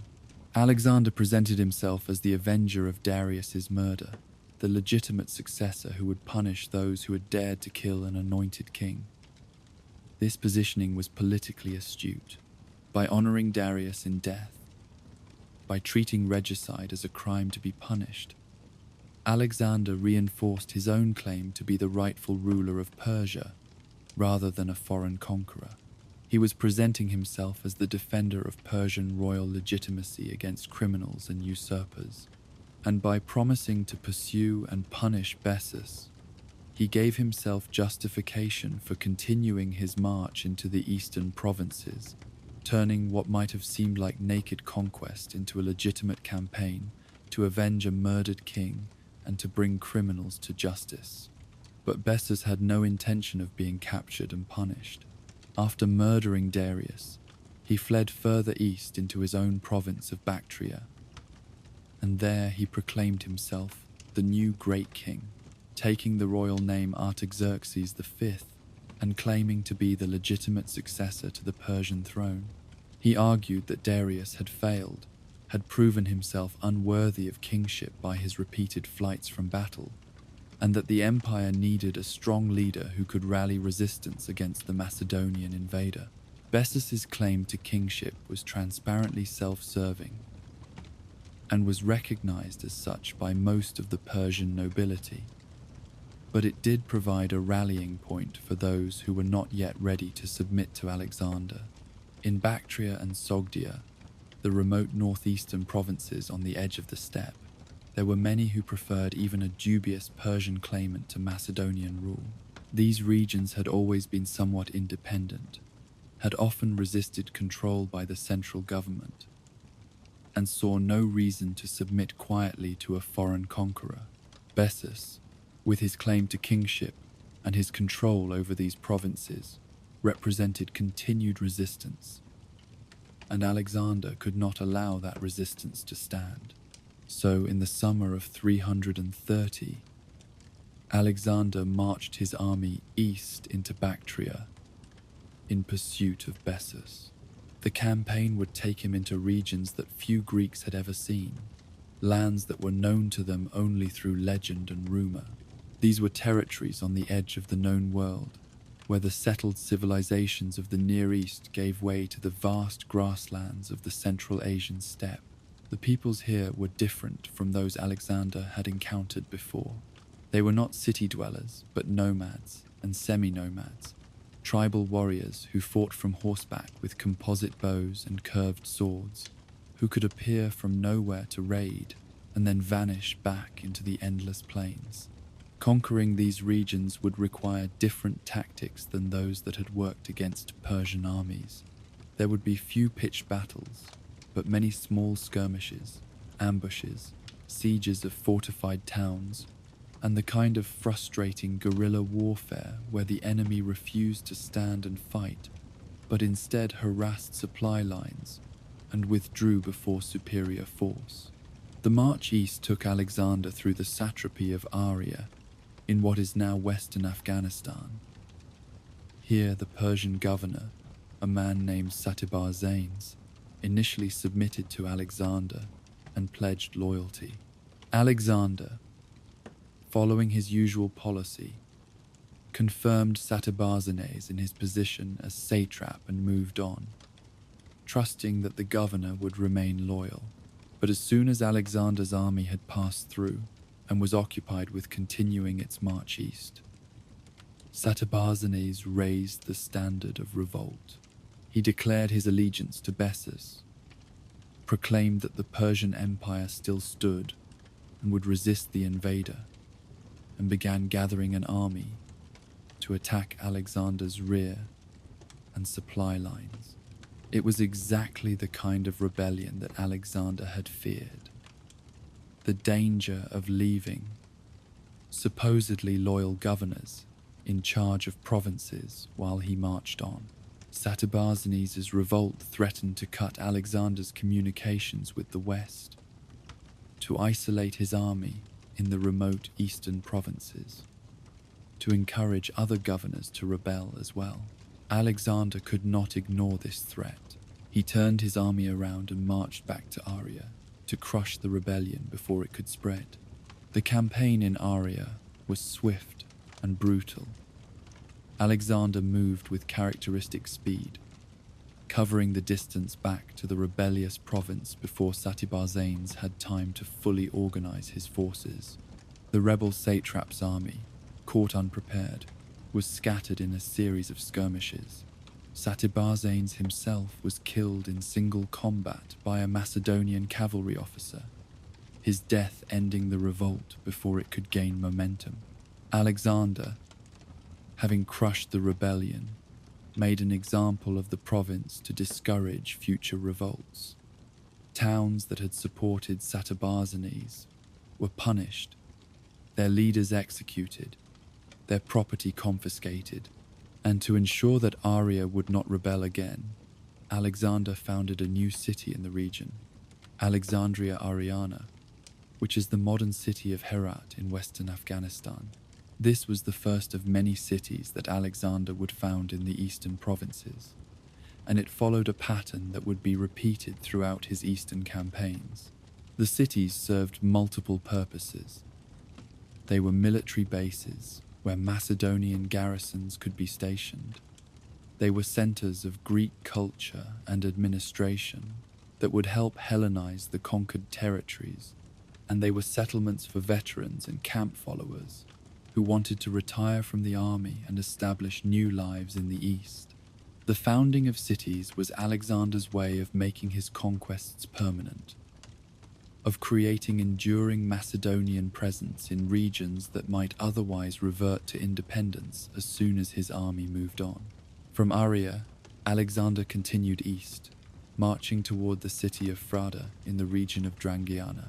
And it was here, far from Greece and Macedonia, surrounded by the harsh landscapes of the eastern frontier, that Alexander confronted a problem that had been building for years: the tension between his increasingly autocratic rule and Persian ways on one hand, and the expectations of his Macedonian nobles on the other. The Macedonian court had always been a rough and ready place, where the king was first among equals rather than an absolute monarch, where nobles spoke their minds and expected to be heard, where military prowess and personal loyalty mattered more than elaborate court protocol. But Alexander, as his conquests expanded, and as he spent more time in the Persian territories, had begun to adopt some of the customs and attitudes of Persian kingship. He dressed in Persian-style robes on occasion. He expected the kind of deference and ceremony that Persian kings had received. He appointed Persians to high positions and treated them as equals to Macedonians. And he showed signs of believing the claims to divinity that the Egyptian priests and others had made about him. Many of his Macedonian companions were uncomfortable with these changes, saw them as Alexander betraying his Greek roots and becoming an Oriental despot. At Frada, this tension came to a head. Alexander was informed that Philotas, the commander of the companion cavalry and the son of old Parmenion, had learned of a plot to assassinate Alexander, but had kept it secret rather than reporting it immediately. The plot itself seems to have been relatively minor, perhaps just drunken talk among disaffected soldiers. But the fact that Philotas had not reported it was deeply suspicious. Was Philotas himself involved in the plot? Was he at least sympathetic to the plotters? Or had he simply been negligent in his duty? Alexander, who had become increasingly suspicious of those around him as his power grew, saw this as potential treason. Philotas and his father Parmenion had been among Alexander's most important commanders, had played crucial roles in every major battle from Chaeronea to Gaugamela. Parmenion had commanded the left wing in battle after battle, had served Philip before Alexander, had been trusted with governing Media, the central province of the empire. But the family's power and prominence may have been exactly what made Alexander suspicious of them. They were powerful enough to be dangerous. They represented the old Macedonian nobility who might resist Alexander's eastern ways and his increasingly autocratic rule. Philotas was arrested and interrogated. Under torture, he confessed to knowing about the plot and to keeping it secret. Whether this confession was true, or whether Philotas simply said what his torturers wanted to hear to make the pain stop, we cannot know. But Alexander judged it sufficient evidence of treason. Philotas was tried before an assembly of the Macedonian army, found guilty, and executed. The death of Philotas was terrible enough, but Alexander did not stop there. He sent assassins back to Ecbatana, hundreds of miles away, with orders to kill Parmenion before the old general could hear of his son's death and have time to react. Parmenion, who had served two kings faithfully for decades, who had never shown the slightest sign of disloyalty, who was governing Media on Alexander's behalf, was murdered by assassins sent by his own king. The message was clear and chilling. No one, no matter how distinguished their service, or how high their position, was safe if Alexander judged them a threat. The execution of Philotas and the assassination of Parmenion marked a turning point in Alexander's reign, a shift toward a more paranoid and ruthless style of rule where loyalty was constantly tested and where even the appearance of disloyalty could be fatal. In the spring of 329, Alexander resumed his march east toward Bactria. crossing through what is now southern Afghanistan and approaching the territory that Bessus controlled. The self-proclaimed Great King, learning that Alexander was approaching, tried to organize resistance, but his position was weakening. Many of the local leaders and tribal chiefs were not willing to fight for a man they saw as a usurper and a regicide. As Alexander drew near, Bessus's support melted away. His fellow conspirators in Darius's murder began to calculate that their best chance of survival lay not in supporting Bessus, but in betraying him to Alexander. When Alexander reached the city of Kunduz in northern Afghanistan, representatives from Bessus's own court approached the Macedonian camp with an offer. They would hand over Bessus in exchange for clemency. Alexander agreed, and Bessus was betrayed by his own men, bound in chains, and delivered to the conqueror he had hoped to resist. Alexander's treatment of Bessus was deliberately harsh, designed to demonstrate what happened to regicides and to false claimants to kingship. Bessus was paraded before the army in chains, was publicly humiliated and stripped of his pretensions to royalty. He was then sent back to Persia to be executed in the traditional Persian manner for traitors, mutilation followed by death. The specifics of his execution were brutal, even by ancient standards, but the message was clear. Alexander presented himself as the avenger of Darius, the defender of legitimate kingship, and those who murdered kings would be punished with exemplary severity. With Bessus captured and the false Great King eliminated, one might have expected the eastern provinces to submit peacefully, but resistance continued, taking new forms that would prove even more difficult to suppress than the organized opposition that Bessus had represented. The peoples of Bactria and Sogdia, the regions that correspond roughly to modern northern Afghanistan, Tajikistan, and Uzbekistan, were not inclined to accept Macedonian rule quietly. These were warrior societies, tribal peoples who valued their independence and who had always resisted control from distant capitals. They had submitted to the Persian Empire when they had to, but that did not mean they welcomed foreign rule, and they saw no reason to trade one set of overlords for another. As Alexander's army moved through their territories, taking cities and installing Macedonian governors, local leaders began to organize resistance. But they did not gather large armies to face Alexander in pitched battle, for they had learned from Bessus's fate and from the repeated Persian defeats that confronting Alexander's army directly was suicidal. Instead, they adopted guerrilla tactics, the ancient and frustrating strategy of the weak against the strong.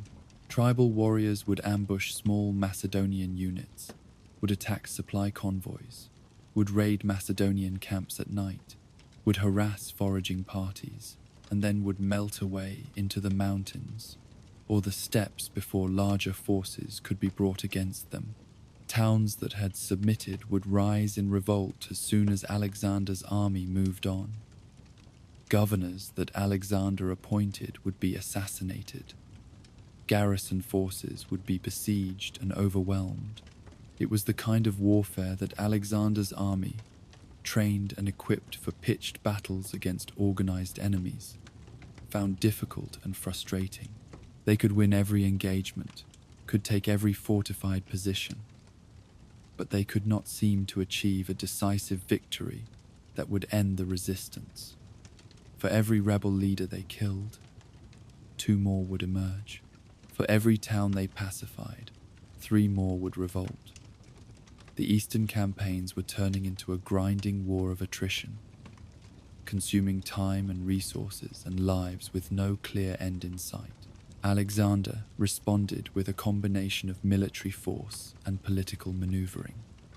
He divided his army into multiple columns that could cover more territory and respond to uprisings more quickly.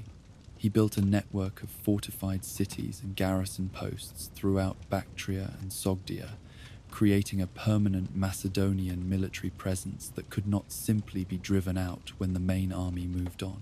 He founded new cities, including Alexandria Eshati, Alexandria the furthest, on the Jaxartes River, at what he believed was the northern edge of the civilized world, the boundary between the settled lands of the empire and the endless steppes where nomadic peoples roamed. And he pursued a deliberate policy of demonstrating that resistance was more costly than submission, that towns which revolted would be destroyed and their populations killed or enslaved, while those that submitted peacefully would be allowed to govern themselves with minimal interference. The campaign in the east also brought Alexander into conflict with peoples beyond the borders of the Persian Empire. The Scythian nomads who inhabited the steppes north of the Jaxartes River. These were the same peoples, or related to the same peoples, who had terrified settled civilizations for centuries. Horse-borne warriors who could cover vast distances rapidly, who fought with powerful composite bows from horseback, who could raid and withdraw before armies could respond. The Scythians saw Alexander's expansion to the Jaxartes as a threat to their traditional raiding grounds and to their independence, and they began launching raids across the river into Alexander's new territories. Alexander, who never accepted being raided or challenged without response, decided to teach the Scythians the same lesson he had taught so many others, that attacking him brought destruction. He lured a large Scythian force into battle near the Jaxartes River, using his cavalry and light infantry in terrain that favored their tactics over those of the nomads. The battle was a crushing victory for the Macedonians, with thousands of Scythians killed and the rest driven back across the river. The raid stopped.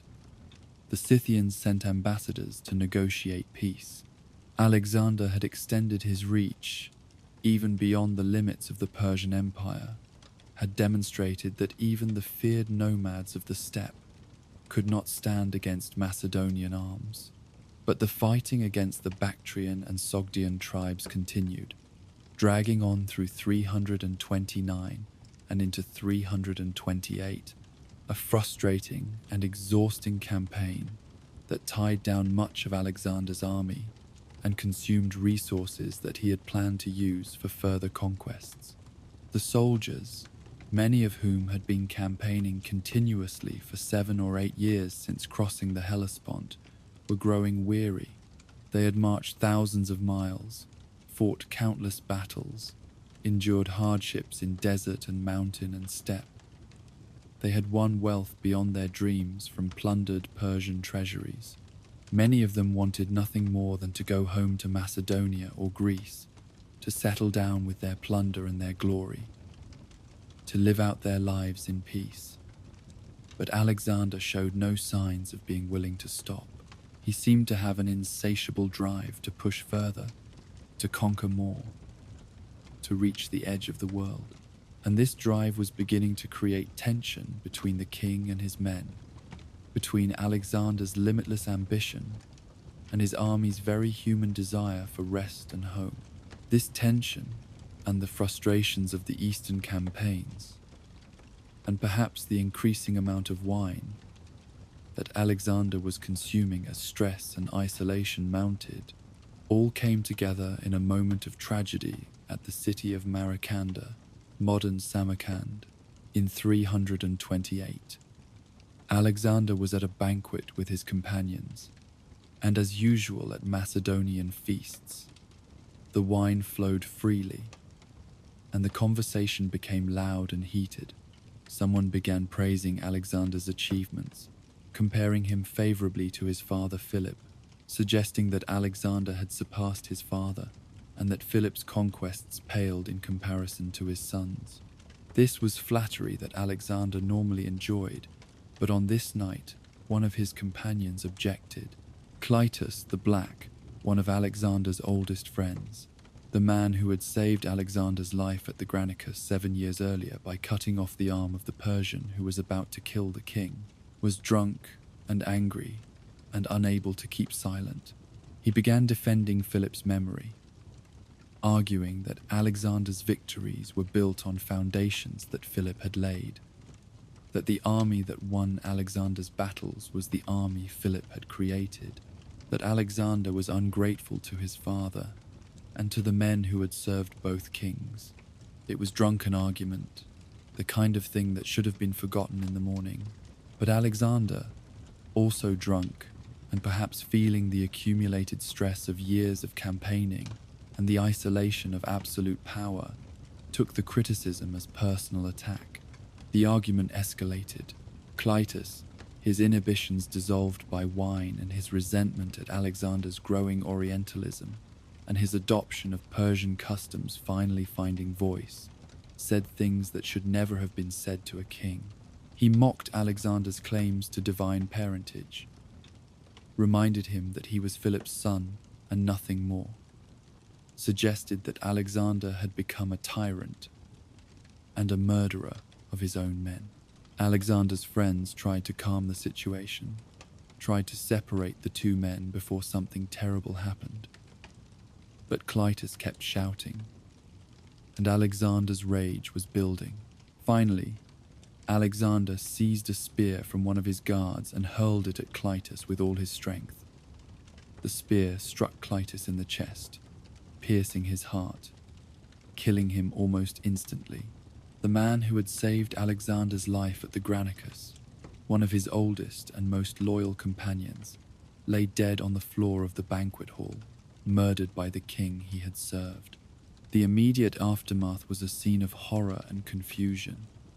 Alexander's friends stood frozen, shocked by what had just happened. Alexander himself, his rage evaporating as quickly as it had flared, realized what he had done.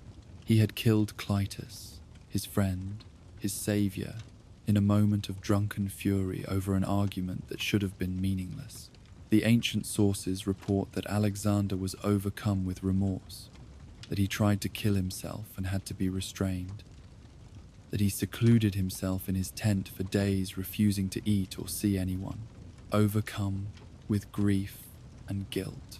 Whether these reports are accurate or exaggerated, they reflect the reality that the killing of Clitus was a turning point, a moment when Alexander's increasing paranoia and autocracy and willingness to use violence against his own people became undeniable, even to his supporters.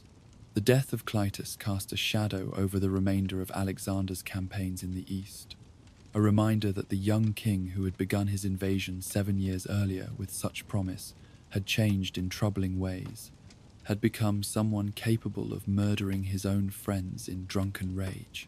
The eastern campaigns continued, but the killing of Clitus had damaged Alexander's relationship with his Macedonian companions and had demonstrated how far he had moved from his roots. And there would be further incidents that would deepen this rift and further demonstrate that Alexander was becoming something other than a Macedonian king, something closer to an Oriental monarch who expected absolute obedience and divine honors. The killing of Clitus the Black at Maracanda had shaken the Macedonian court and had demonstrated the dangerous transformation that Alexander was undergoing. But the young king could not afford to dwell on his guilt or to allow the tragedy to paralyze his campaigns. The eastern provinces were still not fully pacified. Resistance continued in scattered pockets across Bactria and Sogdia, and Alexander needed to demonstrate that he remained in control, that his authority was absolute, that opposition to his rule would be crushed, regardless of how much it cost. So, after his period of seclusion and mourning for Clitus, Alexander resumed his campaigns against the rebellious tribes with even greater intensity and ruthlessness. Towns that resisted were destroyed with exemplary brutality. Leaders of revolts were executed publicly. Populations were massacred or enslaved to discourage others from following their example. The Eastern campaigns became a demonstration of power, a message written in blood across the mountains and plains of Central Asia that Macedonian rule would be accepted or entire peoples would be destroyed in the attempt to resist it. The winter of 328 to 327 was spent campaigning in Sogdia, where resistance remained particularly stubborn. The Sogdian tribes, led by a local noble named Spitamenes, who had proven to be a skilled guerrilla leader, continued to harass Macedonian forces throughout the region. Spitamenes understood that he could not face Alexander in pitched battle, so he avoided engagement with the main Macedonian army and instead attacked isolated garrisons, ambushed supply columns, and raided settlements that had submitted to Alexander. It was the classic strategy of asymmetric warfare, using mobility and surprise to offset the enemy's superior strength, refusing to fight on terms that favored the opponent. And it was remarkably effective.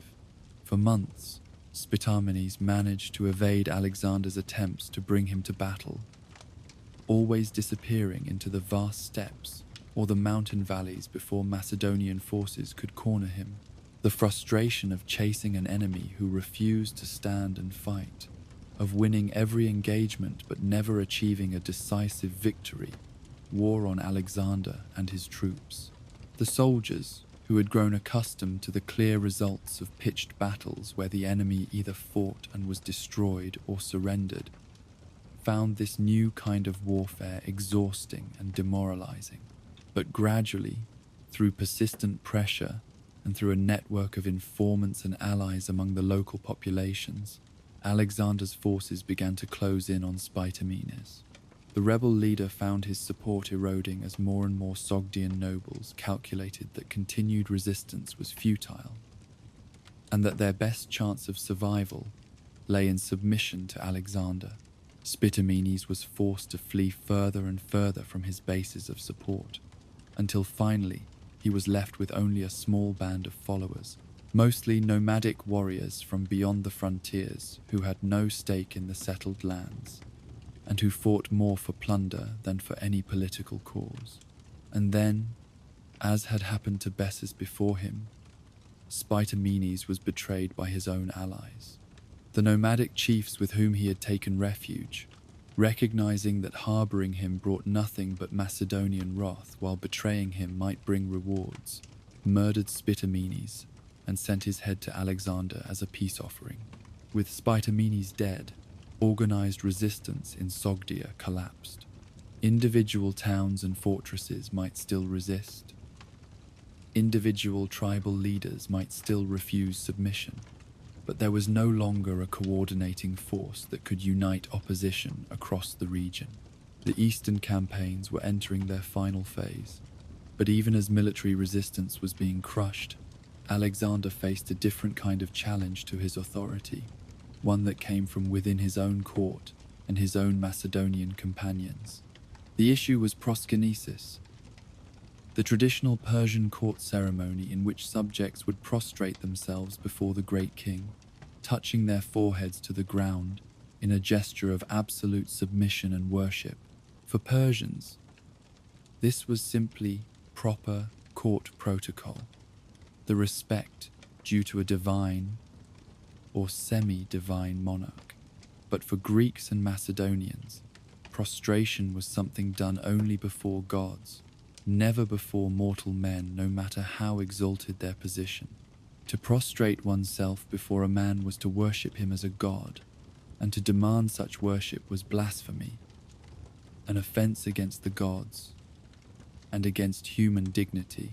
Yet Alexander, having adopted many Persian customs, and having convinced himself of his own divine paternity, now wished to introduce proskynesis as standard protocol in his court. He wanted both Persians and Greeks and Macedonians to show him the same gestures of submission, to acknowledge his status as something more than human, to worship him as the son of Zeus Ammon, as the Egyptian priests had proclaimed him to be. Alexander apparently understood that this would be controversial among his Macedonian companions, so he attempted to introduce the practice gradually and subtly, At a banquet at which both Persians and Macedonians were present, he arranged for certain guests to perform proskynesis as if it were simply part of the normal court ceremony. The Persians did so without hesitation, for this was what they had always done before their kings. Some Greeks and Macedonians, recognizing what was happening and choosing to go along with it, also prostrated themselves, demonstrating their willingness to grant Alexander the honors he sought. But others refused.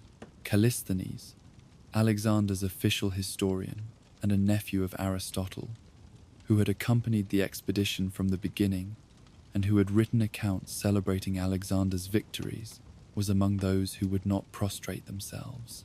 Callisthenes argued, both privately and apparently publicly at the banquet, that proskynesis was inappropriate for Greeks, that it blurred the crucial distinction between gods and men, that it was Oriental despotism and a betrayal of Greek values.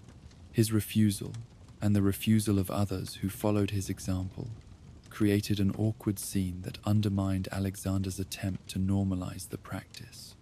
The controversy over proskynesis revealed the growing divide between Alexander and his Macedonian companions. Many of the soldiers and officers who had marched with him from Greece 8 years earlier were increasingly uncomfortable with the direction Alexander was taking. They had invaded Persia as Greeks, avenging the Persian invasion of Greece, as Macedonians spreading Greek culture and values, as free men fighting against Oriental tyranny, but now their king was adopting the very Persian customs they had come to destroy, was demanding to be worshipped as a god in the manner of Eastern despots, was surrounding himself with Persian courtiers and concubines, was dressing in Persian robes, and speaking of himself as the successor to Darius and Cyrus, rather than as the heir of Philip and the champion of Greece. The soldiers who had crossed the Hellespont with such confidence and pride were beginning to wonder if they had simply exchanged one set of tyrants for another, if their victories had meant anything more than replacing a Persian king with a Macedonian one who was becoming Persian himself. Alexander, stung by the failure of his attempt to introduce proskynesis, and angered by the resistance of Callisthenes and others, was forced to back down on this particular issue. He could not afford to alienate his Macedonian troops over a point of ceremony, no matter how important it was to his sense of dignity and status. So he quietly dropped his insistence on proskynesis from Greeks and Macedonians, though he continued to allow Persians to perform the ceremony as they always had. But he did not forget those who had opposed him, and Callisthenes, in particular, would pay a heavy price for his public resistance to the king's wishes. Alexander's paranoia and his willingness to eliminate anyone he perceived as a threat, traits that had already manifested in the executions of Philotas and Parmenion, and in the killing of Clytus, were about to claim another victim. In the summer of 327, another conspiracy against Alexander was uncovered, or claimed to have been uncovered. The details are murky in our sources. This time the alleged plotters were pages, young men from noble Macedonian families who served in the king's household as part of their training for eventual commands in the army. These pages had constant access to Alexander's person, waited on him at meals, guarded him while he slept, and would have had ample opportunity to assassinate him if they chose.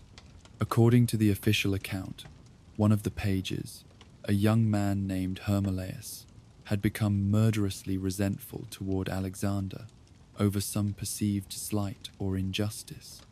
The ancient sources give various stories about what caused this resentment, ranging from a harsh punishment for a minor offense to anger at Alexander's increasing tyranny and his adoption of Persian ways. Whatever the cause, Hermolaus allegedly organized a conspiracy among his fellow pages to murder Alexander in his sleep, but the plot was discovered before it could be carried out. Betrayed by one of the conspirators, or simply uncovered through Alexander's extensive network of informers. The pages were arrested, interrogated under torture, and confessed to the plot. They were tried before an assembly of the army, found guilty, and stoned to death, the traditional Macedonian punishment for traitors. But Alexander was not satisfied with punishing only the actual conspirators. Callisthenes, the historian who had refused to perform proskynesis and who had publicly criticized Alexander's adoption of Persian customs, was also implicated in the conspiracy. The pages, under torture, claimed that Callisthenes had encouraged them in their plot, had told them that killing a tyrant was glorious, had provided philosophical justification for their intended regicide. Whether this was true, whether it was a false confession extracted through torture, or whether Alexander simply saw an opportunity to eliminate a critic who had embarrassed him, we cannot know with certainty. But Callisthenes was arrested, charged with conspiracy and treason, and imprisoned. He would never be tried or formally executed. Instead, he died in prison, perhaps killed on Alexander's orders, perhaps succumbing to the harsh conditions of his confinement.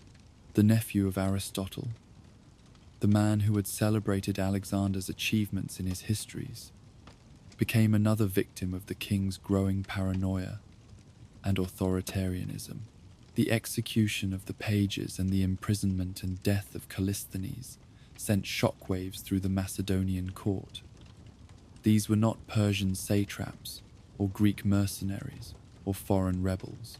These were Macedonians, nobles from the very families that formed the backbone of the army and the administration.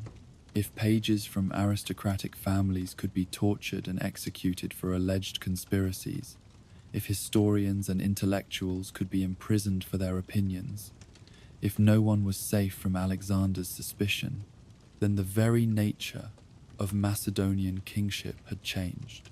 The king who had begun his reign as the leader of a free people, who had won the loyalty of his men through shared danger and shared glory, had become a tyrant who ruled through fear. The transformation that had begun with the execution of Philotas and the assassination of Parmenion, that had been marked by the killing of Clytus, was now complete. Alexander was no longer a Macedonian king in the traditional sense. He had become something else, something closer to the absolute monarchs of the East, something that his own father Philip would hardly have recognized. But the campaigns continued, for Alexander's ambition remained insatiable, and his drive to push further east showed no signs of diminishing despite the years of warfare and the growing weariness of his troops.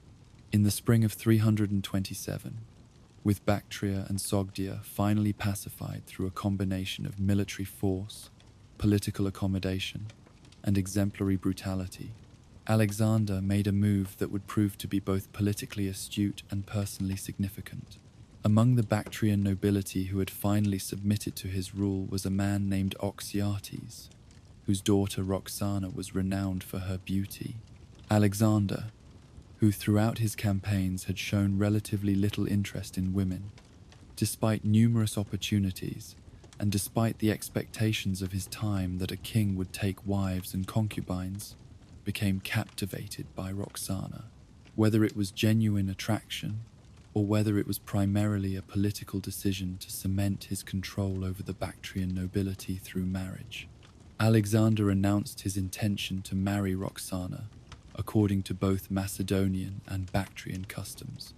The marriage took place in the summer of 327, and it was celebrated with great ceremony, both as a royal wedding and as a symbol of the fusion of Macedonian and Persian cultures that Alexander claimed to be creating. For the Bactrian nobility, the marriage represented acceptance and honor, the elevation of one of their own to the position of queen, proof that Alexander truly intended to rule as a legitimate successor to the Persian kings rather than as a foreign conqueror. The marriage brought immediate political benefits, as Oxyates and his relatives and allies committed themselves firmly to Alexander's cause.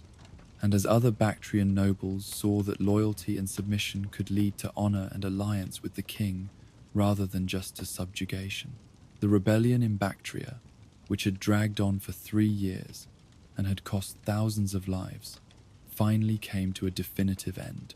The tribal leaders and local nobles, seeing that Alexander was willing to marry into their nobility and to treat them as partners rather than as conquered subjects, made their peace with Macedonian rule and settled into the new order.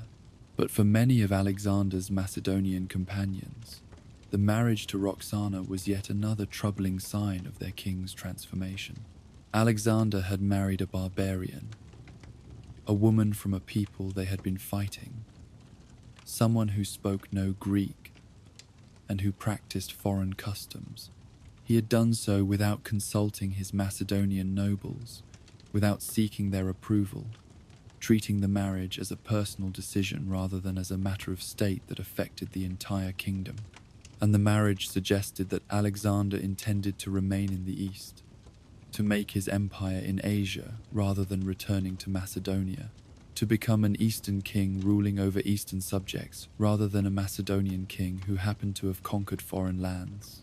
The marriage to Roxana, whatever its political benefits and whatever Alexander's personal feelings for his new bride, widened the gulf between the king and his original companions and reinforced the sense that they were losing Alexander to the east, that the young man who had crossed the Hellespont 8 years ago was being transformed into something alien and troubling. With his base in Bactria secure through military conquest and political marriage, Alexander could finally turn his attention to the campaigns he had been planning for years, the advance into India, and the exploration of the lands that lay beyond the eastern edge of the Persian Empire. The Greek understanding of geography at this time was limited and often fantastical. They knew that India lay far to the east, that it was a land of great wealth and exotic peoples, that it marked the edge of the inhabited world beyond which lay ocean. The great river that the Greeks believed encircled the entire world. Alexander had been fascinated by India since his youth, when his tutor Aristotle had told him stories about the strange animals and plants and peoples of the East. The conquest of India would complete his conquest of the known world, would take him to the very limits of human geography, would establish him as the ruler of everything that mattered. So in the spring of 326, Alexander assembled his army and prepared to cross the Hindu Kush mountains and descend into the Indus River Valley, beginning the Indian campaigns that would prove to be among the hardest and most costly of his entire career. The army that prepared to invade India was smaller than the force that had crossed the Hellespont 8 years earlier, for many of the original troops had been discharged or had died in the years of campaigning, but it was in some ways more formidable. These were veterans who had fought in dozens of battles and sieges, who had marched thousands of miles through every kind of terrain, who had absolute confidence in themselves and in their king, despite their weariness and their growing unease about Alexander's transformation. The core of the army remained the Macedonian phalanx and the companion cavalry, but these units had been supplemented with troops recruited from conquered territories. Bactrian and Sogdian cavalry now rode alongside Macedonians and Thessalians. Persian and Median infantry served in the phalanx alongside Greeks. The army was becoming a truly cosmopolitan force, drawing on the manpower and military traditions of the entire empire, though the Macedonian veterans still formed its heart and soul, and provided its identity and its leadership. The crossing of the Hindu Kush was accomplished in late winter or early spring of 326, a difficult march through high mountain passes, where the cold was bitter, and the altitude made breathing difficult. The army descended into the fertile valleys on the southern slopes of the mountains and entered the region that corresponds to modern eastern Afghanistan and northern Pakistan. Here, Alexander faced a different kind of terrain and a different kind of enemy than he had encountered before. The region was politically fragmented, divided among numerous small kingdoms and tribal territories, each with its own ruler and its own interests. There was no central authority to negotiate with, no provincial governor who could surrender an entire region at once. Each kingdom and each tribe would have to be dealt with individually, either through diplomacy or through force. And the peoples here were fierce warriors who had never been fully controlled by the Persian Empire and who saw no reason to submit to a Macedonian king simply because he had defeated the Persians. Alexander's army advanced in 2 columns, with Alexander leading the main force through the most direct route, while a secondary force under one of his generals took a more circuitous path, both columns designed to converge on the Indus River Valley. The advance involved a series of skirmishes and small battles with local tribes as the Macedonians fought their way through mountain valleys and across rivers. The Aspasiae and Asashani, tribal confederations that inhabited the region, initially resisted the invasion, gathering their warriors to defend their territories. But they quickly discovered that fighting Alexander's veterans was suicidal. The Macedonian phalanx and cavalry, supported by light infantry and by contingents from allied or conquered peoples, systematically defeated every force that opposed them. Towns that resisted were besieged and taken, often with considerable bloodshed.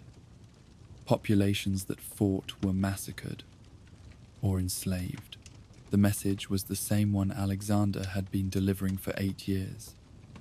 Submit peacefully and be treated reasonably well, or resist and be destroyed utterly. Most local rulers, seeing what happened to those who fought, chose submission. The army pushed through the mountain valleys and down into what is now the Swat Valley of northern Pakistan, a beautiful and fertile region hemmed in by mountains, known for its natural wealth and for the fierce independence of its inhabitants. Here Alexander fought a series of engagements against the Assassinian Confederation, culminating in the siege of their capital at Massaga. The city was strongly fortified and defended by a large garrison including Indian mercenaries, professional soldiers who fought for pay and who had a reputation for skill and courage. The siege of Massaga was hard fought, with the defenders making effective use of their walls and towers and with Alexander's troops taking significant casualties in their assault. But Macedonian siegecraft, perfected through years of taking fortified cities, eventually prevailed. Breaches were made in the walls. The city was taken by storm, and the garrison was killed after surrendering under terms that Alexander apparently violated. The treatment of Massaga was harsh, even by Alexander's standards, suggesting either that he was in a particularly ruthless mood, or that he wanted to send a message to other cities in the region about the cost of resistance. According to legend, though the story may be more romantic invention than historical fact, Massaga was ruled by a beautiful queen named Cleophas, who conducted negotiations with Alexander and who may have become his lover. In some versions of the story, she bore him a son and was allowed to keep her throne. In other versions, she was simply treated with the respect due to royalty and confirmed in her position. Whatever the truth, the stories about Cleophas and about other encounters between Alexander and local rulers or nobles reflect the ancient fascination with Alexander as a romantic figure, a conqueror who was not just a military genius, but also a man of passion and complexity, capable of love and mercy, as well as of ruthless violence. The historical Alexander was certainly complex, but separating fact from legend becomes increasingly difficult as we move further from Greece and into regions where Greek and Macedonian sources had less knowledge, and where local traditions and later romantic embellishments have colored our accounts. The campaigns in the Punjab and the northwest frontier of the Indian subcontinent continued through the spring and summer of 326, with Alexander's army pushing steadily south and east, defeating or accepting the submission of one kingdom and tribe after another. The ruler of Taxila, a major city near modern Islamabad, had already sent ambassadors to Alexander, offering alliance and support. This king, whom Greek sources call Taxiles, saw Alexander's arrival not as a threat but as an opportunity. Taxiles was engaged in a rivalry with another Indian king, Porus, who ruled the territory east of the Jhelum River, and Taxiles calculated that an alliance with Alexander would give him an overwhelming advantage over his rival. So when Alexander arrived at Taxila, he was welcomed as a friend and ally rather than greeted as a conqueror. Taxiles provided supplies, reinforcements, and intelligence about the region, and in return Alexander confirmed him as king and promised him support against his enemies. It was exactly the kind of political maneuvering that Alexander excelled at, using local rivalries and alliances to advance his own conquests, turning potential enemies into collaborators by offering them what they wanted. But Porus, the king whose territories lay beyond the Jhelum River, refused to submit. He sent messages to Alexander, informing him that he would be waiting at the river to defend his kingdom, that Alexander would have to fight if he wanted to cross into Porus's territory. This was the kind of clear challenge that Alexander never refused. He marched his army to the Jhelum River in the summer of 326 and prepared for one of the most remarkable battles of his career, a battle that would be his hardest victory yet and would cost him more casualties than any engagement since Gaugamela.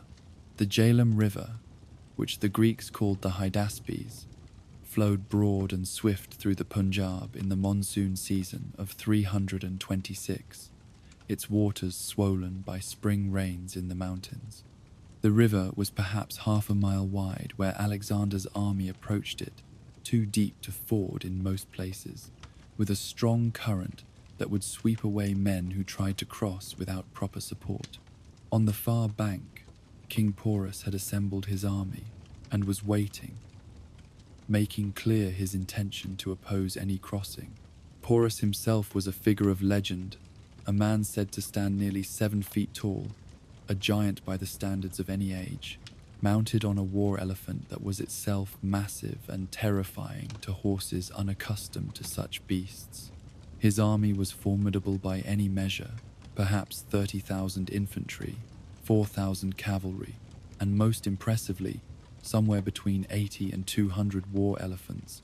The ancient sources vary wildly on the number, but agree that it was the largest concentration of these animals that Alexander had yet faced. These elephants were not just exotic curiosities, but genuine weapons of war, trained to charge into enemy formations, to use their trunks to grab and throw men, to trample fallen soldiers, to create panic among infantry, and especially among cavalry horses that had never seen such creatures before. Alexander surveyed the situation and recognized immediately that a direct assault across the river would be suicidal. His troops would have to cross under fire, would reach the far bank disorganized and exhausted, and would immediately face Porus's army in a strong defensive position with those terrifying elephants ready to charge. Even Alexander's veterans, even the phalanx that had never been broken, could not survive such an attack.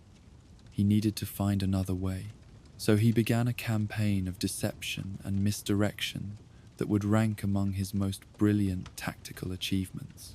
For days, Alexander moved his troops up and down his side of the river, making demonstrations as if preparing to cross at various points, forcing Porus to march his army back and forth along the opposite bank to counter each threatened crossing. Alexander kept up this activity day and night, wearing out Porus's troops with constant alarms and marches. Supply convoys arrived conspicuously at Alexander's camp, suggesting that he was settling in for a long stay and was not planning an immediate crossing. Boats were ostentatiously gathered and then dispersed, creating the impression of indecision or of abandoned plans. All of this was designed to lull Porus into a false sense of security, to make him believe that Alexander was still planning his crossing rather than being ready to execute it. But while conducting these obvious demonstrations, Alexander was secretly preparing a real crossing at a point 18 miles upstream from his main camp, where a bend in the river and a wooded island provided some cover from observation. He selected a striking force of perhaps 10,000 men, his best cavalry and light infantry, troops who could move quickly and who would not be slowed by the heavy armor of the phalanx. The rest of the army would remain at the main camp under the command of Craterus, one of his most trusted generals, with orders to demonstrate as if preparing to cross, to keep Porus's attention fixed on that point, but not to actually attempt a crossing, unless Porus moved his entire army away from the position opposite them. It was a complex plan that required precise timing and coordination, but if it worked, Alexander would be able to get his strike force across the river and into position to attack Porus from an unexpected direction before the Indian king could react effectively. On a stormy night in late May or early June of 326, with thunder covering the sound of movement and rain reducing visibility, Alexander led his 10,000 picked troops upstream to the crossing point. They had boats and rafts that had been secretly prepared and hidden, and they began crossing in the darkness and the storm. The crossing was difficult and dangerous. The current was strong and the rain made everything slippery. But Alexander's troops were experienced and disciplined. They made it across in groups, forming up on the far bank as each wave completed the crossing. But there was a problem. What Alexander had thought was the far bank of the river turned out to be an island, and there was still a channel of water between his force and the actual eastern bank. They had to re-embark and cross this second channel, losing precious time and risking discovery. But fortune favored them, and they made it to the true far bank without being detected by Porus's scouts. As dawn broke, Alexander's force was across the river and moving south toward Porus's main position. But Porus was not caught completely by surprise. His scouts had finally detected the crossing, and he had to make a rapid decision about how to respond. Should he stay in position opposite Alexander's main camp, or should he march to meet this flanking force? If he stayed where he was, Alexander's flanking force could attack him from behind.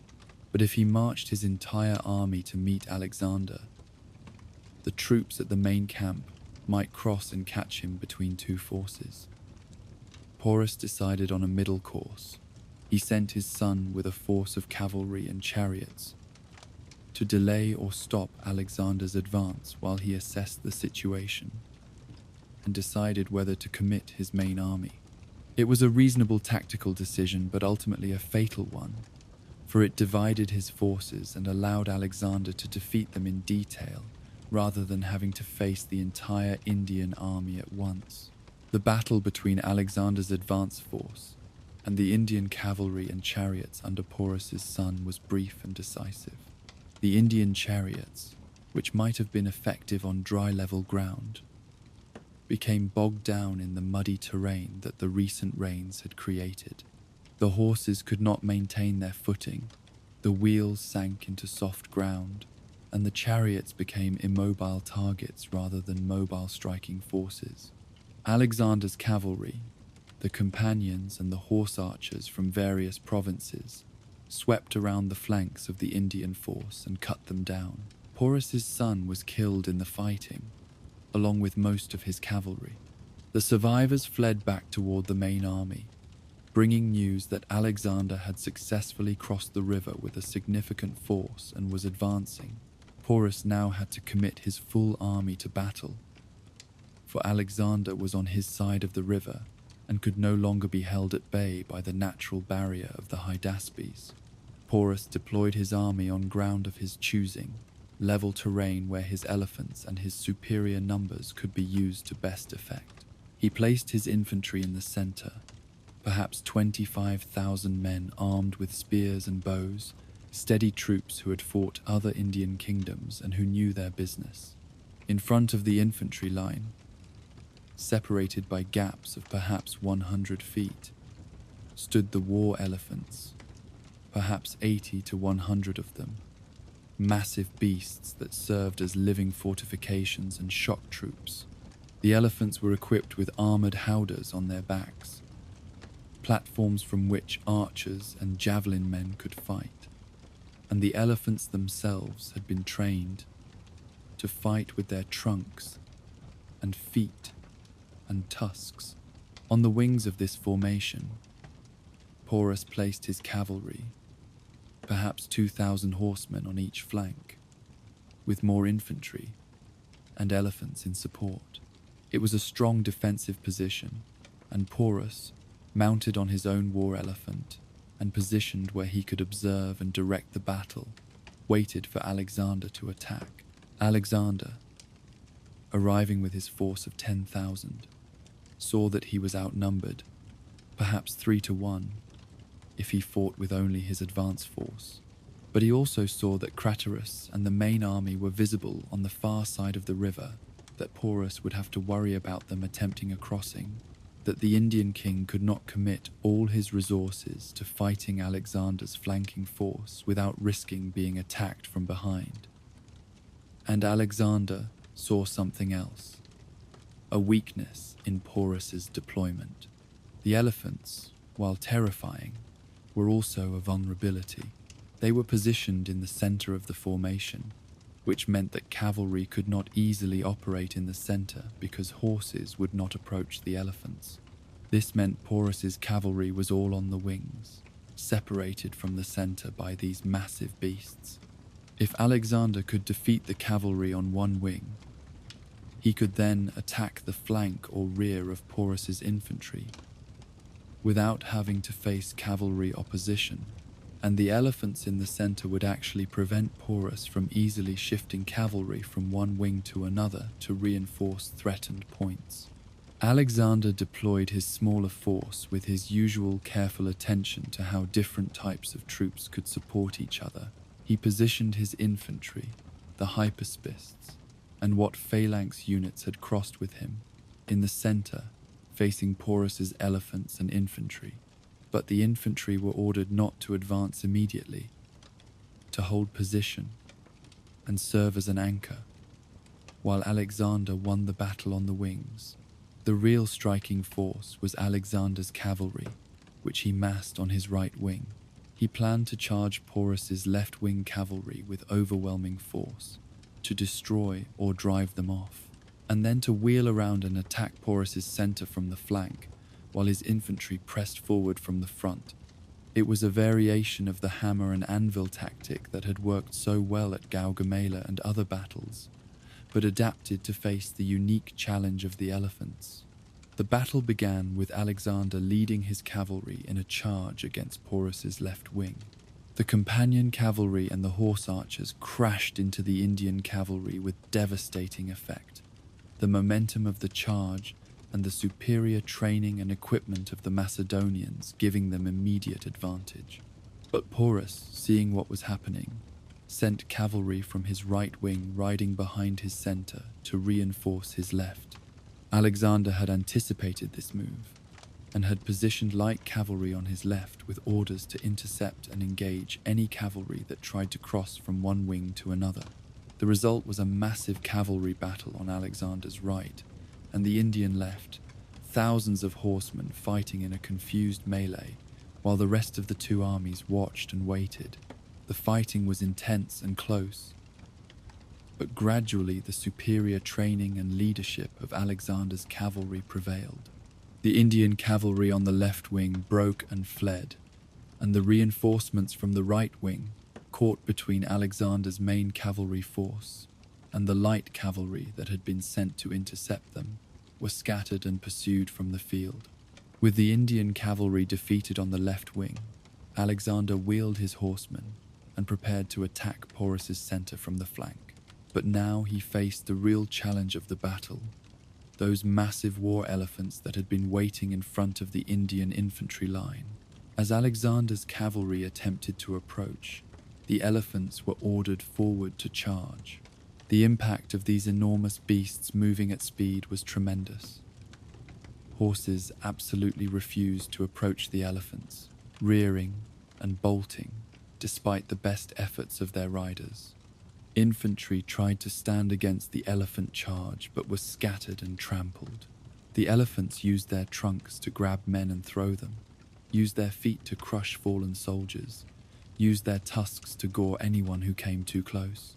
The mahouts, the riders who controlled the elephants, directed them with skill and courage, turning them to face threats, urging them forward when the advance slowed.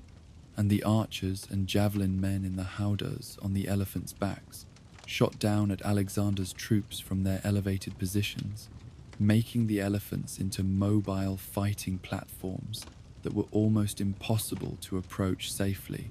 The elephant charge was the most dangerous moment of Alexander's career, more terrifying even than the desperate fighting at Granicus or the hard-pressed center at Gaugamela.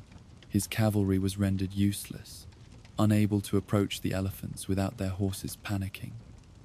His light infantry, trying to attack the elephants with javelins and arrows, were being scattered and killed. For a time it seemed that Porus might win the battle through the sheer terror and power of his elephants. But Alexander had planned for this. His infantry, the phalanx, and the hypaspists now advanced. The phalangites, with their 18-foot sarissas, had the reach to stab at the elephants while staying just out of range of their trunks. They aimed their pikes not at the armored bodies of the elephants, but at their legs, their trunks, their eyes, looking for vulnerable points where the long spears could inflict painful wounds. And they targeted the mahouts, the riders, without whom the elephants became uncontrollable. Macedonian archers, positioning themselves carefully and shooting with precision, killed mahout after mahout, and elephants whose controllers had been killed began to rampage uncontrollably, attacking friend and foe alike, or simply fleeing the battlefield in pain and terror. The Agrian javelin throwers, those specialists who had served Alexander so well in so many battles, proved their worth again. They worked in teams, concentrating their fire on individual elephants, hurling javelin after javelin at the same beast, until it was wounded badly enough to withdraw or to become uncontrollable. The Agrianes learned to dodge the elephant's charges, to scatter and then regroup, to stay mobile and avoid being caught. And gradually, painfully, at terrible cost in dead and wounded, the Macedonian infantry began to drive back the elephant charge. Wounded elephants retreated back through Porus's own infantry lines, trampling Indian soldiers in their pain and panic. Elephants without mahouts turned and ran, crashing through their own formations.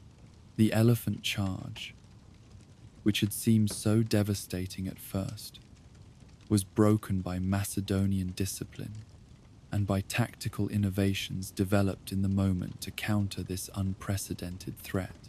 With the elephants repulsed or scattered, Alexander's infantry pressed forward against Porus's infantry center.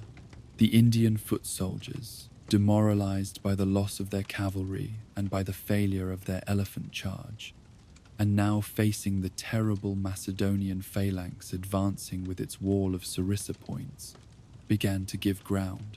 The flanks of the Indian line, no longer protected by cavalry, were attacked by Alexander's horsemen who had been waiting for exactly this opportunity.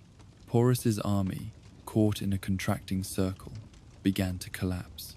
Units that had been fighting effectively found themselves isolated and surrounded. The formation that had looked so strong at the beginning of the battle was falling apart under the coordinated assault of cavalry and infantry, light and heavy troops, all working together in the kind of combined arms warfare that Alexander had perfected over 10 years of campaigning. But Porus himself, That giant king mounted on his great elephant fought on with courage and determination. He moved through the battlefield, directing what resistance remained, trying to rally his troops, leading by example. He was wounded multiple times, arrows and javelins striking him, but he continued to fight, continued to encourage his men, refusing to flee or to surrender, only when his elephant had been wounded so badly that it could no longer stand. When most of his army had been killed or had fled, when his own wounds were so severe that he could barely remain conscious, did Porus finally stop fighting. Alexander, seeing the Indian king's courage and recognizing a fellow warrior of exceptional valor, sent messengers to ask Porus to surrender and promising that he would be treated with honor.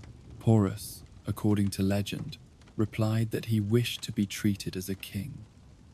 Alexander agreed, and Porus was brought before the Macedonian king. The meeting between Alexander and Porus after the battle has become one of the famous scenes of ancient history, whether accurately reported or embellished by later writers. Alexander, impressed by Porus's bravery and by his refusal to flee or to grovel, asked the Indian king how he wished to be treated. Porus reportedly replied, "As a king." Alexander, recognizing in Porus a nobility and courage that he admired, not only spared his life, but confirmed him as king of his territories, and even added additional lands to his realm. It was an extraordinary act of clemency and respect, and whether it was motivated by genuine admiration, by political calculation that a loyal Porus would be more valuable than a dead one, or by some combination of both, it demonstrated Alexander at his most magnanimous. Porus became one of Alexander's most loyal allies in India, governing his territories on Alexander's behalf and providing troops for future campaigns.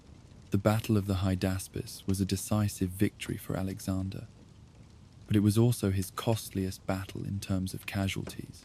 Ancient sources claim that Porus lost 20,000 infantry and 3,000 cavalry killed, with all or most of his elephants killed or captured, though these numbers are probably exaggerated. Alexander's losses are reported as about 1,000 killed, which may be understated, but certainly the casualties were significant, especially among the cavalry who had borne the brunt of the fighting. Many more were wounded, and some of these wounds, inflicted by elephants or in the hard fighting of the day, would prove fatal in the days and weeks that followed. The battle had demonstrated that even Alexander's magnificent army could be brought to the edge of disaster by a determined enemy using unfamiliar tactics and weapons. The elephants had nearly turned the battle into a defeat, and only the extraordinary discipline and tactical flexibility of Alexander's troops and the innovations they developed during the battle itself to counter the elephant threat had secured victory. The Battle of the Hydaspes also marked a turning point in the Indian campaigns. With Porus defeated and then allied with Alexander, much of the Punjab came under Macedonian control either directly or through allied rulers. Alexander founded 2 cities on the banks of the Hydaspes to commemorate his victory, one named Nicaea to celebrate the victory, the other named Bucephala, in honor of his beloved horse Bucephalus, who either died in the battle or shortly afterward from wounds or old age. Bucephalus had carried Alexander through all his campaigns since he was a young man, had been with him at Granicus and Issus and Gaugamela, and through all the miles of marching between. The loss of his horse affected Alexander deeply, and the founding of a city in Bucephalus's name reveals the sentimental side of a king, who could also be ruthlessly pragmatic and coldly calculating. But Alexander's ambitions did not end with the conquest of the Punjab. Greek geographers believed that India extended only a short distance further east, before ending at Ocean, the great river that supposedly encircled the world. Alexander wanted to reach this ocean, to stand at the eastern edge of the world, to complete his conquest of all the lands that mattered. So in the late summer of 326, with the monsoon rain still falling and turning the land into a morass of mud and flooded rivers, Alexander ordered his army to march further east, toward the great river that Greeks called the Ganges, toward kingdoms that he had heard were even richer and more powerful than Porus's realm. The army moved forward, fighting skirmishes with local rulers, accepting the submission of some kingdoms and conquering others. But the conditions were terrible. The constant rain made marching difficult and camping miserable. Equipment rotted in the moisture. Soldiers fell ill from diseases they had never encountered before. The exotic animals and plants of India, so fascinating at first, became objects of suspicion and fear as men realized how many things in this land could kill them. And then, at the river Hyphasis, which we now call the Bees, in what is now the northern Punjab, Alexander's army reached its limit. The soldiers, who had followed him for 9 years and 10,000 miles, who had endured hardships and dangers beyond counting, who had won victory after victory, finally refused to go further. The decision did not come suddenly, but built over days as Alexander tried to inspire and cajole his troops to continue east. He spoke of the glory that awaited them, of the wealth of the kingdoms ahead, of how close they were to reaching ocean and completing their conquest of the world. But his speeches fell flat. The soldiers were exhausted. They had been campaigning continuously for 9 years. They had not seen their homes or families in nearly a decade. They had marched across half the known world and fought in climates and terrain that ranged from the deserts of Egypt to the mountains of Afghanistan to the monsoon-soaked plains of India. They had accumulated more plunder than they could carry, more wealth than they had ever dreamed of owning. What more could glory give them? What was the point of conquering more kingdoms when they had already conquered more than any army in history? And troubling rumors had reached the camp about what lay ahead. The soldiers had heard that beyond the Hyphasis lay more rivers, each larger than the last, and that the greatest of them all, the Ganges, was miles wide and impossible to cross without vast fleets. They heard that the kingdoms on the far side of the Ganges fielded armies of hundreds of thousands, with thousands of war elephants, forces that would make Porus's army look small. They heard that the monsoons would continue for months, that the rain never stopped in some parts of India, that the land ahead was even more difficult and dangerous than what they had already crossed, and they simply did not believe that ocean was near. They had been told they were close to the edge of the world before, and it had always proved to be further than claimed. Why should they believe it now? The combination of exhaustion, fear, skepticism, and simple homesickness created a mood in the army that Alexander, for all his charisma and his record of victories, could not overcome. The breaking point came when Alexander called an assembly of his officers and senior commanders to discuss the continuation of the campaign.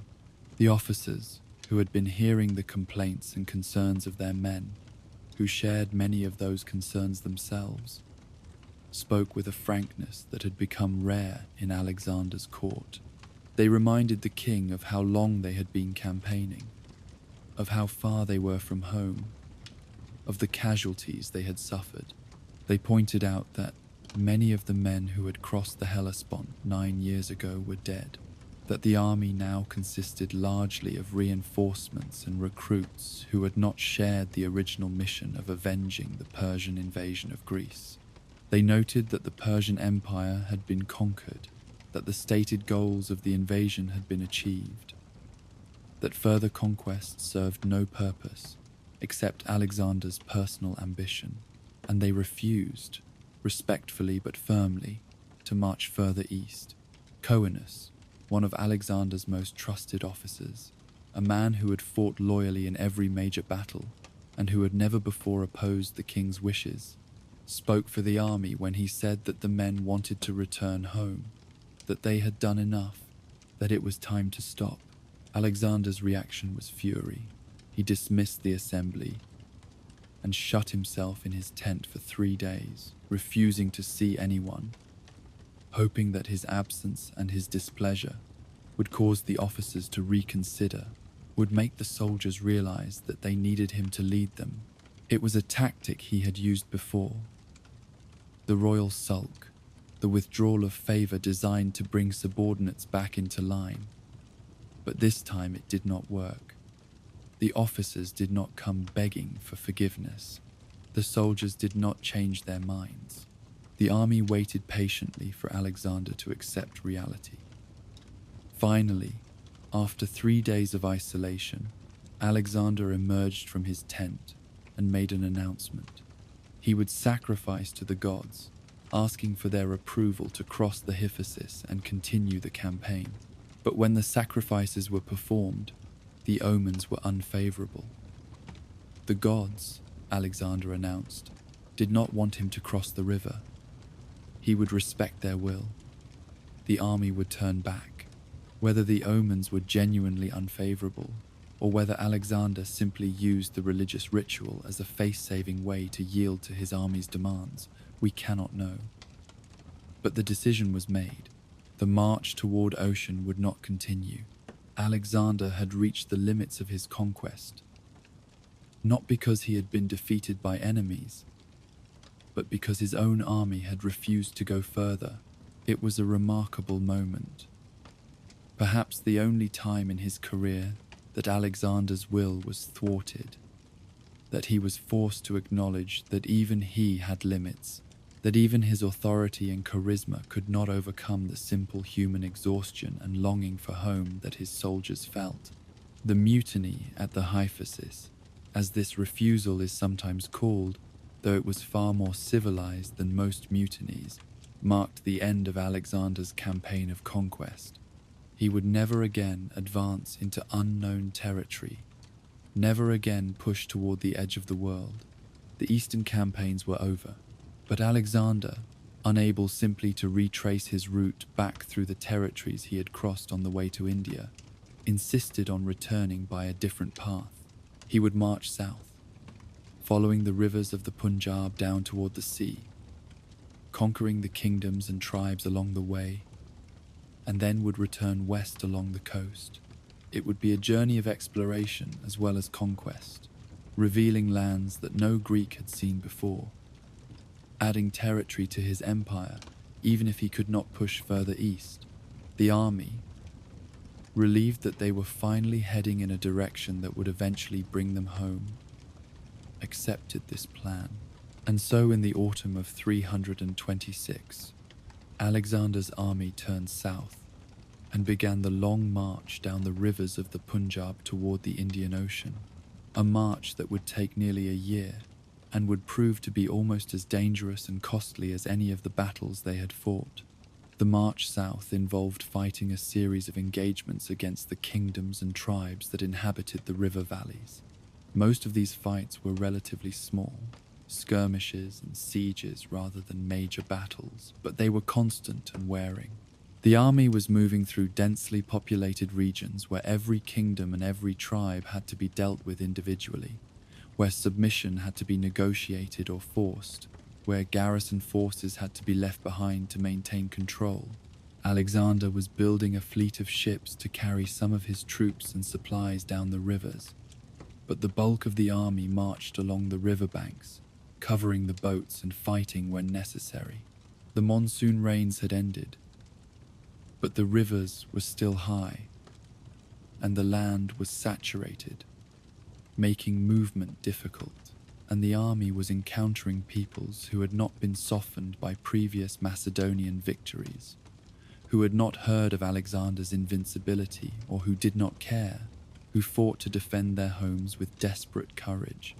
Among these peoples were the Mali, a warrior tribe that inhabited the region near the confluence of several rivers in what is now central Pakistan. The Mali had heard of Alexander's approach and had gathered their forces, intending to defend their chief city. But Alexander, employing the kind of rapid movement that had characterized his campaign since the beginning, moved faster than the Mali expected.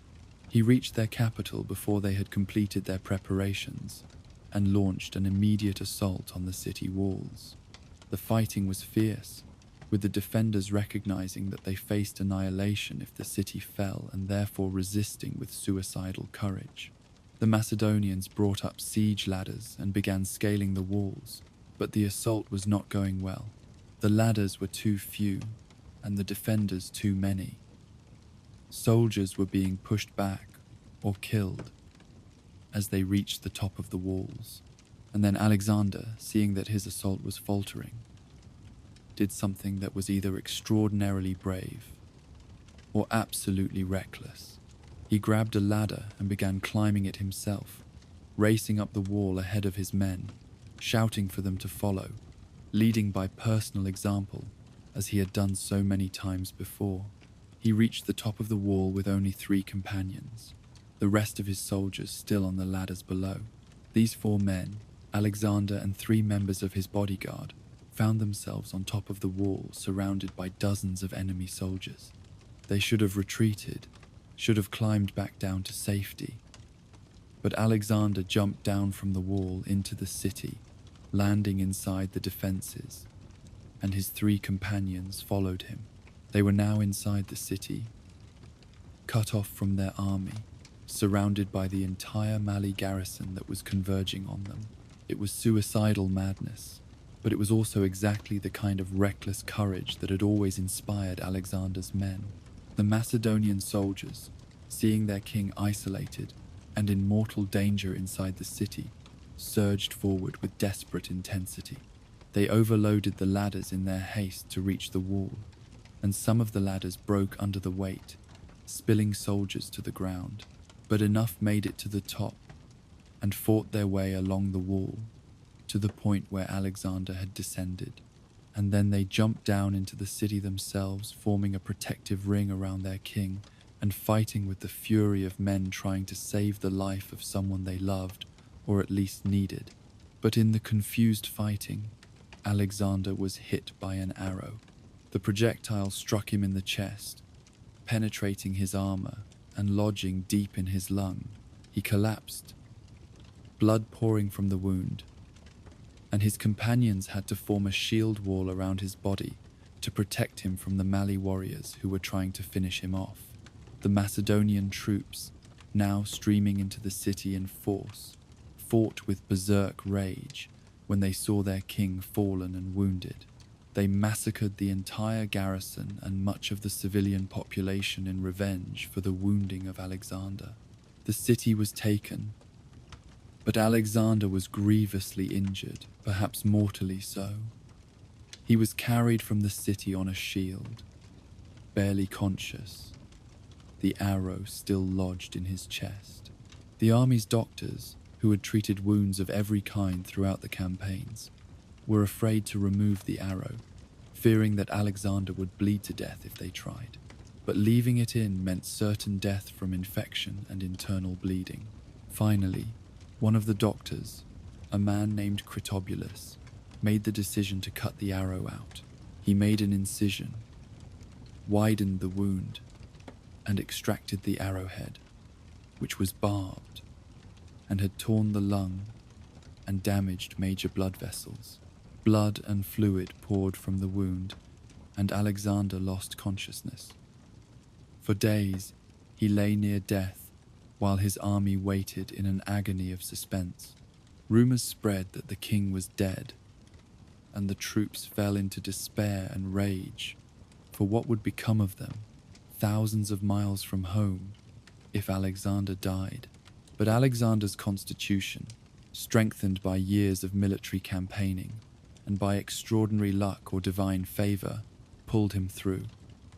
The wound slowly began to heal. After a week, he was able to sit up. After 2 weeks, he insisted on being carried out to show himself to the army, to prove that he was alive. When the soldiers saw him, weak and pale, but conscious and clearly recovering, They broke into cheers and tears, the relief overwhelming. Alexander had survived yet another brush with death, had recovered from a wound that should have killed him, had once again demonstrated that he was under special divine protection or was simply too stubborn to die. But the wound at the Mali city was serious and would affect him for the rest of his life, which was not long. He never fully recovered his strength. The lung damage made breathing difficult, and he was probably in constant pain, though he never admitted it. The reckless young conqueror, who had seemed invincible, was now a wounded man in his early 30s, worn down by years of campaigning and by the accumulated damage of multiple wounds. The army continued its march south, finally reaching the Indian Ocean in the summer of 325. Alexander, who had wanted to reach ocean in the east, had at least succeeded in reaching it in the south. He made sacrifice to the gods on the shore, thanking them for bringing his army safely through so many dangers. And then he divided his forces for the return journey to Persia. Part of the army, commanded by Nearchus, an experienced naval officer, would return by sea, sailing through the waters that Greeks had never before navigated, exploring the coasts of the Arabian Sea and the Persian Gulf. This was a journey of discovery as well as a return, for no one knew what lay along these coasts, whether there were harbors, whether fresh water could be found, whether hostile peoples would attack the fleet. Nearchus and his ships would face tremendous challenges and would lose many men before finally reaching the Persian Gulf and meeting up with Alexander again. But they would complete one of the great voyages of ancient exploration and would provide information about the sea routes between India and Mesopotamia that would prove valuable for trade in later centuries. Alexander himself would lead the rest of the army overland through the Gedrosian Desert, a decision that has puzzled historians ever since. The Gedrosian Desert, in what is now the Makran region of southern Pakistan and Iran, was known to be almost waterless, a wasteland where even small caravans struggled to survive. Taking an army of thousands through this desert in summer heat seemed like madness. Some ancient sources suggest that Alexander chose this route specifically because no army had successfully crossed it before, that he wanted to achieve what no one else had done. Others suggest that he wanted to stay close to the coast to support Nearchus's fleet if they needed help. Still others think that he simply did not know how terrible the desert crossing would be, that his intelligence about the region was poor. Whatever his reasons, the decision to cross the Gedrosian Desert was one of the worst mistakes of Alexander's career and would cost more lives than any battle he fought. The crossing began in late summer of 325 and quickly turned into a nightmare. The heat was overwhelming, routinely exceeding 120 degrees Fahrenheit in the shade, and there was no shade. The few wells and water sources marked on their maps were either dry or provided only tiny amounts of water for an army of thousands. Soldiers began dying of thirst and heat exhaustion within the first few days. The baggage train, which included not just military supplies, but the accumulated plunder of 10 years of conquest, and the camp followers who always accompanied ancient armies, slowed the march to a crawl. Pack animals died by the hundreds, and their loads had to be abandoned. Soldiers began discarding their armor and weapons, anything heavy, just to keep moving. The discipline that had held this army together through a decade of campaigning began to fray as thirst and heat drove men to desperate measures. Some drank seawater and died in agony. Others wandered away from the march and were never seen again. Lost in the vastness of the desert, entire units became separated from the main army and had to be left behind because there was no time or energy to search for them. Alexander himself suffered alongside his men, sharing the same hardships. refusing water when there was not enough for everyone, setting an example of endurance that helped maintain some cohesion in the army. But even his leadership could not prevent the terrible toll that the desert was taking. Ancient sources claim that Alexander lost 3/4 of the army in the desert, which is almost certainly an exaggeration, but the losses were certainly in the thousands. Perhaps as many died crossing the Gedrosian desert as had been killed in all the battles in India. By the time the army finally emerged from the desert and reached the first settled areas of Persia in the autumn of 325, it was a shadow of the magnificent force that had crossed the Hellespont 10 years before. The soldiers were exhausted, traumatized, diminished. They had survived, but barely, and the experience had broken something in them. The invincible army that had conquered an empire had been brought to the edge of destruction not by enemies but by thirst and heat, and by their king's poor decision. The remnants of Alexander's army that emerged from the Gedrosian desert in the autumn of 325 were barely recognizable as the magnificent force that had invaded Persia 10 years earlier. The soldiers were gaunt and sun-scorched, their equipment ruined or abandoned, their spirits broken by the ordeal they had endured. Many of the camp followers who had accompanied the army, the merchants and craftsmen and families who had followed the soldiers for years, had died in the desert. Much of the plunder that the soldiers had accumulated, the gold and silver and precious goods that represented a lifetime of wages, had been left behind in the sands when pack animals died and when men could no longer carry anything beyond what they needed to survive. The crossing of the Gedrosian desert had been a catastrophe, and it cast a shadow over what should have been Alexander's triumphant return to Persia after his conquest of India. But Alexander, refusing to dwell on the disaster or to acknowledge that the desert crossing had been a mistake, immediately turned his attention to the state of his empire and to dealing with problems that had accumulated during his long absence in the East.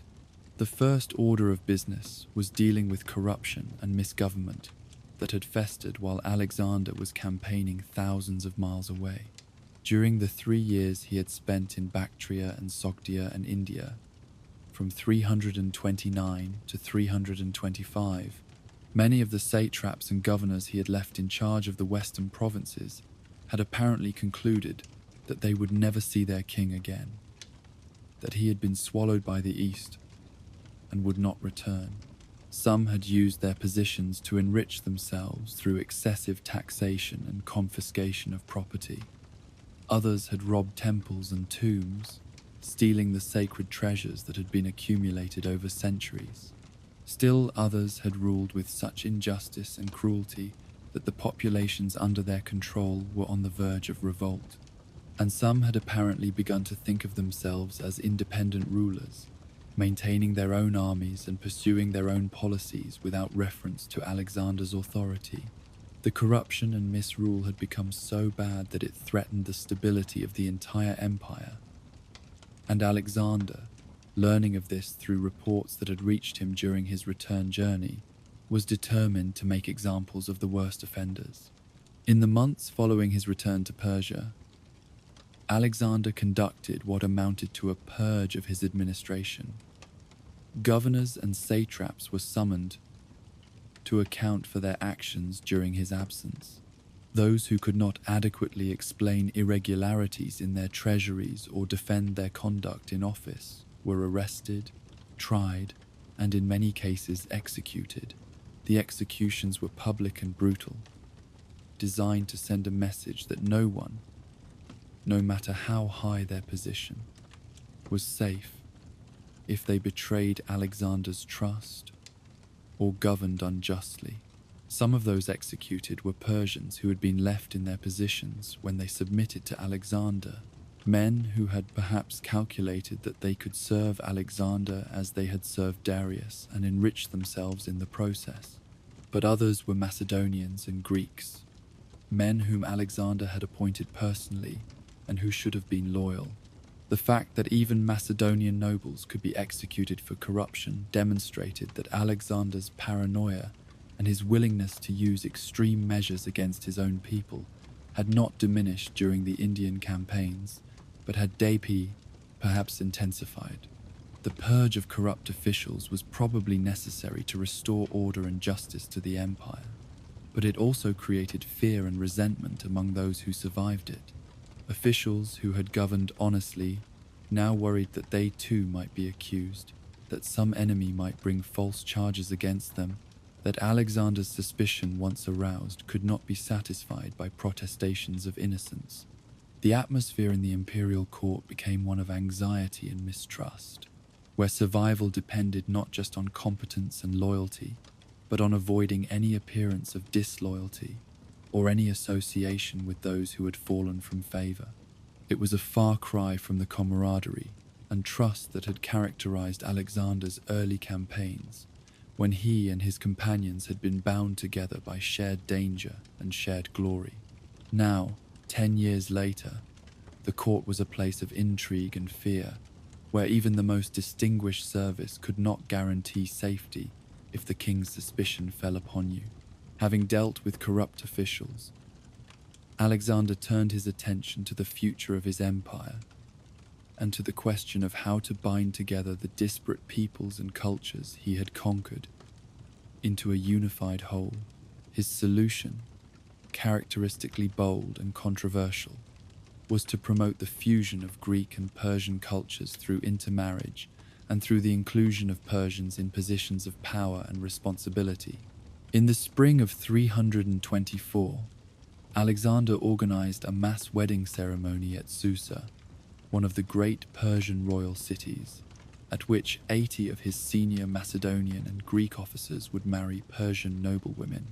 The ceremony was conducted with elaborate ritual combining both Macedonian and Persian traditions, and it was intended to demonstrate Alexander's vision of a unified empire in which Greeks and Persians would be equal partners rather than conquerors and conquered.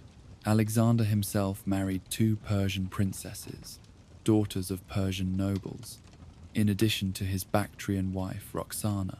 The marriages were political arrangements designed to create ties between the Macedonian ruling class and the Persian aristocracy, to give Persian nobles a stake in the new order by making them family to the conquerors, and to produce a generation of children who would be both Greek and Persian, who would unite the cultures through blood. The mass marriages at Susa were accompanied by other measures designed to integrate Persians into the army and administration. Alexander announced that he was paying off all the debts that his soldiers had accumulated during the campaigns, a generous gesture that distributed vast sums of money from the captured Persian treasuries, and that relieved his troops of financial burdens that might have kept them tied to military service longer than they wished. But he also announced a more controversial policy. He had ordered 30,000 Persian youths to be trained in Macedonian military tactics and equipped as phalangites, creating a corps of Persian heavy infantry that could supplement or eventually replace the Macedonian phalanx. These Persian troops, who had been training for several years while Alexander was in India, were now ready for service, and Alexander presented them with pride as evidence of how his empire was transcending ethnic divisions and creating a new kind of army that drew on the strengths of multiple peoples. But to many of Alexander's Macedonian soldiers, these policies looked like betrayal. They had fought and bled for 10 years to conquer the Persian Empire, and now their king was marrying them off to Persian women, was bringing Persians into the army as equals, was apparently preparing to replace them with these trained Persian troops.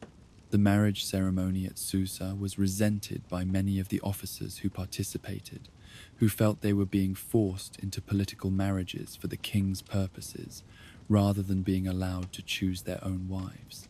And the introduction of the 30,000 trained Persians, whom Alexander called his successors or epigoni, was seen as a direct threat to the Macedonian veterans' position and importance. If Alexander had an army of Persian phalangites, why would he need the Macedonian veterans? Were they being made obsolete, their service and sacrifice rendered meaningless by the king's desire to create a cosmopolitan empire? These resentments came to a head at the city of Opis on the Tigris River in the summer of 324, when Alexander made an announcement that sparked the most serious mutiny of his entire reign. He declared that veterans who were too old or too injured to continue active service would be discharged with generous bonuses and sent home to Macedonia with honor. It should have been welcome news, for many of the soldiers had been campaigning for a decade and longed to return home. But the veterans interpreted the announcement as confirmation of their fears. Alexander was getting rid of them, was replacing them with Persian troops, valued the conquered more than the conquerors. When Alexander made his announcement, instead of gratitude or acceptance, he was met with angry shouting. The soldiers demanded that he discharge all of them, that he continue his campaigns with his Persian troops and his Persian father Ammon, since he apparently had no further use for Macedonians. It was an open challenge to Alexander's authority, a public rejection of his leadership by the very men who had made his conquests possible. Alexander's reaction was characteristic of the man he had become over 10 years of absolute power and repeated victories. He did not try to reason with the mutineers or to address their concerns. Instead, he leaped down from the platform where he had been speaking, pointed out 13 of the most vocal protesters, and ordered them arrested and executed immediately. The sudden violence stunned the assembly into silence.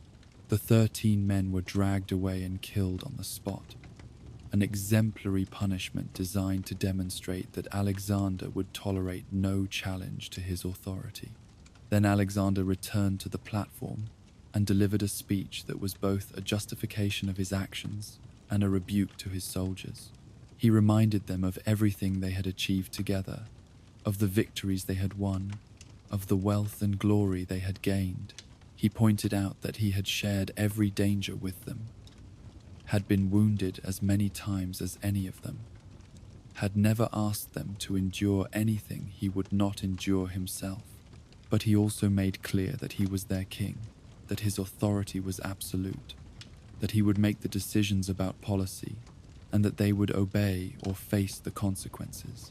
He finished by telling them that he would rely on his Persian troops from now on, that he had no further need for ungrateful and mutinous Macedonians, and he dismissed the assembly and withdrew to his quarters. For 3 days, Alexander remained in seclusion while the army waited outside, uncertain what would happen next. The execution of the 13 ringleaders had shocked the mutiny out of existence, but it had not resolved the underlying tensions. The soldiers realized they had gone too far, that they had challenged their king in a way that could not be tolerated, but they also still felt betrayed and undervalued. Alexander, for his part, used the 3 days to let the soldiers stew in their uncertainty, to let them imagine what would happen if he truly did rely only on Persian troops and sent all the Macedonians home in disgrace. It was psychological warfare, and it worked. On the 3rd day, when Alexander emerged and announced that he was preparing to give commands and honors to Persian officers, the Macedonian veterans broke. They came to Alexander's headquarters in a crowd, weeping and begging for forgiveness, pleading with him not to send them away, promising loyalty and obedience if he would only take them back. It was an emotional scene, with battle-hardened soldiers crying like children, with Alexander himself reportedly moved to tears by the reconciliation. He forgave them, embraced them, told them they were all his kinsmen and companions. A great feast was held to celebrate the reconciliation, with Macedonians and Persians sitting together, with prayers offered to the gods for harmony and for the unity of the empire. The mutiny at Opis and its resolution demonstrated both Alexander's continued ability to dominate and manipulate his troops and the deep tensions that existed within his army and his empire. The reconciliation was genuine in its emotion, but it did not resolve the fundamental problems. The Macedonian veterans still felt threatened by Alexander's Persian policies. Alexander still intended to create a unified empire that transcended ethnic divisions, regardless of what his Macedonians thought. The compromise reached at Opis was temporary, a truce rather than a solution. But for the moment, the crisis had passed, and Alexander could turn his attention to other matters, to the continuing administration of his empire, and to his plans for future conquests. For his ambition had not been satisfied by conquering from Greece to India, and he was already contemplating campaigns into Arabia and perhaps even into the western Mediterranean against Carthage and Rome. But in the midst of his planning and his administration, Alexander suffered a personal loss that affected him more deeply than any of the political crises or military setbacks of recent years. Hephaestion, his closest friend and companion since youth, the man who had been at his side through every campaign, the one person Alexander seems to have loved without reservation or complication, fell ill and died at Ecbatana in the autumn of 324. The cause of death was probably typhoid or some other fever, the kind of disease that could kill quickly and against which ancient medicine was helpless. Hephaestion's death devastated Alexander in a way that nothing else had done. He had lost friends and companions before, had killed Clytus with his own hand, had ordered the executions of Philotas and Parmenion. But those deaths, however tragic, had been matters of policy, or of rage, or of political necessity. Hephaestion's death was simply loss, the death of the one person who had known Alexander before he was a conqueror, who had shared his dreams and his dangers, who had loved him as a friend rather than fearing him as a king. Alexander's grief was extravagant and prolonged. He refused to eat for days, lay prostrate in his chambers, would see no one. When he finally emerged, he ordered public mourning throughout the empire, commanded that no music be played, that certain religious ceremonies be suspended, that the entire court observe the rituals of grief. He sent messages to the oracle of Zeus Ammon in Egypt, asking whether Hephaestion should be worshipped as a god, a request that was politely declined, though the oracle agreed that heroic honors could be paid to the dead man. Alexander ordered a funeral monument of staggering expense and magnificence to be built, a pyre that reportedly cost 10,000 talents, a fortune that would have funded entire military campaigns. The funeral itself was conducted with elaborate ceremony, and Alexander cut his hair in mourning in the ancient manner, a symbolic gesture that recalled Achilles mourning for Patroclus, the comparison that Alexander surely intended. For weeks, Alexander could not be drawn out of his grief, could not be persuaded to attend to the business of empire, seemed to have lost interest in everything except his loss. Eventually, Alexander emerged from his mourning and resumed his duties, but he was changed by Hephaestion's death. The friend who had been his link to his own humanity, who had perhaps moderated his worst impulses and reminded him of who he had been before power and glory transformed him, was gone. Alexander had lost parents and relatives, had seen thousands of soldiers die, had killed friends and enemies alike, but Hephaestion's death seems to have affected him in a way that none of the other losses had done. In the months that followed, Alexander threw himself into activity with almost manic energy, perhaps trying to outrun his grief through work and planning. He organized a military campaign against the Cossayans, a tribe that inhabited the mountains between Media and Babylonia, and that had never been fully subdued even by the Persian kings. The campaign was successful. The Cossayans were defeated and forced to submit, but the victory was hollow, a distraction, rather than an achievement. Alexander was going through the motions of conquest and rule, but the passion that had driven him for so many years seemed diminished, the fire burning less brightly. In the spring of 323, Alexander returned to Babylon, the great city that he had made one of his imperial capitals. He planned to use Babylon as the base for his next campaigns, for despite everything, despite the losses and the setbacks and the weariness, he still had ambitions for further conquest. He was planning an invasion of Arabia, a campaign to explore and conquer the lands south and east of Mesopotamia. He was considering campaigns westward against Carthage, perhaps even against Rome, though Rome at this time was just an Italian city-state and not yet the power it would become. Alexander still saw himself as destined to conquer the world, and the world in his mind extended far beyond what he had already taken. But even as he planned these future campaigns, he was receiving embassies from peoples and kingdoms across the known world, all coming to Babylon to pay homage to the conqueror, to seek his favor, to acknowledge his supremacy. Ambassadors came from Libya and Ethiopia in Africa, from the nomadic peoples of the steppes, from Italic peoples, including perhaps representatives of Rome itself, from Spain, from Gaul, delegations from dozens of peoples, all coming to acknowledge Alexander's power and to seek his goodwill. It was a remarkable demonstration of how far Alexander's reputation had spread, of how his conquests had made him the dominant figure in the entire Mediterranean and Near Eastern world. But as Alexander prepared his Arabian campaign, making elaborate plans and gathering supplies and ships, he began to feel unwell.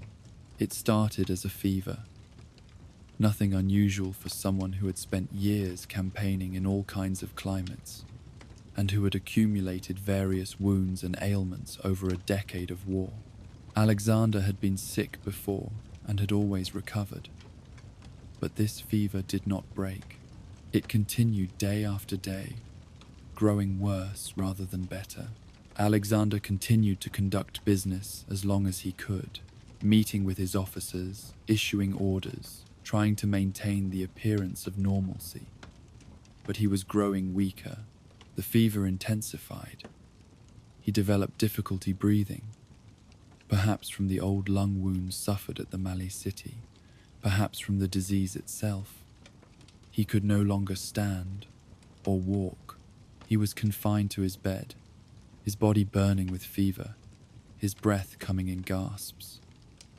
The court physicians tried every treatment they knew, but nothing worked. Ancient medicine had no cure for whatever illness had struck Alexander. For 10 days, Alexander lay dying in the royal palace at Babylon, while his generals and officers waited anxiously outside his chambers, and while the army, camped outside the city, grew restless with worry about their king. The soldiers, hearing rumors that Alexander was dead or dying, demanded to see him, wanted to know the truth. Alexander, even in his weakened state, understood the need to show himself to his troops one last time. He ordered that his bed be moved near a doorway where the soldiers could file past. For hours, the army marched through the palace, thousands of soldiers passing by their king's bedside, seeing him still alive but obviously dying, saying farewell to the man who had led them for 10 years and 10,000 miles. Alexander could not speak, but he acknowledged each soldier with a gesture or a look, recognizing in these common soldiers the men who had made his conquests possible. It was a final act of leadership, a final connection between the king and his army. And when it was done, Alexander had nothing left. On June 10th or 11th, 323, in the royal palace at Babylon, Alexander III of Macedon died. He was 32 years old. He had reigned for 12 years and 8 months. He had campaigned for 10 years. He had conquered an empire that stretched from Greece to India, from Egypt to Central Asia, the largest empire the world had yet seen. He had never been defeated in battle. He had founded 20 or more cities that bore his name. He had transformed the political and cultural landscape of the entire Eastern Mediterranean and Near East. And he died without leaving a clear heir or a plan for succession, leaving his empire to be fought over by his generals in wars that would last for decades and that would reshape the entire ancient world. The cause of Alexander's death has been debated for more than 2,000 years. Ancient sources suggest various possibilities: malaria, typhoid fever, infectious hepatitis, acute pancreatitis brought on by years of heavy drinking. Some ancient writers hint at poison, suggesting that Alexander was murdered by conspirators who feared his growing megalomania or who wanted to prevent the executions or campaigns they knew he was planning. Modern medical analysis of the ancient descriptions of his symptoms has suggested various diseases, but no consensus has emerged. The truth is that we will probably never know with certainty what killed Alexander. What we do know is that at 32, after 10 years of continuous campaigning, after multiple serious wounds, after countless episodes of fever and illness, after the accumulated stress of ruling an empire and commanding armies and making life or death decisions every day, Alexander's body simply gave out. He had driven himself beyond the limits that most men could endure, and in the end, even his extraordinary constitution could not sustain him any longer. Alexander's death threw his empire into immediate crisis. On his deathbed, when his officers asked him to whom he left his kingdom, Alexander reportedly replied, "To the strongest." Though some sources say he was unable to speak clearly and his answer was misunderstood or invented later, whether he actually said this or not, it proved prophetic. He left behind no obvious heir. His wife Roxana was pregnant and would bear a son a few months after Alexander's death, but an unborn child could not rule. Alexander's half-brother Philip Aridaeus was still alive, but he was mentally impaired and no one took him seriously as a potential king. With no clear succession, and with an empire of unprecedented size, held together mainly by Alexander's personal authority and military genius, the question of what would happen next was open and dangerous. Alexander's generals, the men who had commanded his armies and governed his provinces, immediately began maneuvering for power. Some supported the idea of waiting for Roxana's child and ruling as regents if it was a boy. Others wanted to divide the empire among themselves. Still others had ambitions to take the whole empire for themselves. Within weeks of Alexander's death, the first conflicts broke out. Roxana, protecting her unborn child's claim to the throne, had Alexander's other widows murdered, eliminating potential rival heirs. The generals held councils and made temporary arrangements, but no one trusted anyone else, and everyone was preparing for the war they knew was coming. The empire that Alexander had built through 10 years of brilliant generalship and ruthless determination would soon be torn apart by the men who had helped him build it. Within a few years, Roxana and her young son Alexander IV were murdered, eliminated by generals who found a child king inconvenient to their ambitions. Philip Aridaeus was also killed. The direct line of Alexander's family was wiped out. The empire split into multiple kingdoms ruled by Alexander's former generals and their descendants. Ptolemy took Egypt and founded a dynasty that would rule there for 3 centuries, until Cleopatra and the Roman conquest. Seleucus took the eastern territories, Syria and Mesopotamia and Persia, founding the Seleucid Empire that would eventually lose the eastern provinces, but maintain control of the Near East for generations. Antigonus and his descendants fought for control of Macedonia and Greece, Other generals carved out smaller kingdoms in Thrace, Asia Minor, Bactria. These successor kingdoms, the Hellenistic monarchies, would dominate the Eastern Mediterranean and Near East for the next 3 centuries, spreading Greek culture and language across the entire region, creating a cosmopolitan world that blended Greek and Eastern elements. Alexander's political empire fragmented, but his cultural empire endured. Alexander's body, which had been prepared for burial and placed in a golden sarcophagus, became itself an object of contention. It was supposed to be returned to Macedonia for burial in the royal tombs, but Ptolemy hijacked the funeral procession and took the body to Egypt, eventually placing it in a tomb at Alexandria, the city Alexander had founded. There it remained for centuries, visited by Roman emperors and other dignitaries, until sometime in late antiquity when the tomb was lost and has never been found. One of history's great mysteries is the location of Alexander's tomb, a mystery that has inspired countless searches and theories but that remains unsolved. The man who conquered the world could not even control where his own body would rest. Alexander's legacy is complex and contested. To his contemporaries, and to many later admirers, he was Alexander the Great, one of history's supreme military geniuses, a man who achieved in a dozen years what most conquerors could not achieve in a lifetime, who spread Greek civilization across half the world, who demonstrated that with sufficient courage and brilliance, one man could change the course of history. The Hellenistic age that followed his conquests saw an explosion of cultural and intellectual achievement, as Greek ideas and art and science spread across his former empire and blended with local traditions to create new forms. The Library of Alexandria, the scientific achievements of the Hellenistic period, the spread of Greek language and thought that made possible the later rise of Christianity and influenced every subsequent Western civilization, all of these were fruits of Alexander's conquests. To others, ancient and modern, Alexander was a megalomaniac and a murderer, a man whose ambition destroyed millions of lives, who conquered for personal glory rather than for any larger purpose, who became increasingly tyrannical and paranoid, who killed his own friends and soldiers, who ultimately failed because his empire could not survive his death.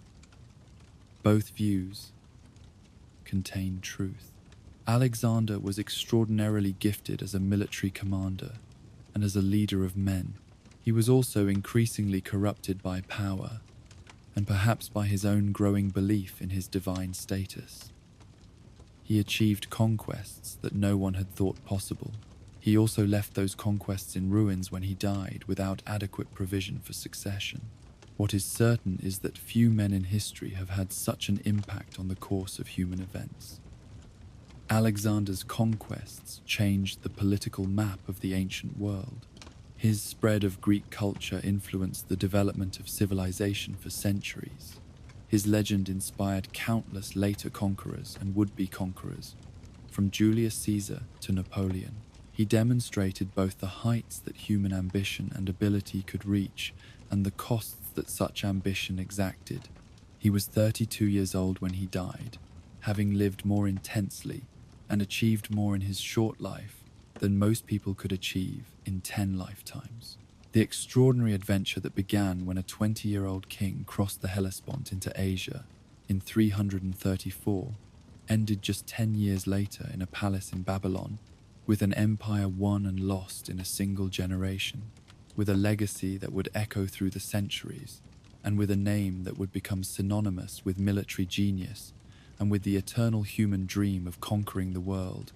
Sleep now, and let the story of Alexander the Great settle into that place in your mind, where legends and history merge, where the impossible becomes real through courage and will, where a young man from Macedonia became the master of the known world and then, like all mortals, returned to dust, leaving behind only memory and the eternal question of what might have been if he had lived. Few men in all of human history have left a mark as deep and as lasting as Alexander of Macedon. In just 10 years of campaigning, from the crossing of the Hellespont in 334 to his death in Babylon in 323, he transformed the ancient world beyond recognition. The empire he built stretched from Greece to India, from Egypt to Central Asia, encompassing dozens of peoples and cultures and languages.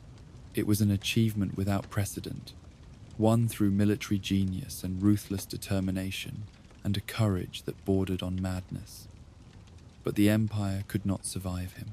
Within years of his death, his generals had carved it into competing kingdoms, had murdered his family, had begun the wars of succession that would last for decades. Yet what Alexander created culturally endured long after his political empire collapsed. The Hellenistic age that followed his conquests saw Greek ideas and art and language spread across the entire Near East, blending with local traditions to create new forms of civilization. The cities he founded remained centers of culture for centuries. The routes he opened became highways of trade and exchange.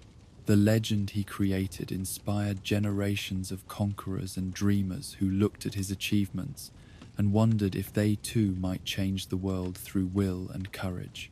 Alexander died at 32, having lived more intensely than most people could live in 100 years, having reached heights of glory and depths of tragedy, having demonstrated both what humans can achieve and what such achievement costs. His story remains, 2,000 years later, a testament to ambition and to the eternal human drive to reach beyond what seems possible, to conquer not just lands but limitations, to leave a mark on history that will never be erased. Rest now and let the legends settle into sleep, where all great stories live forever.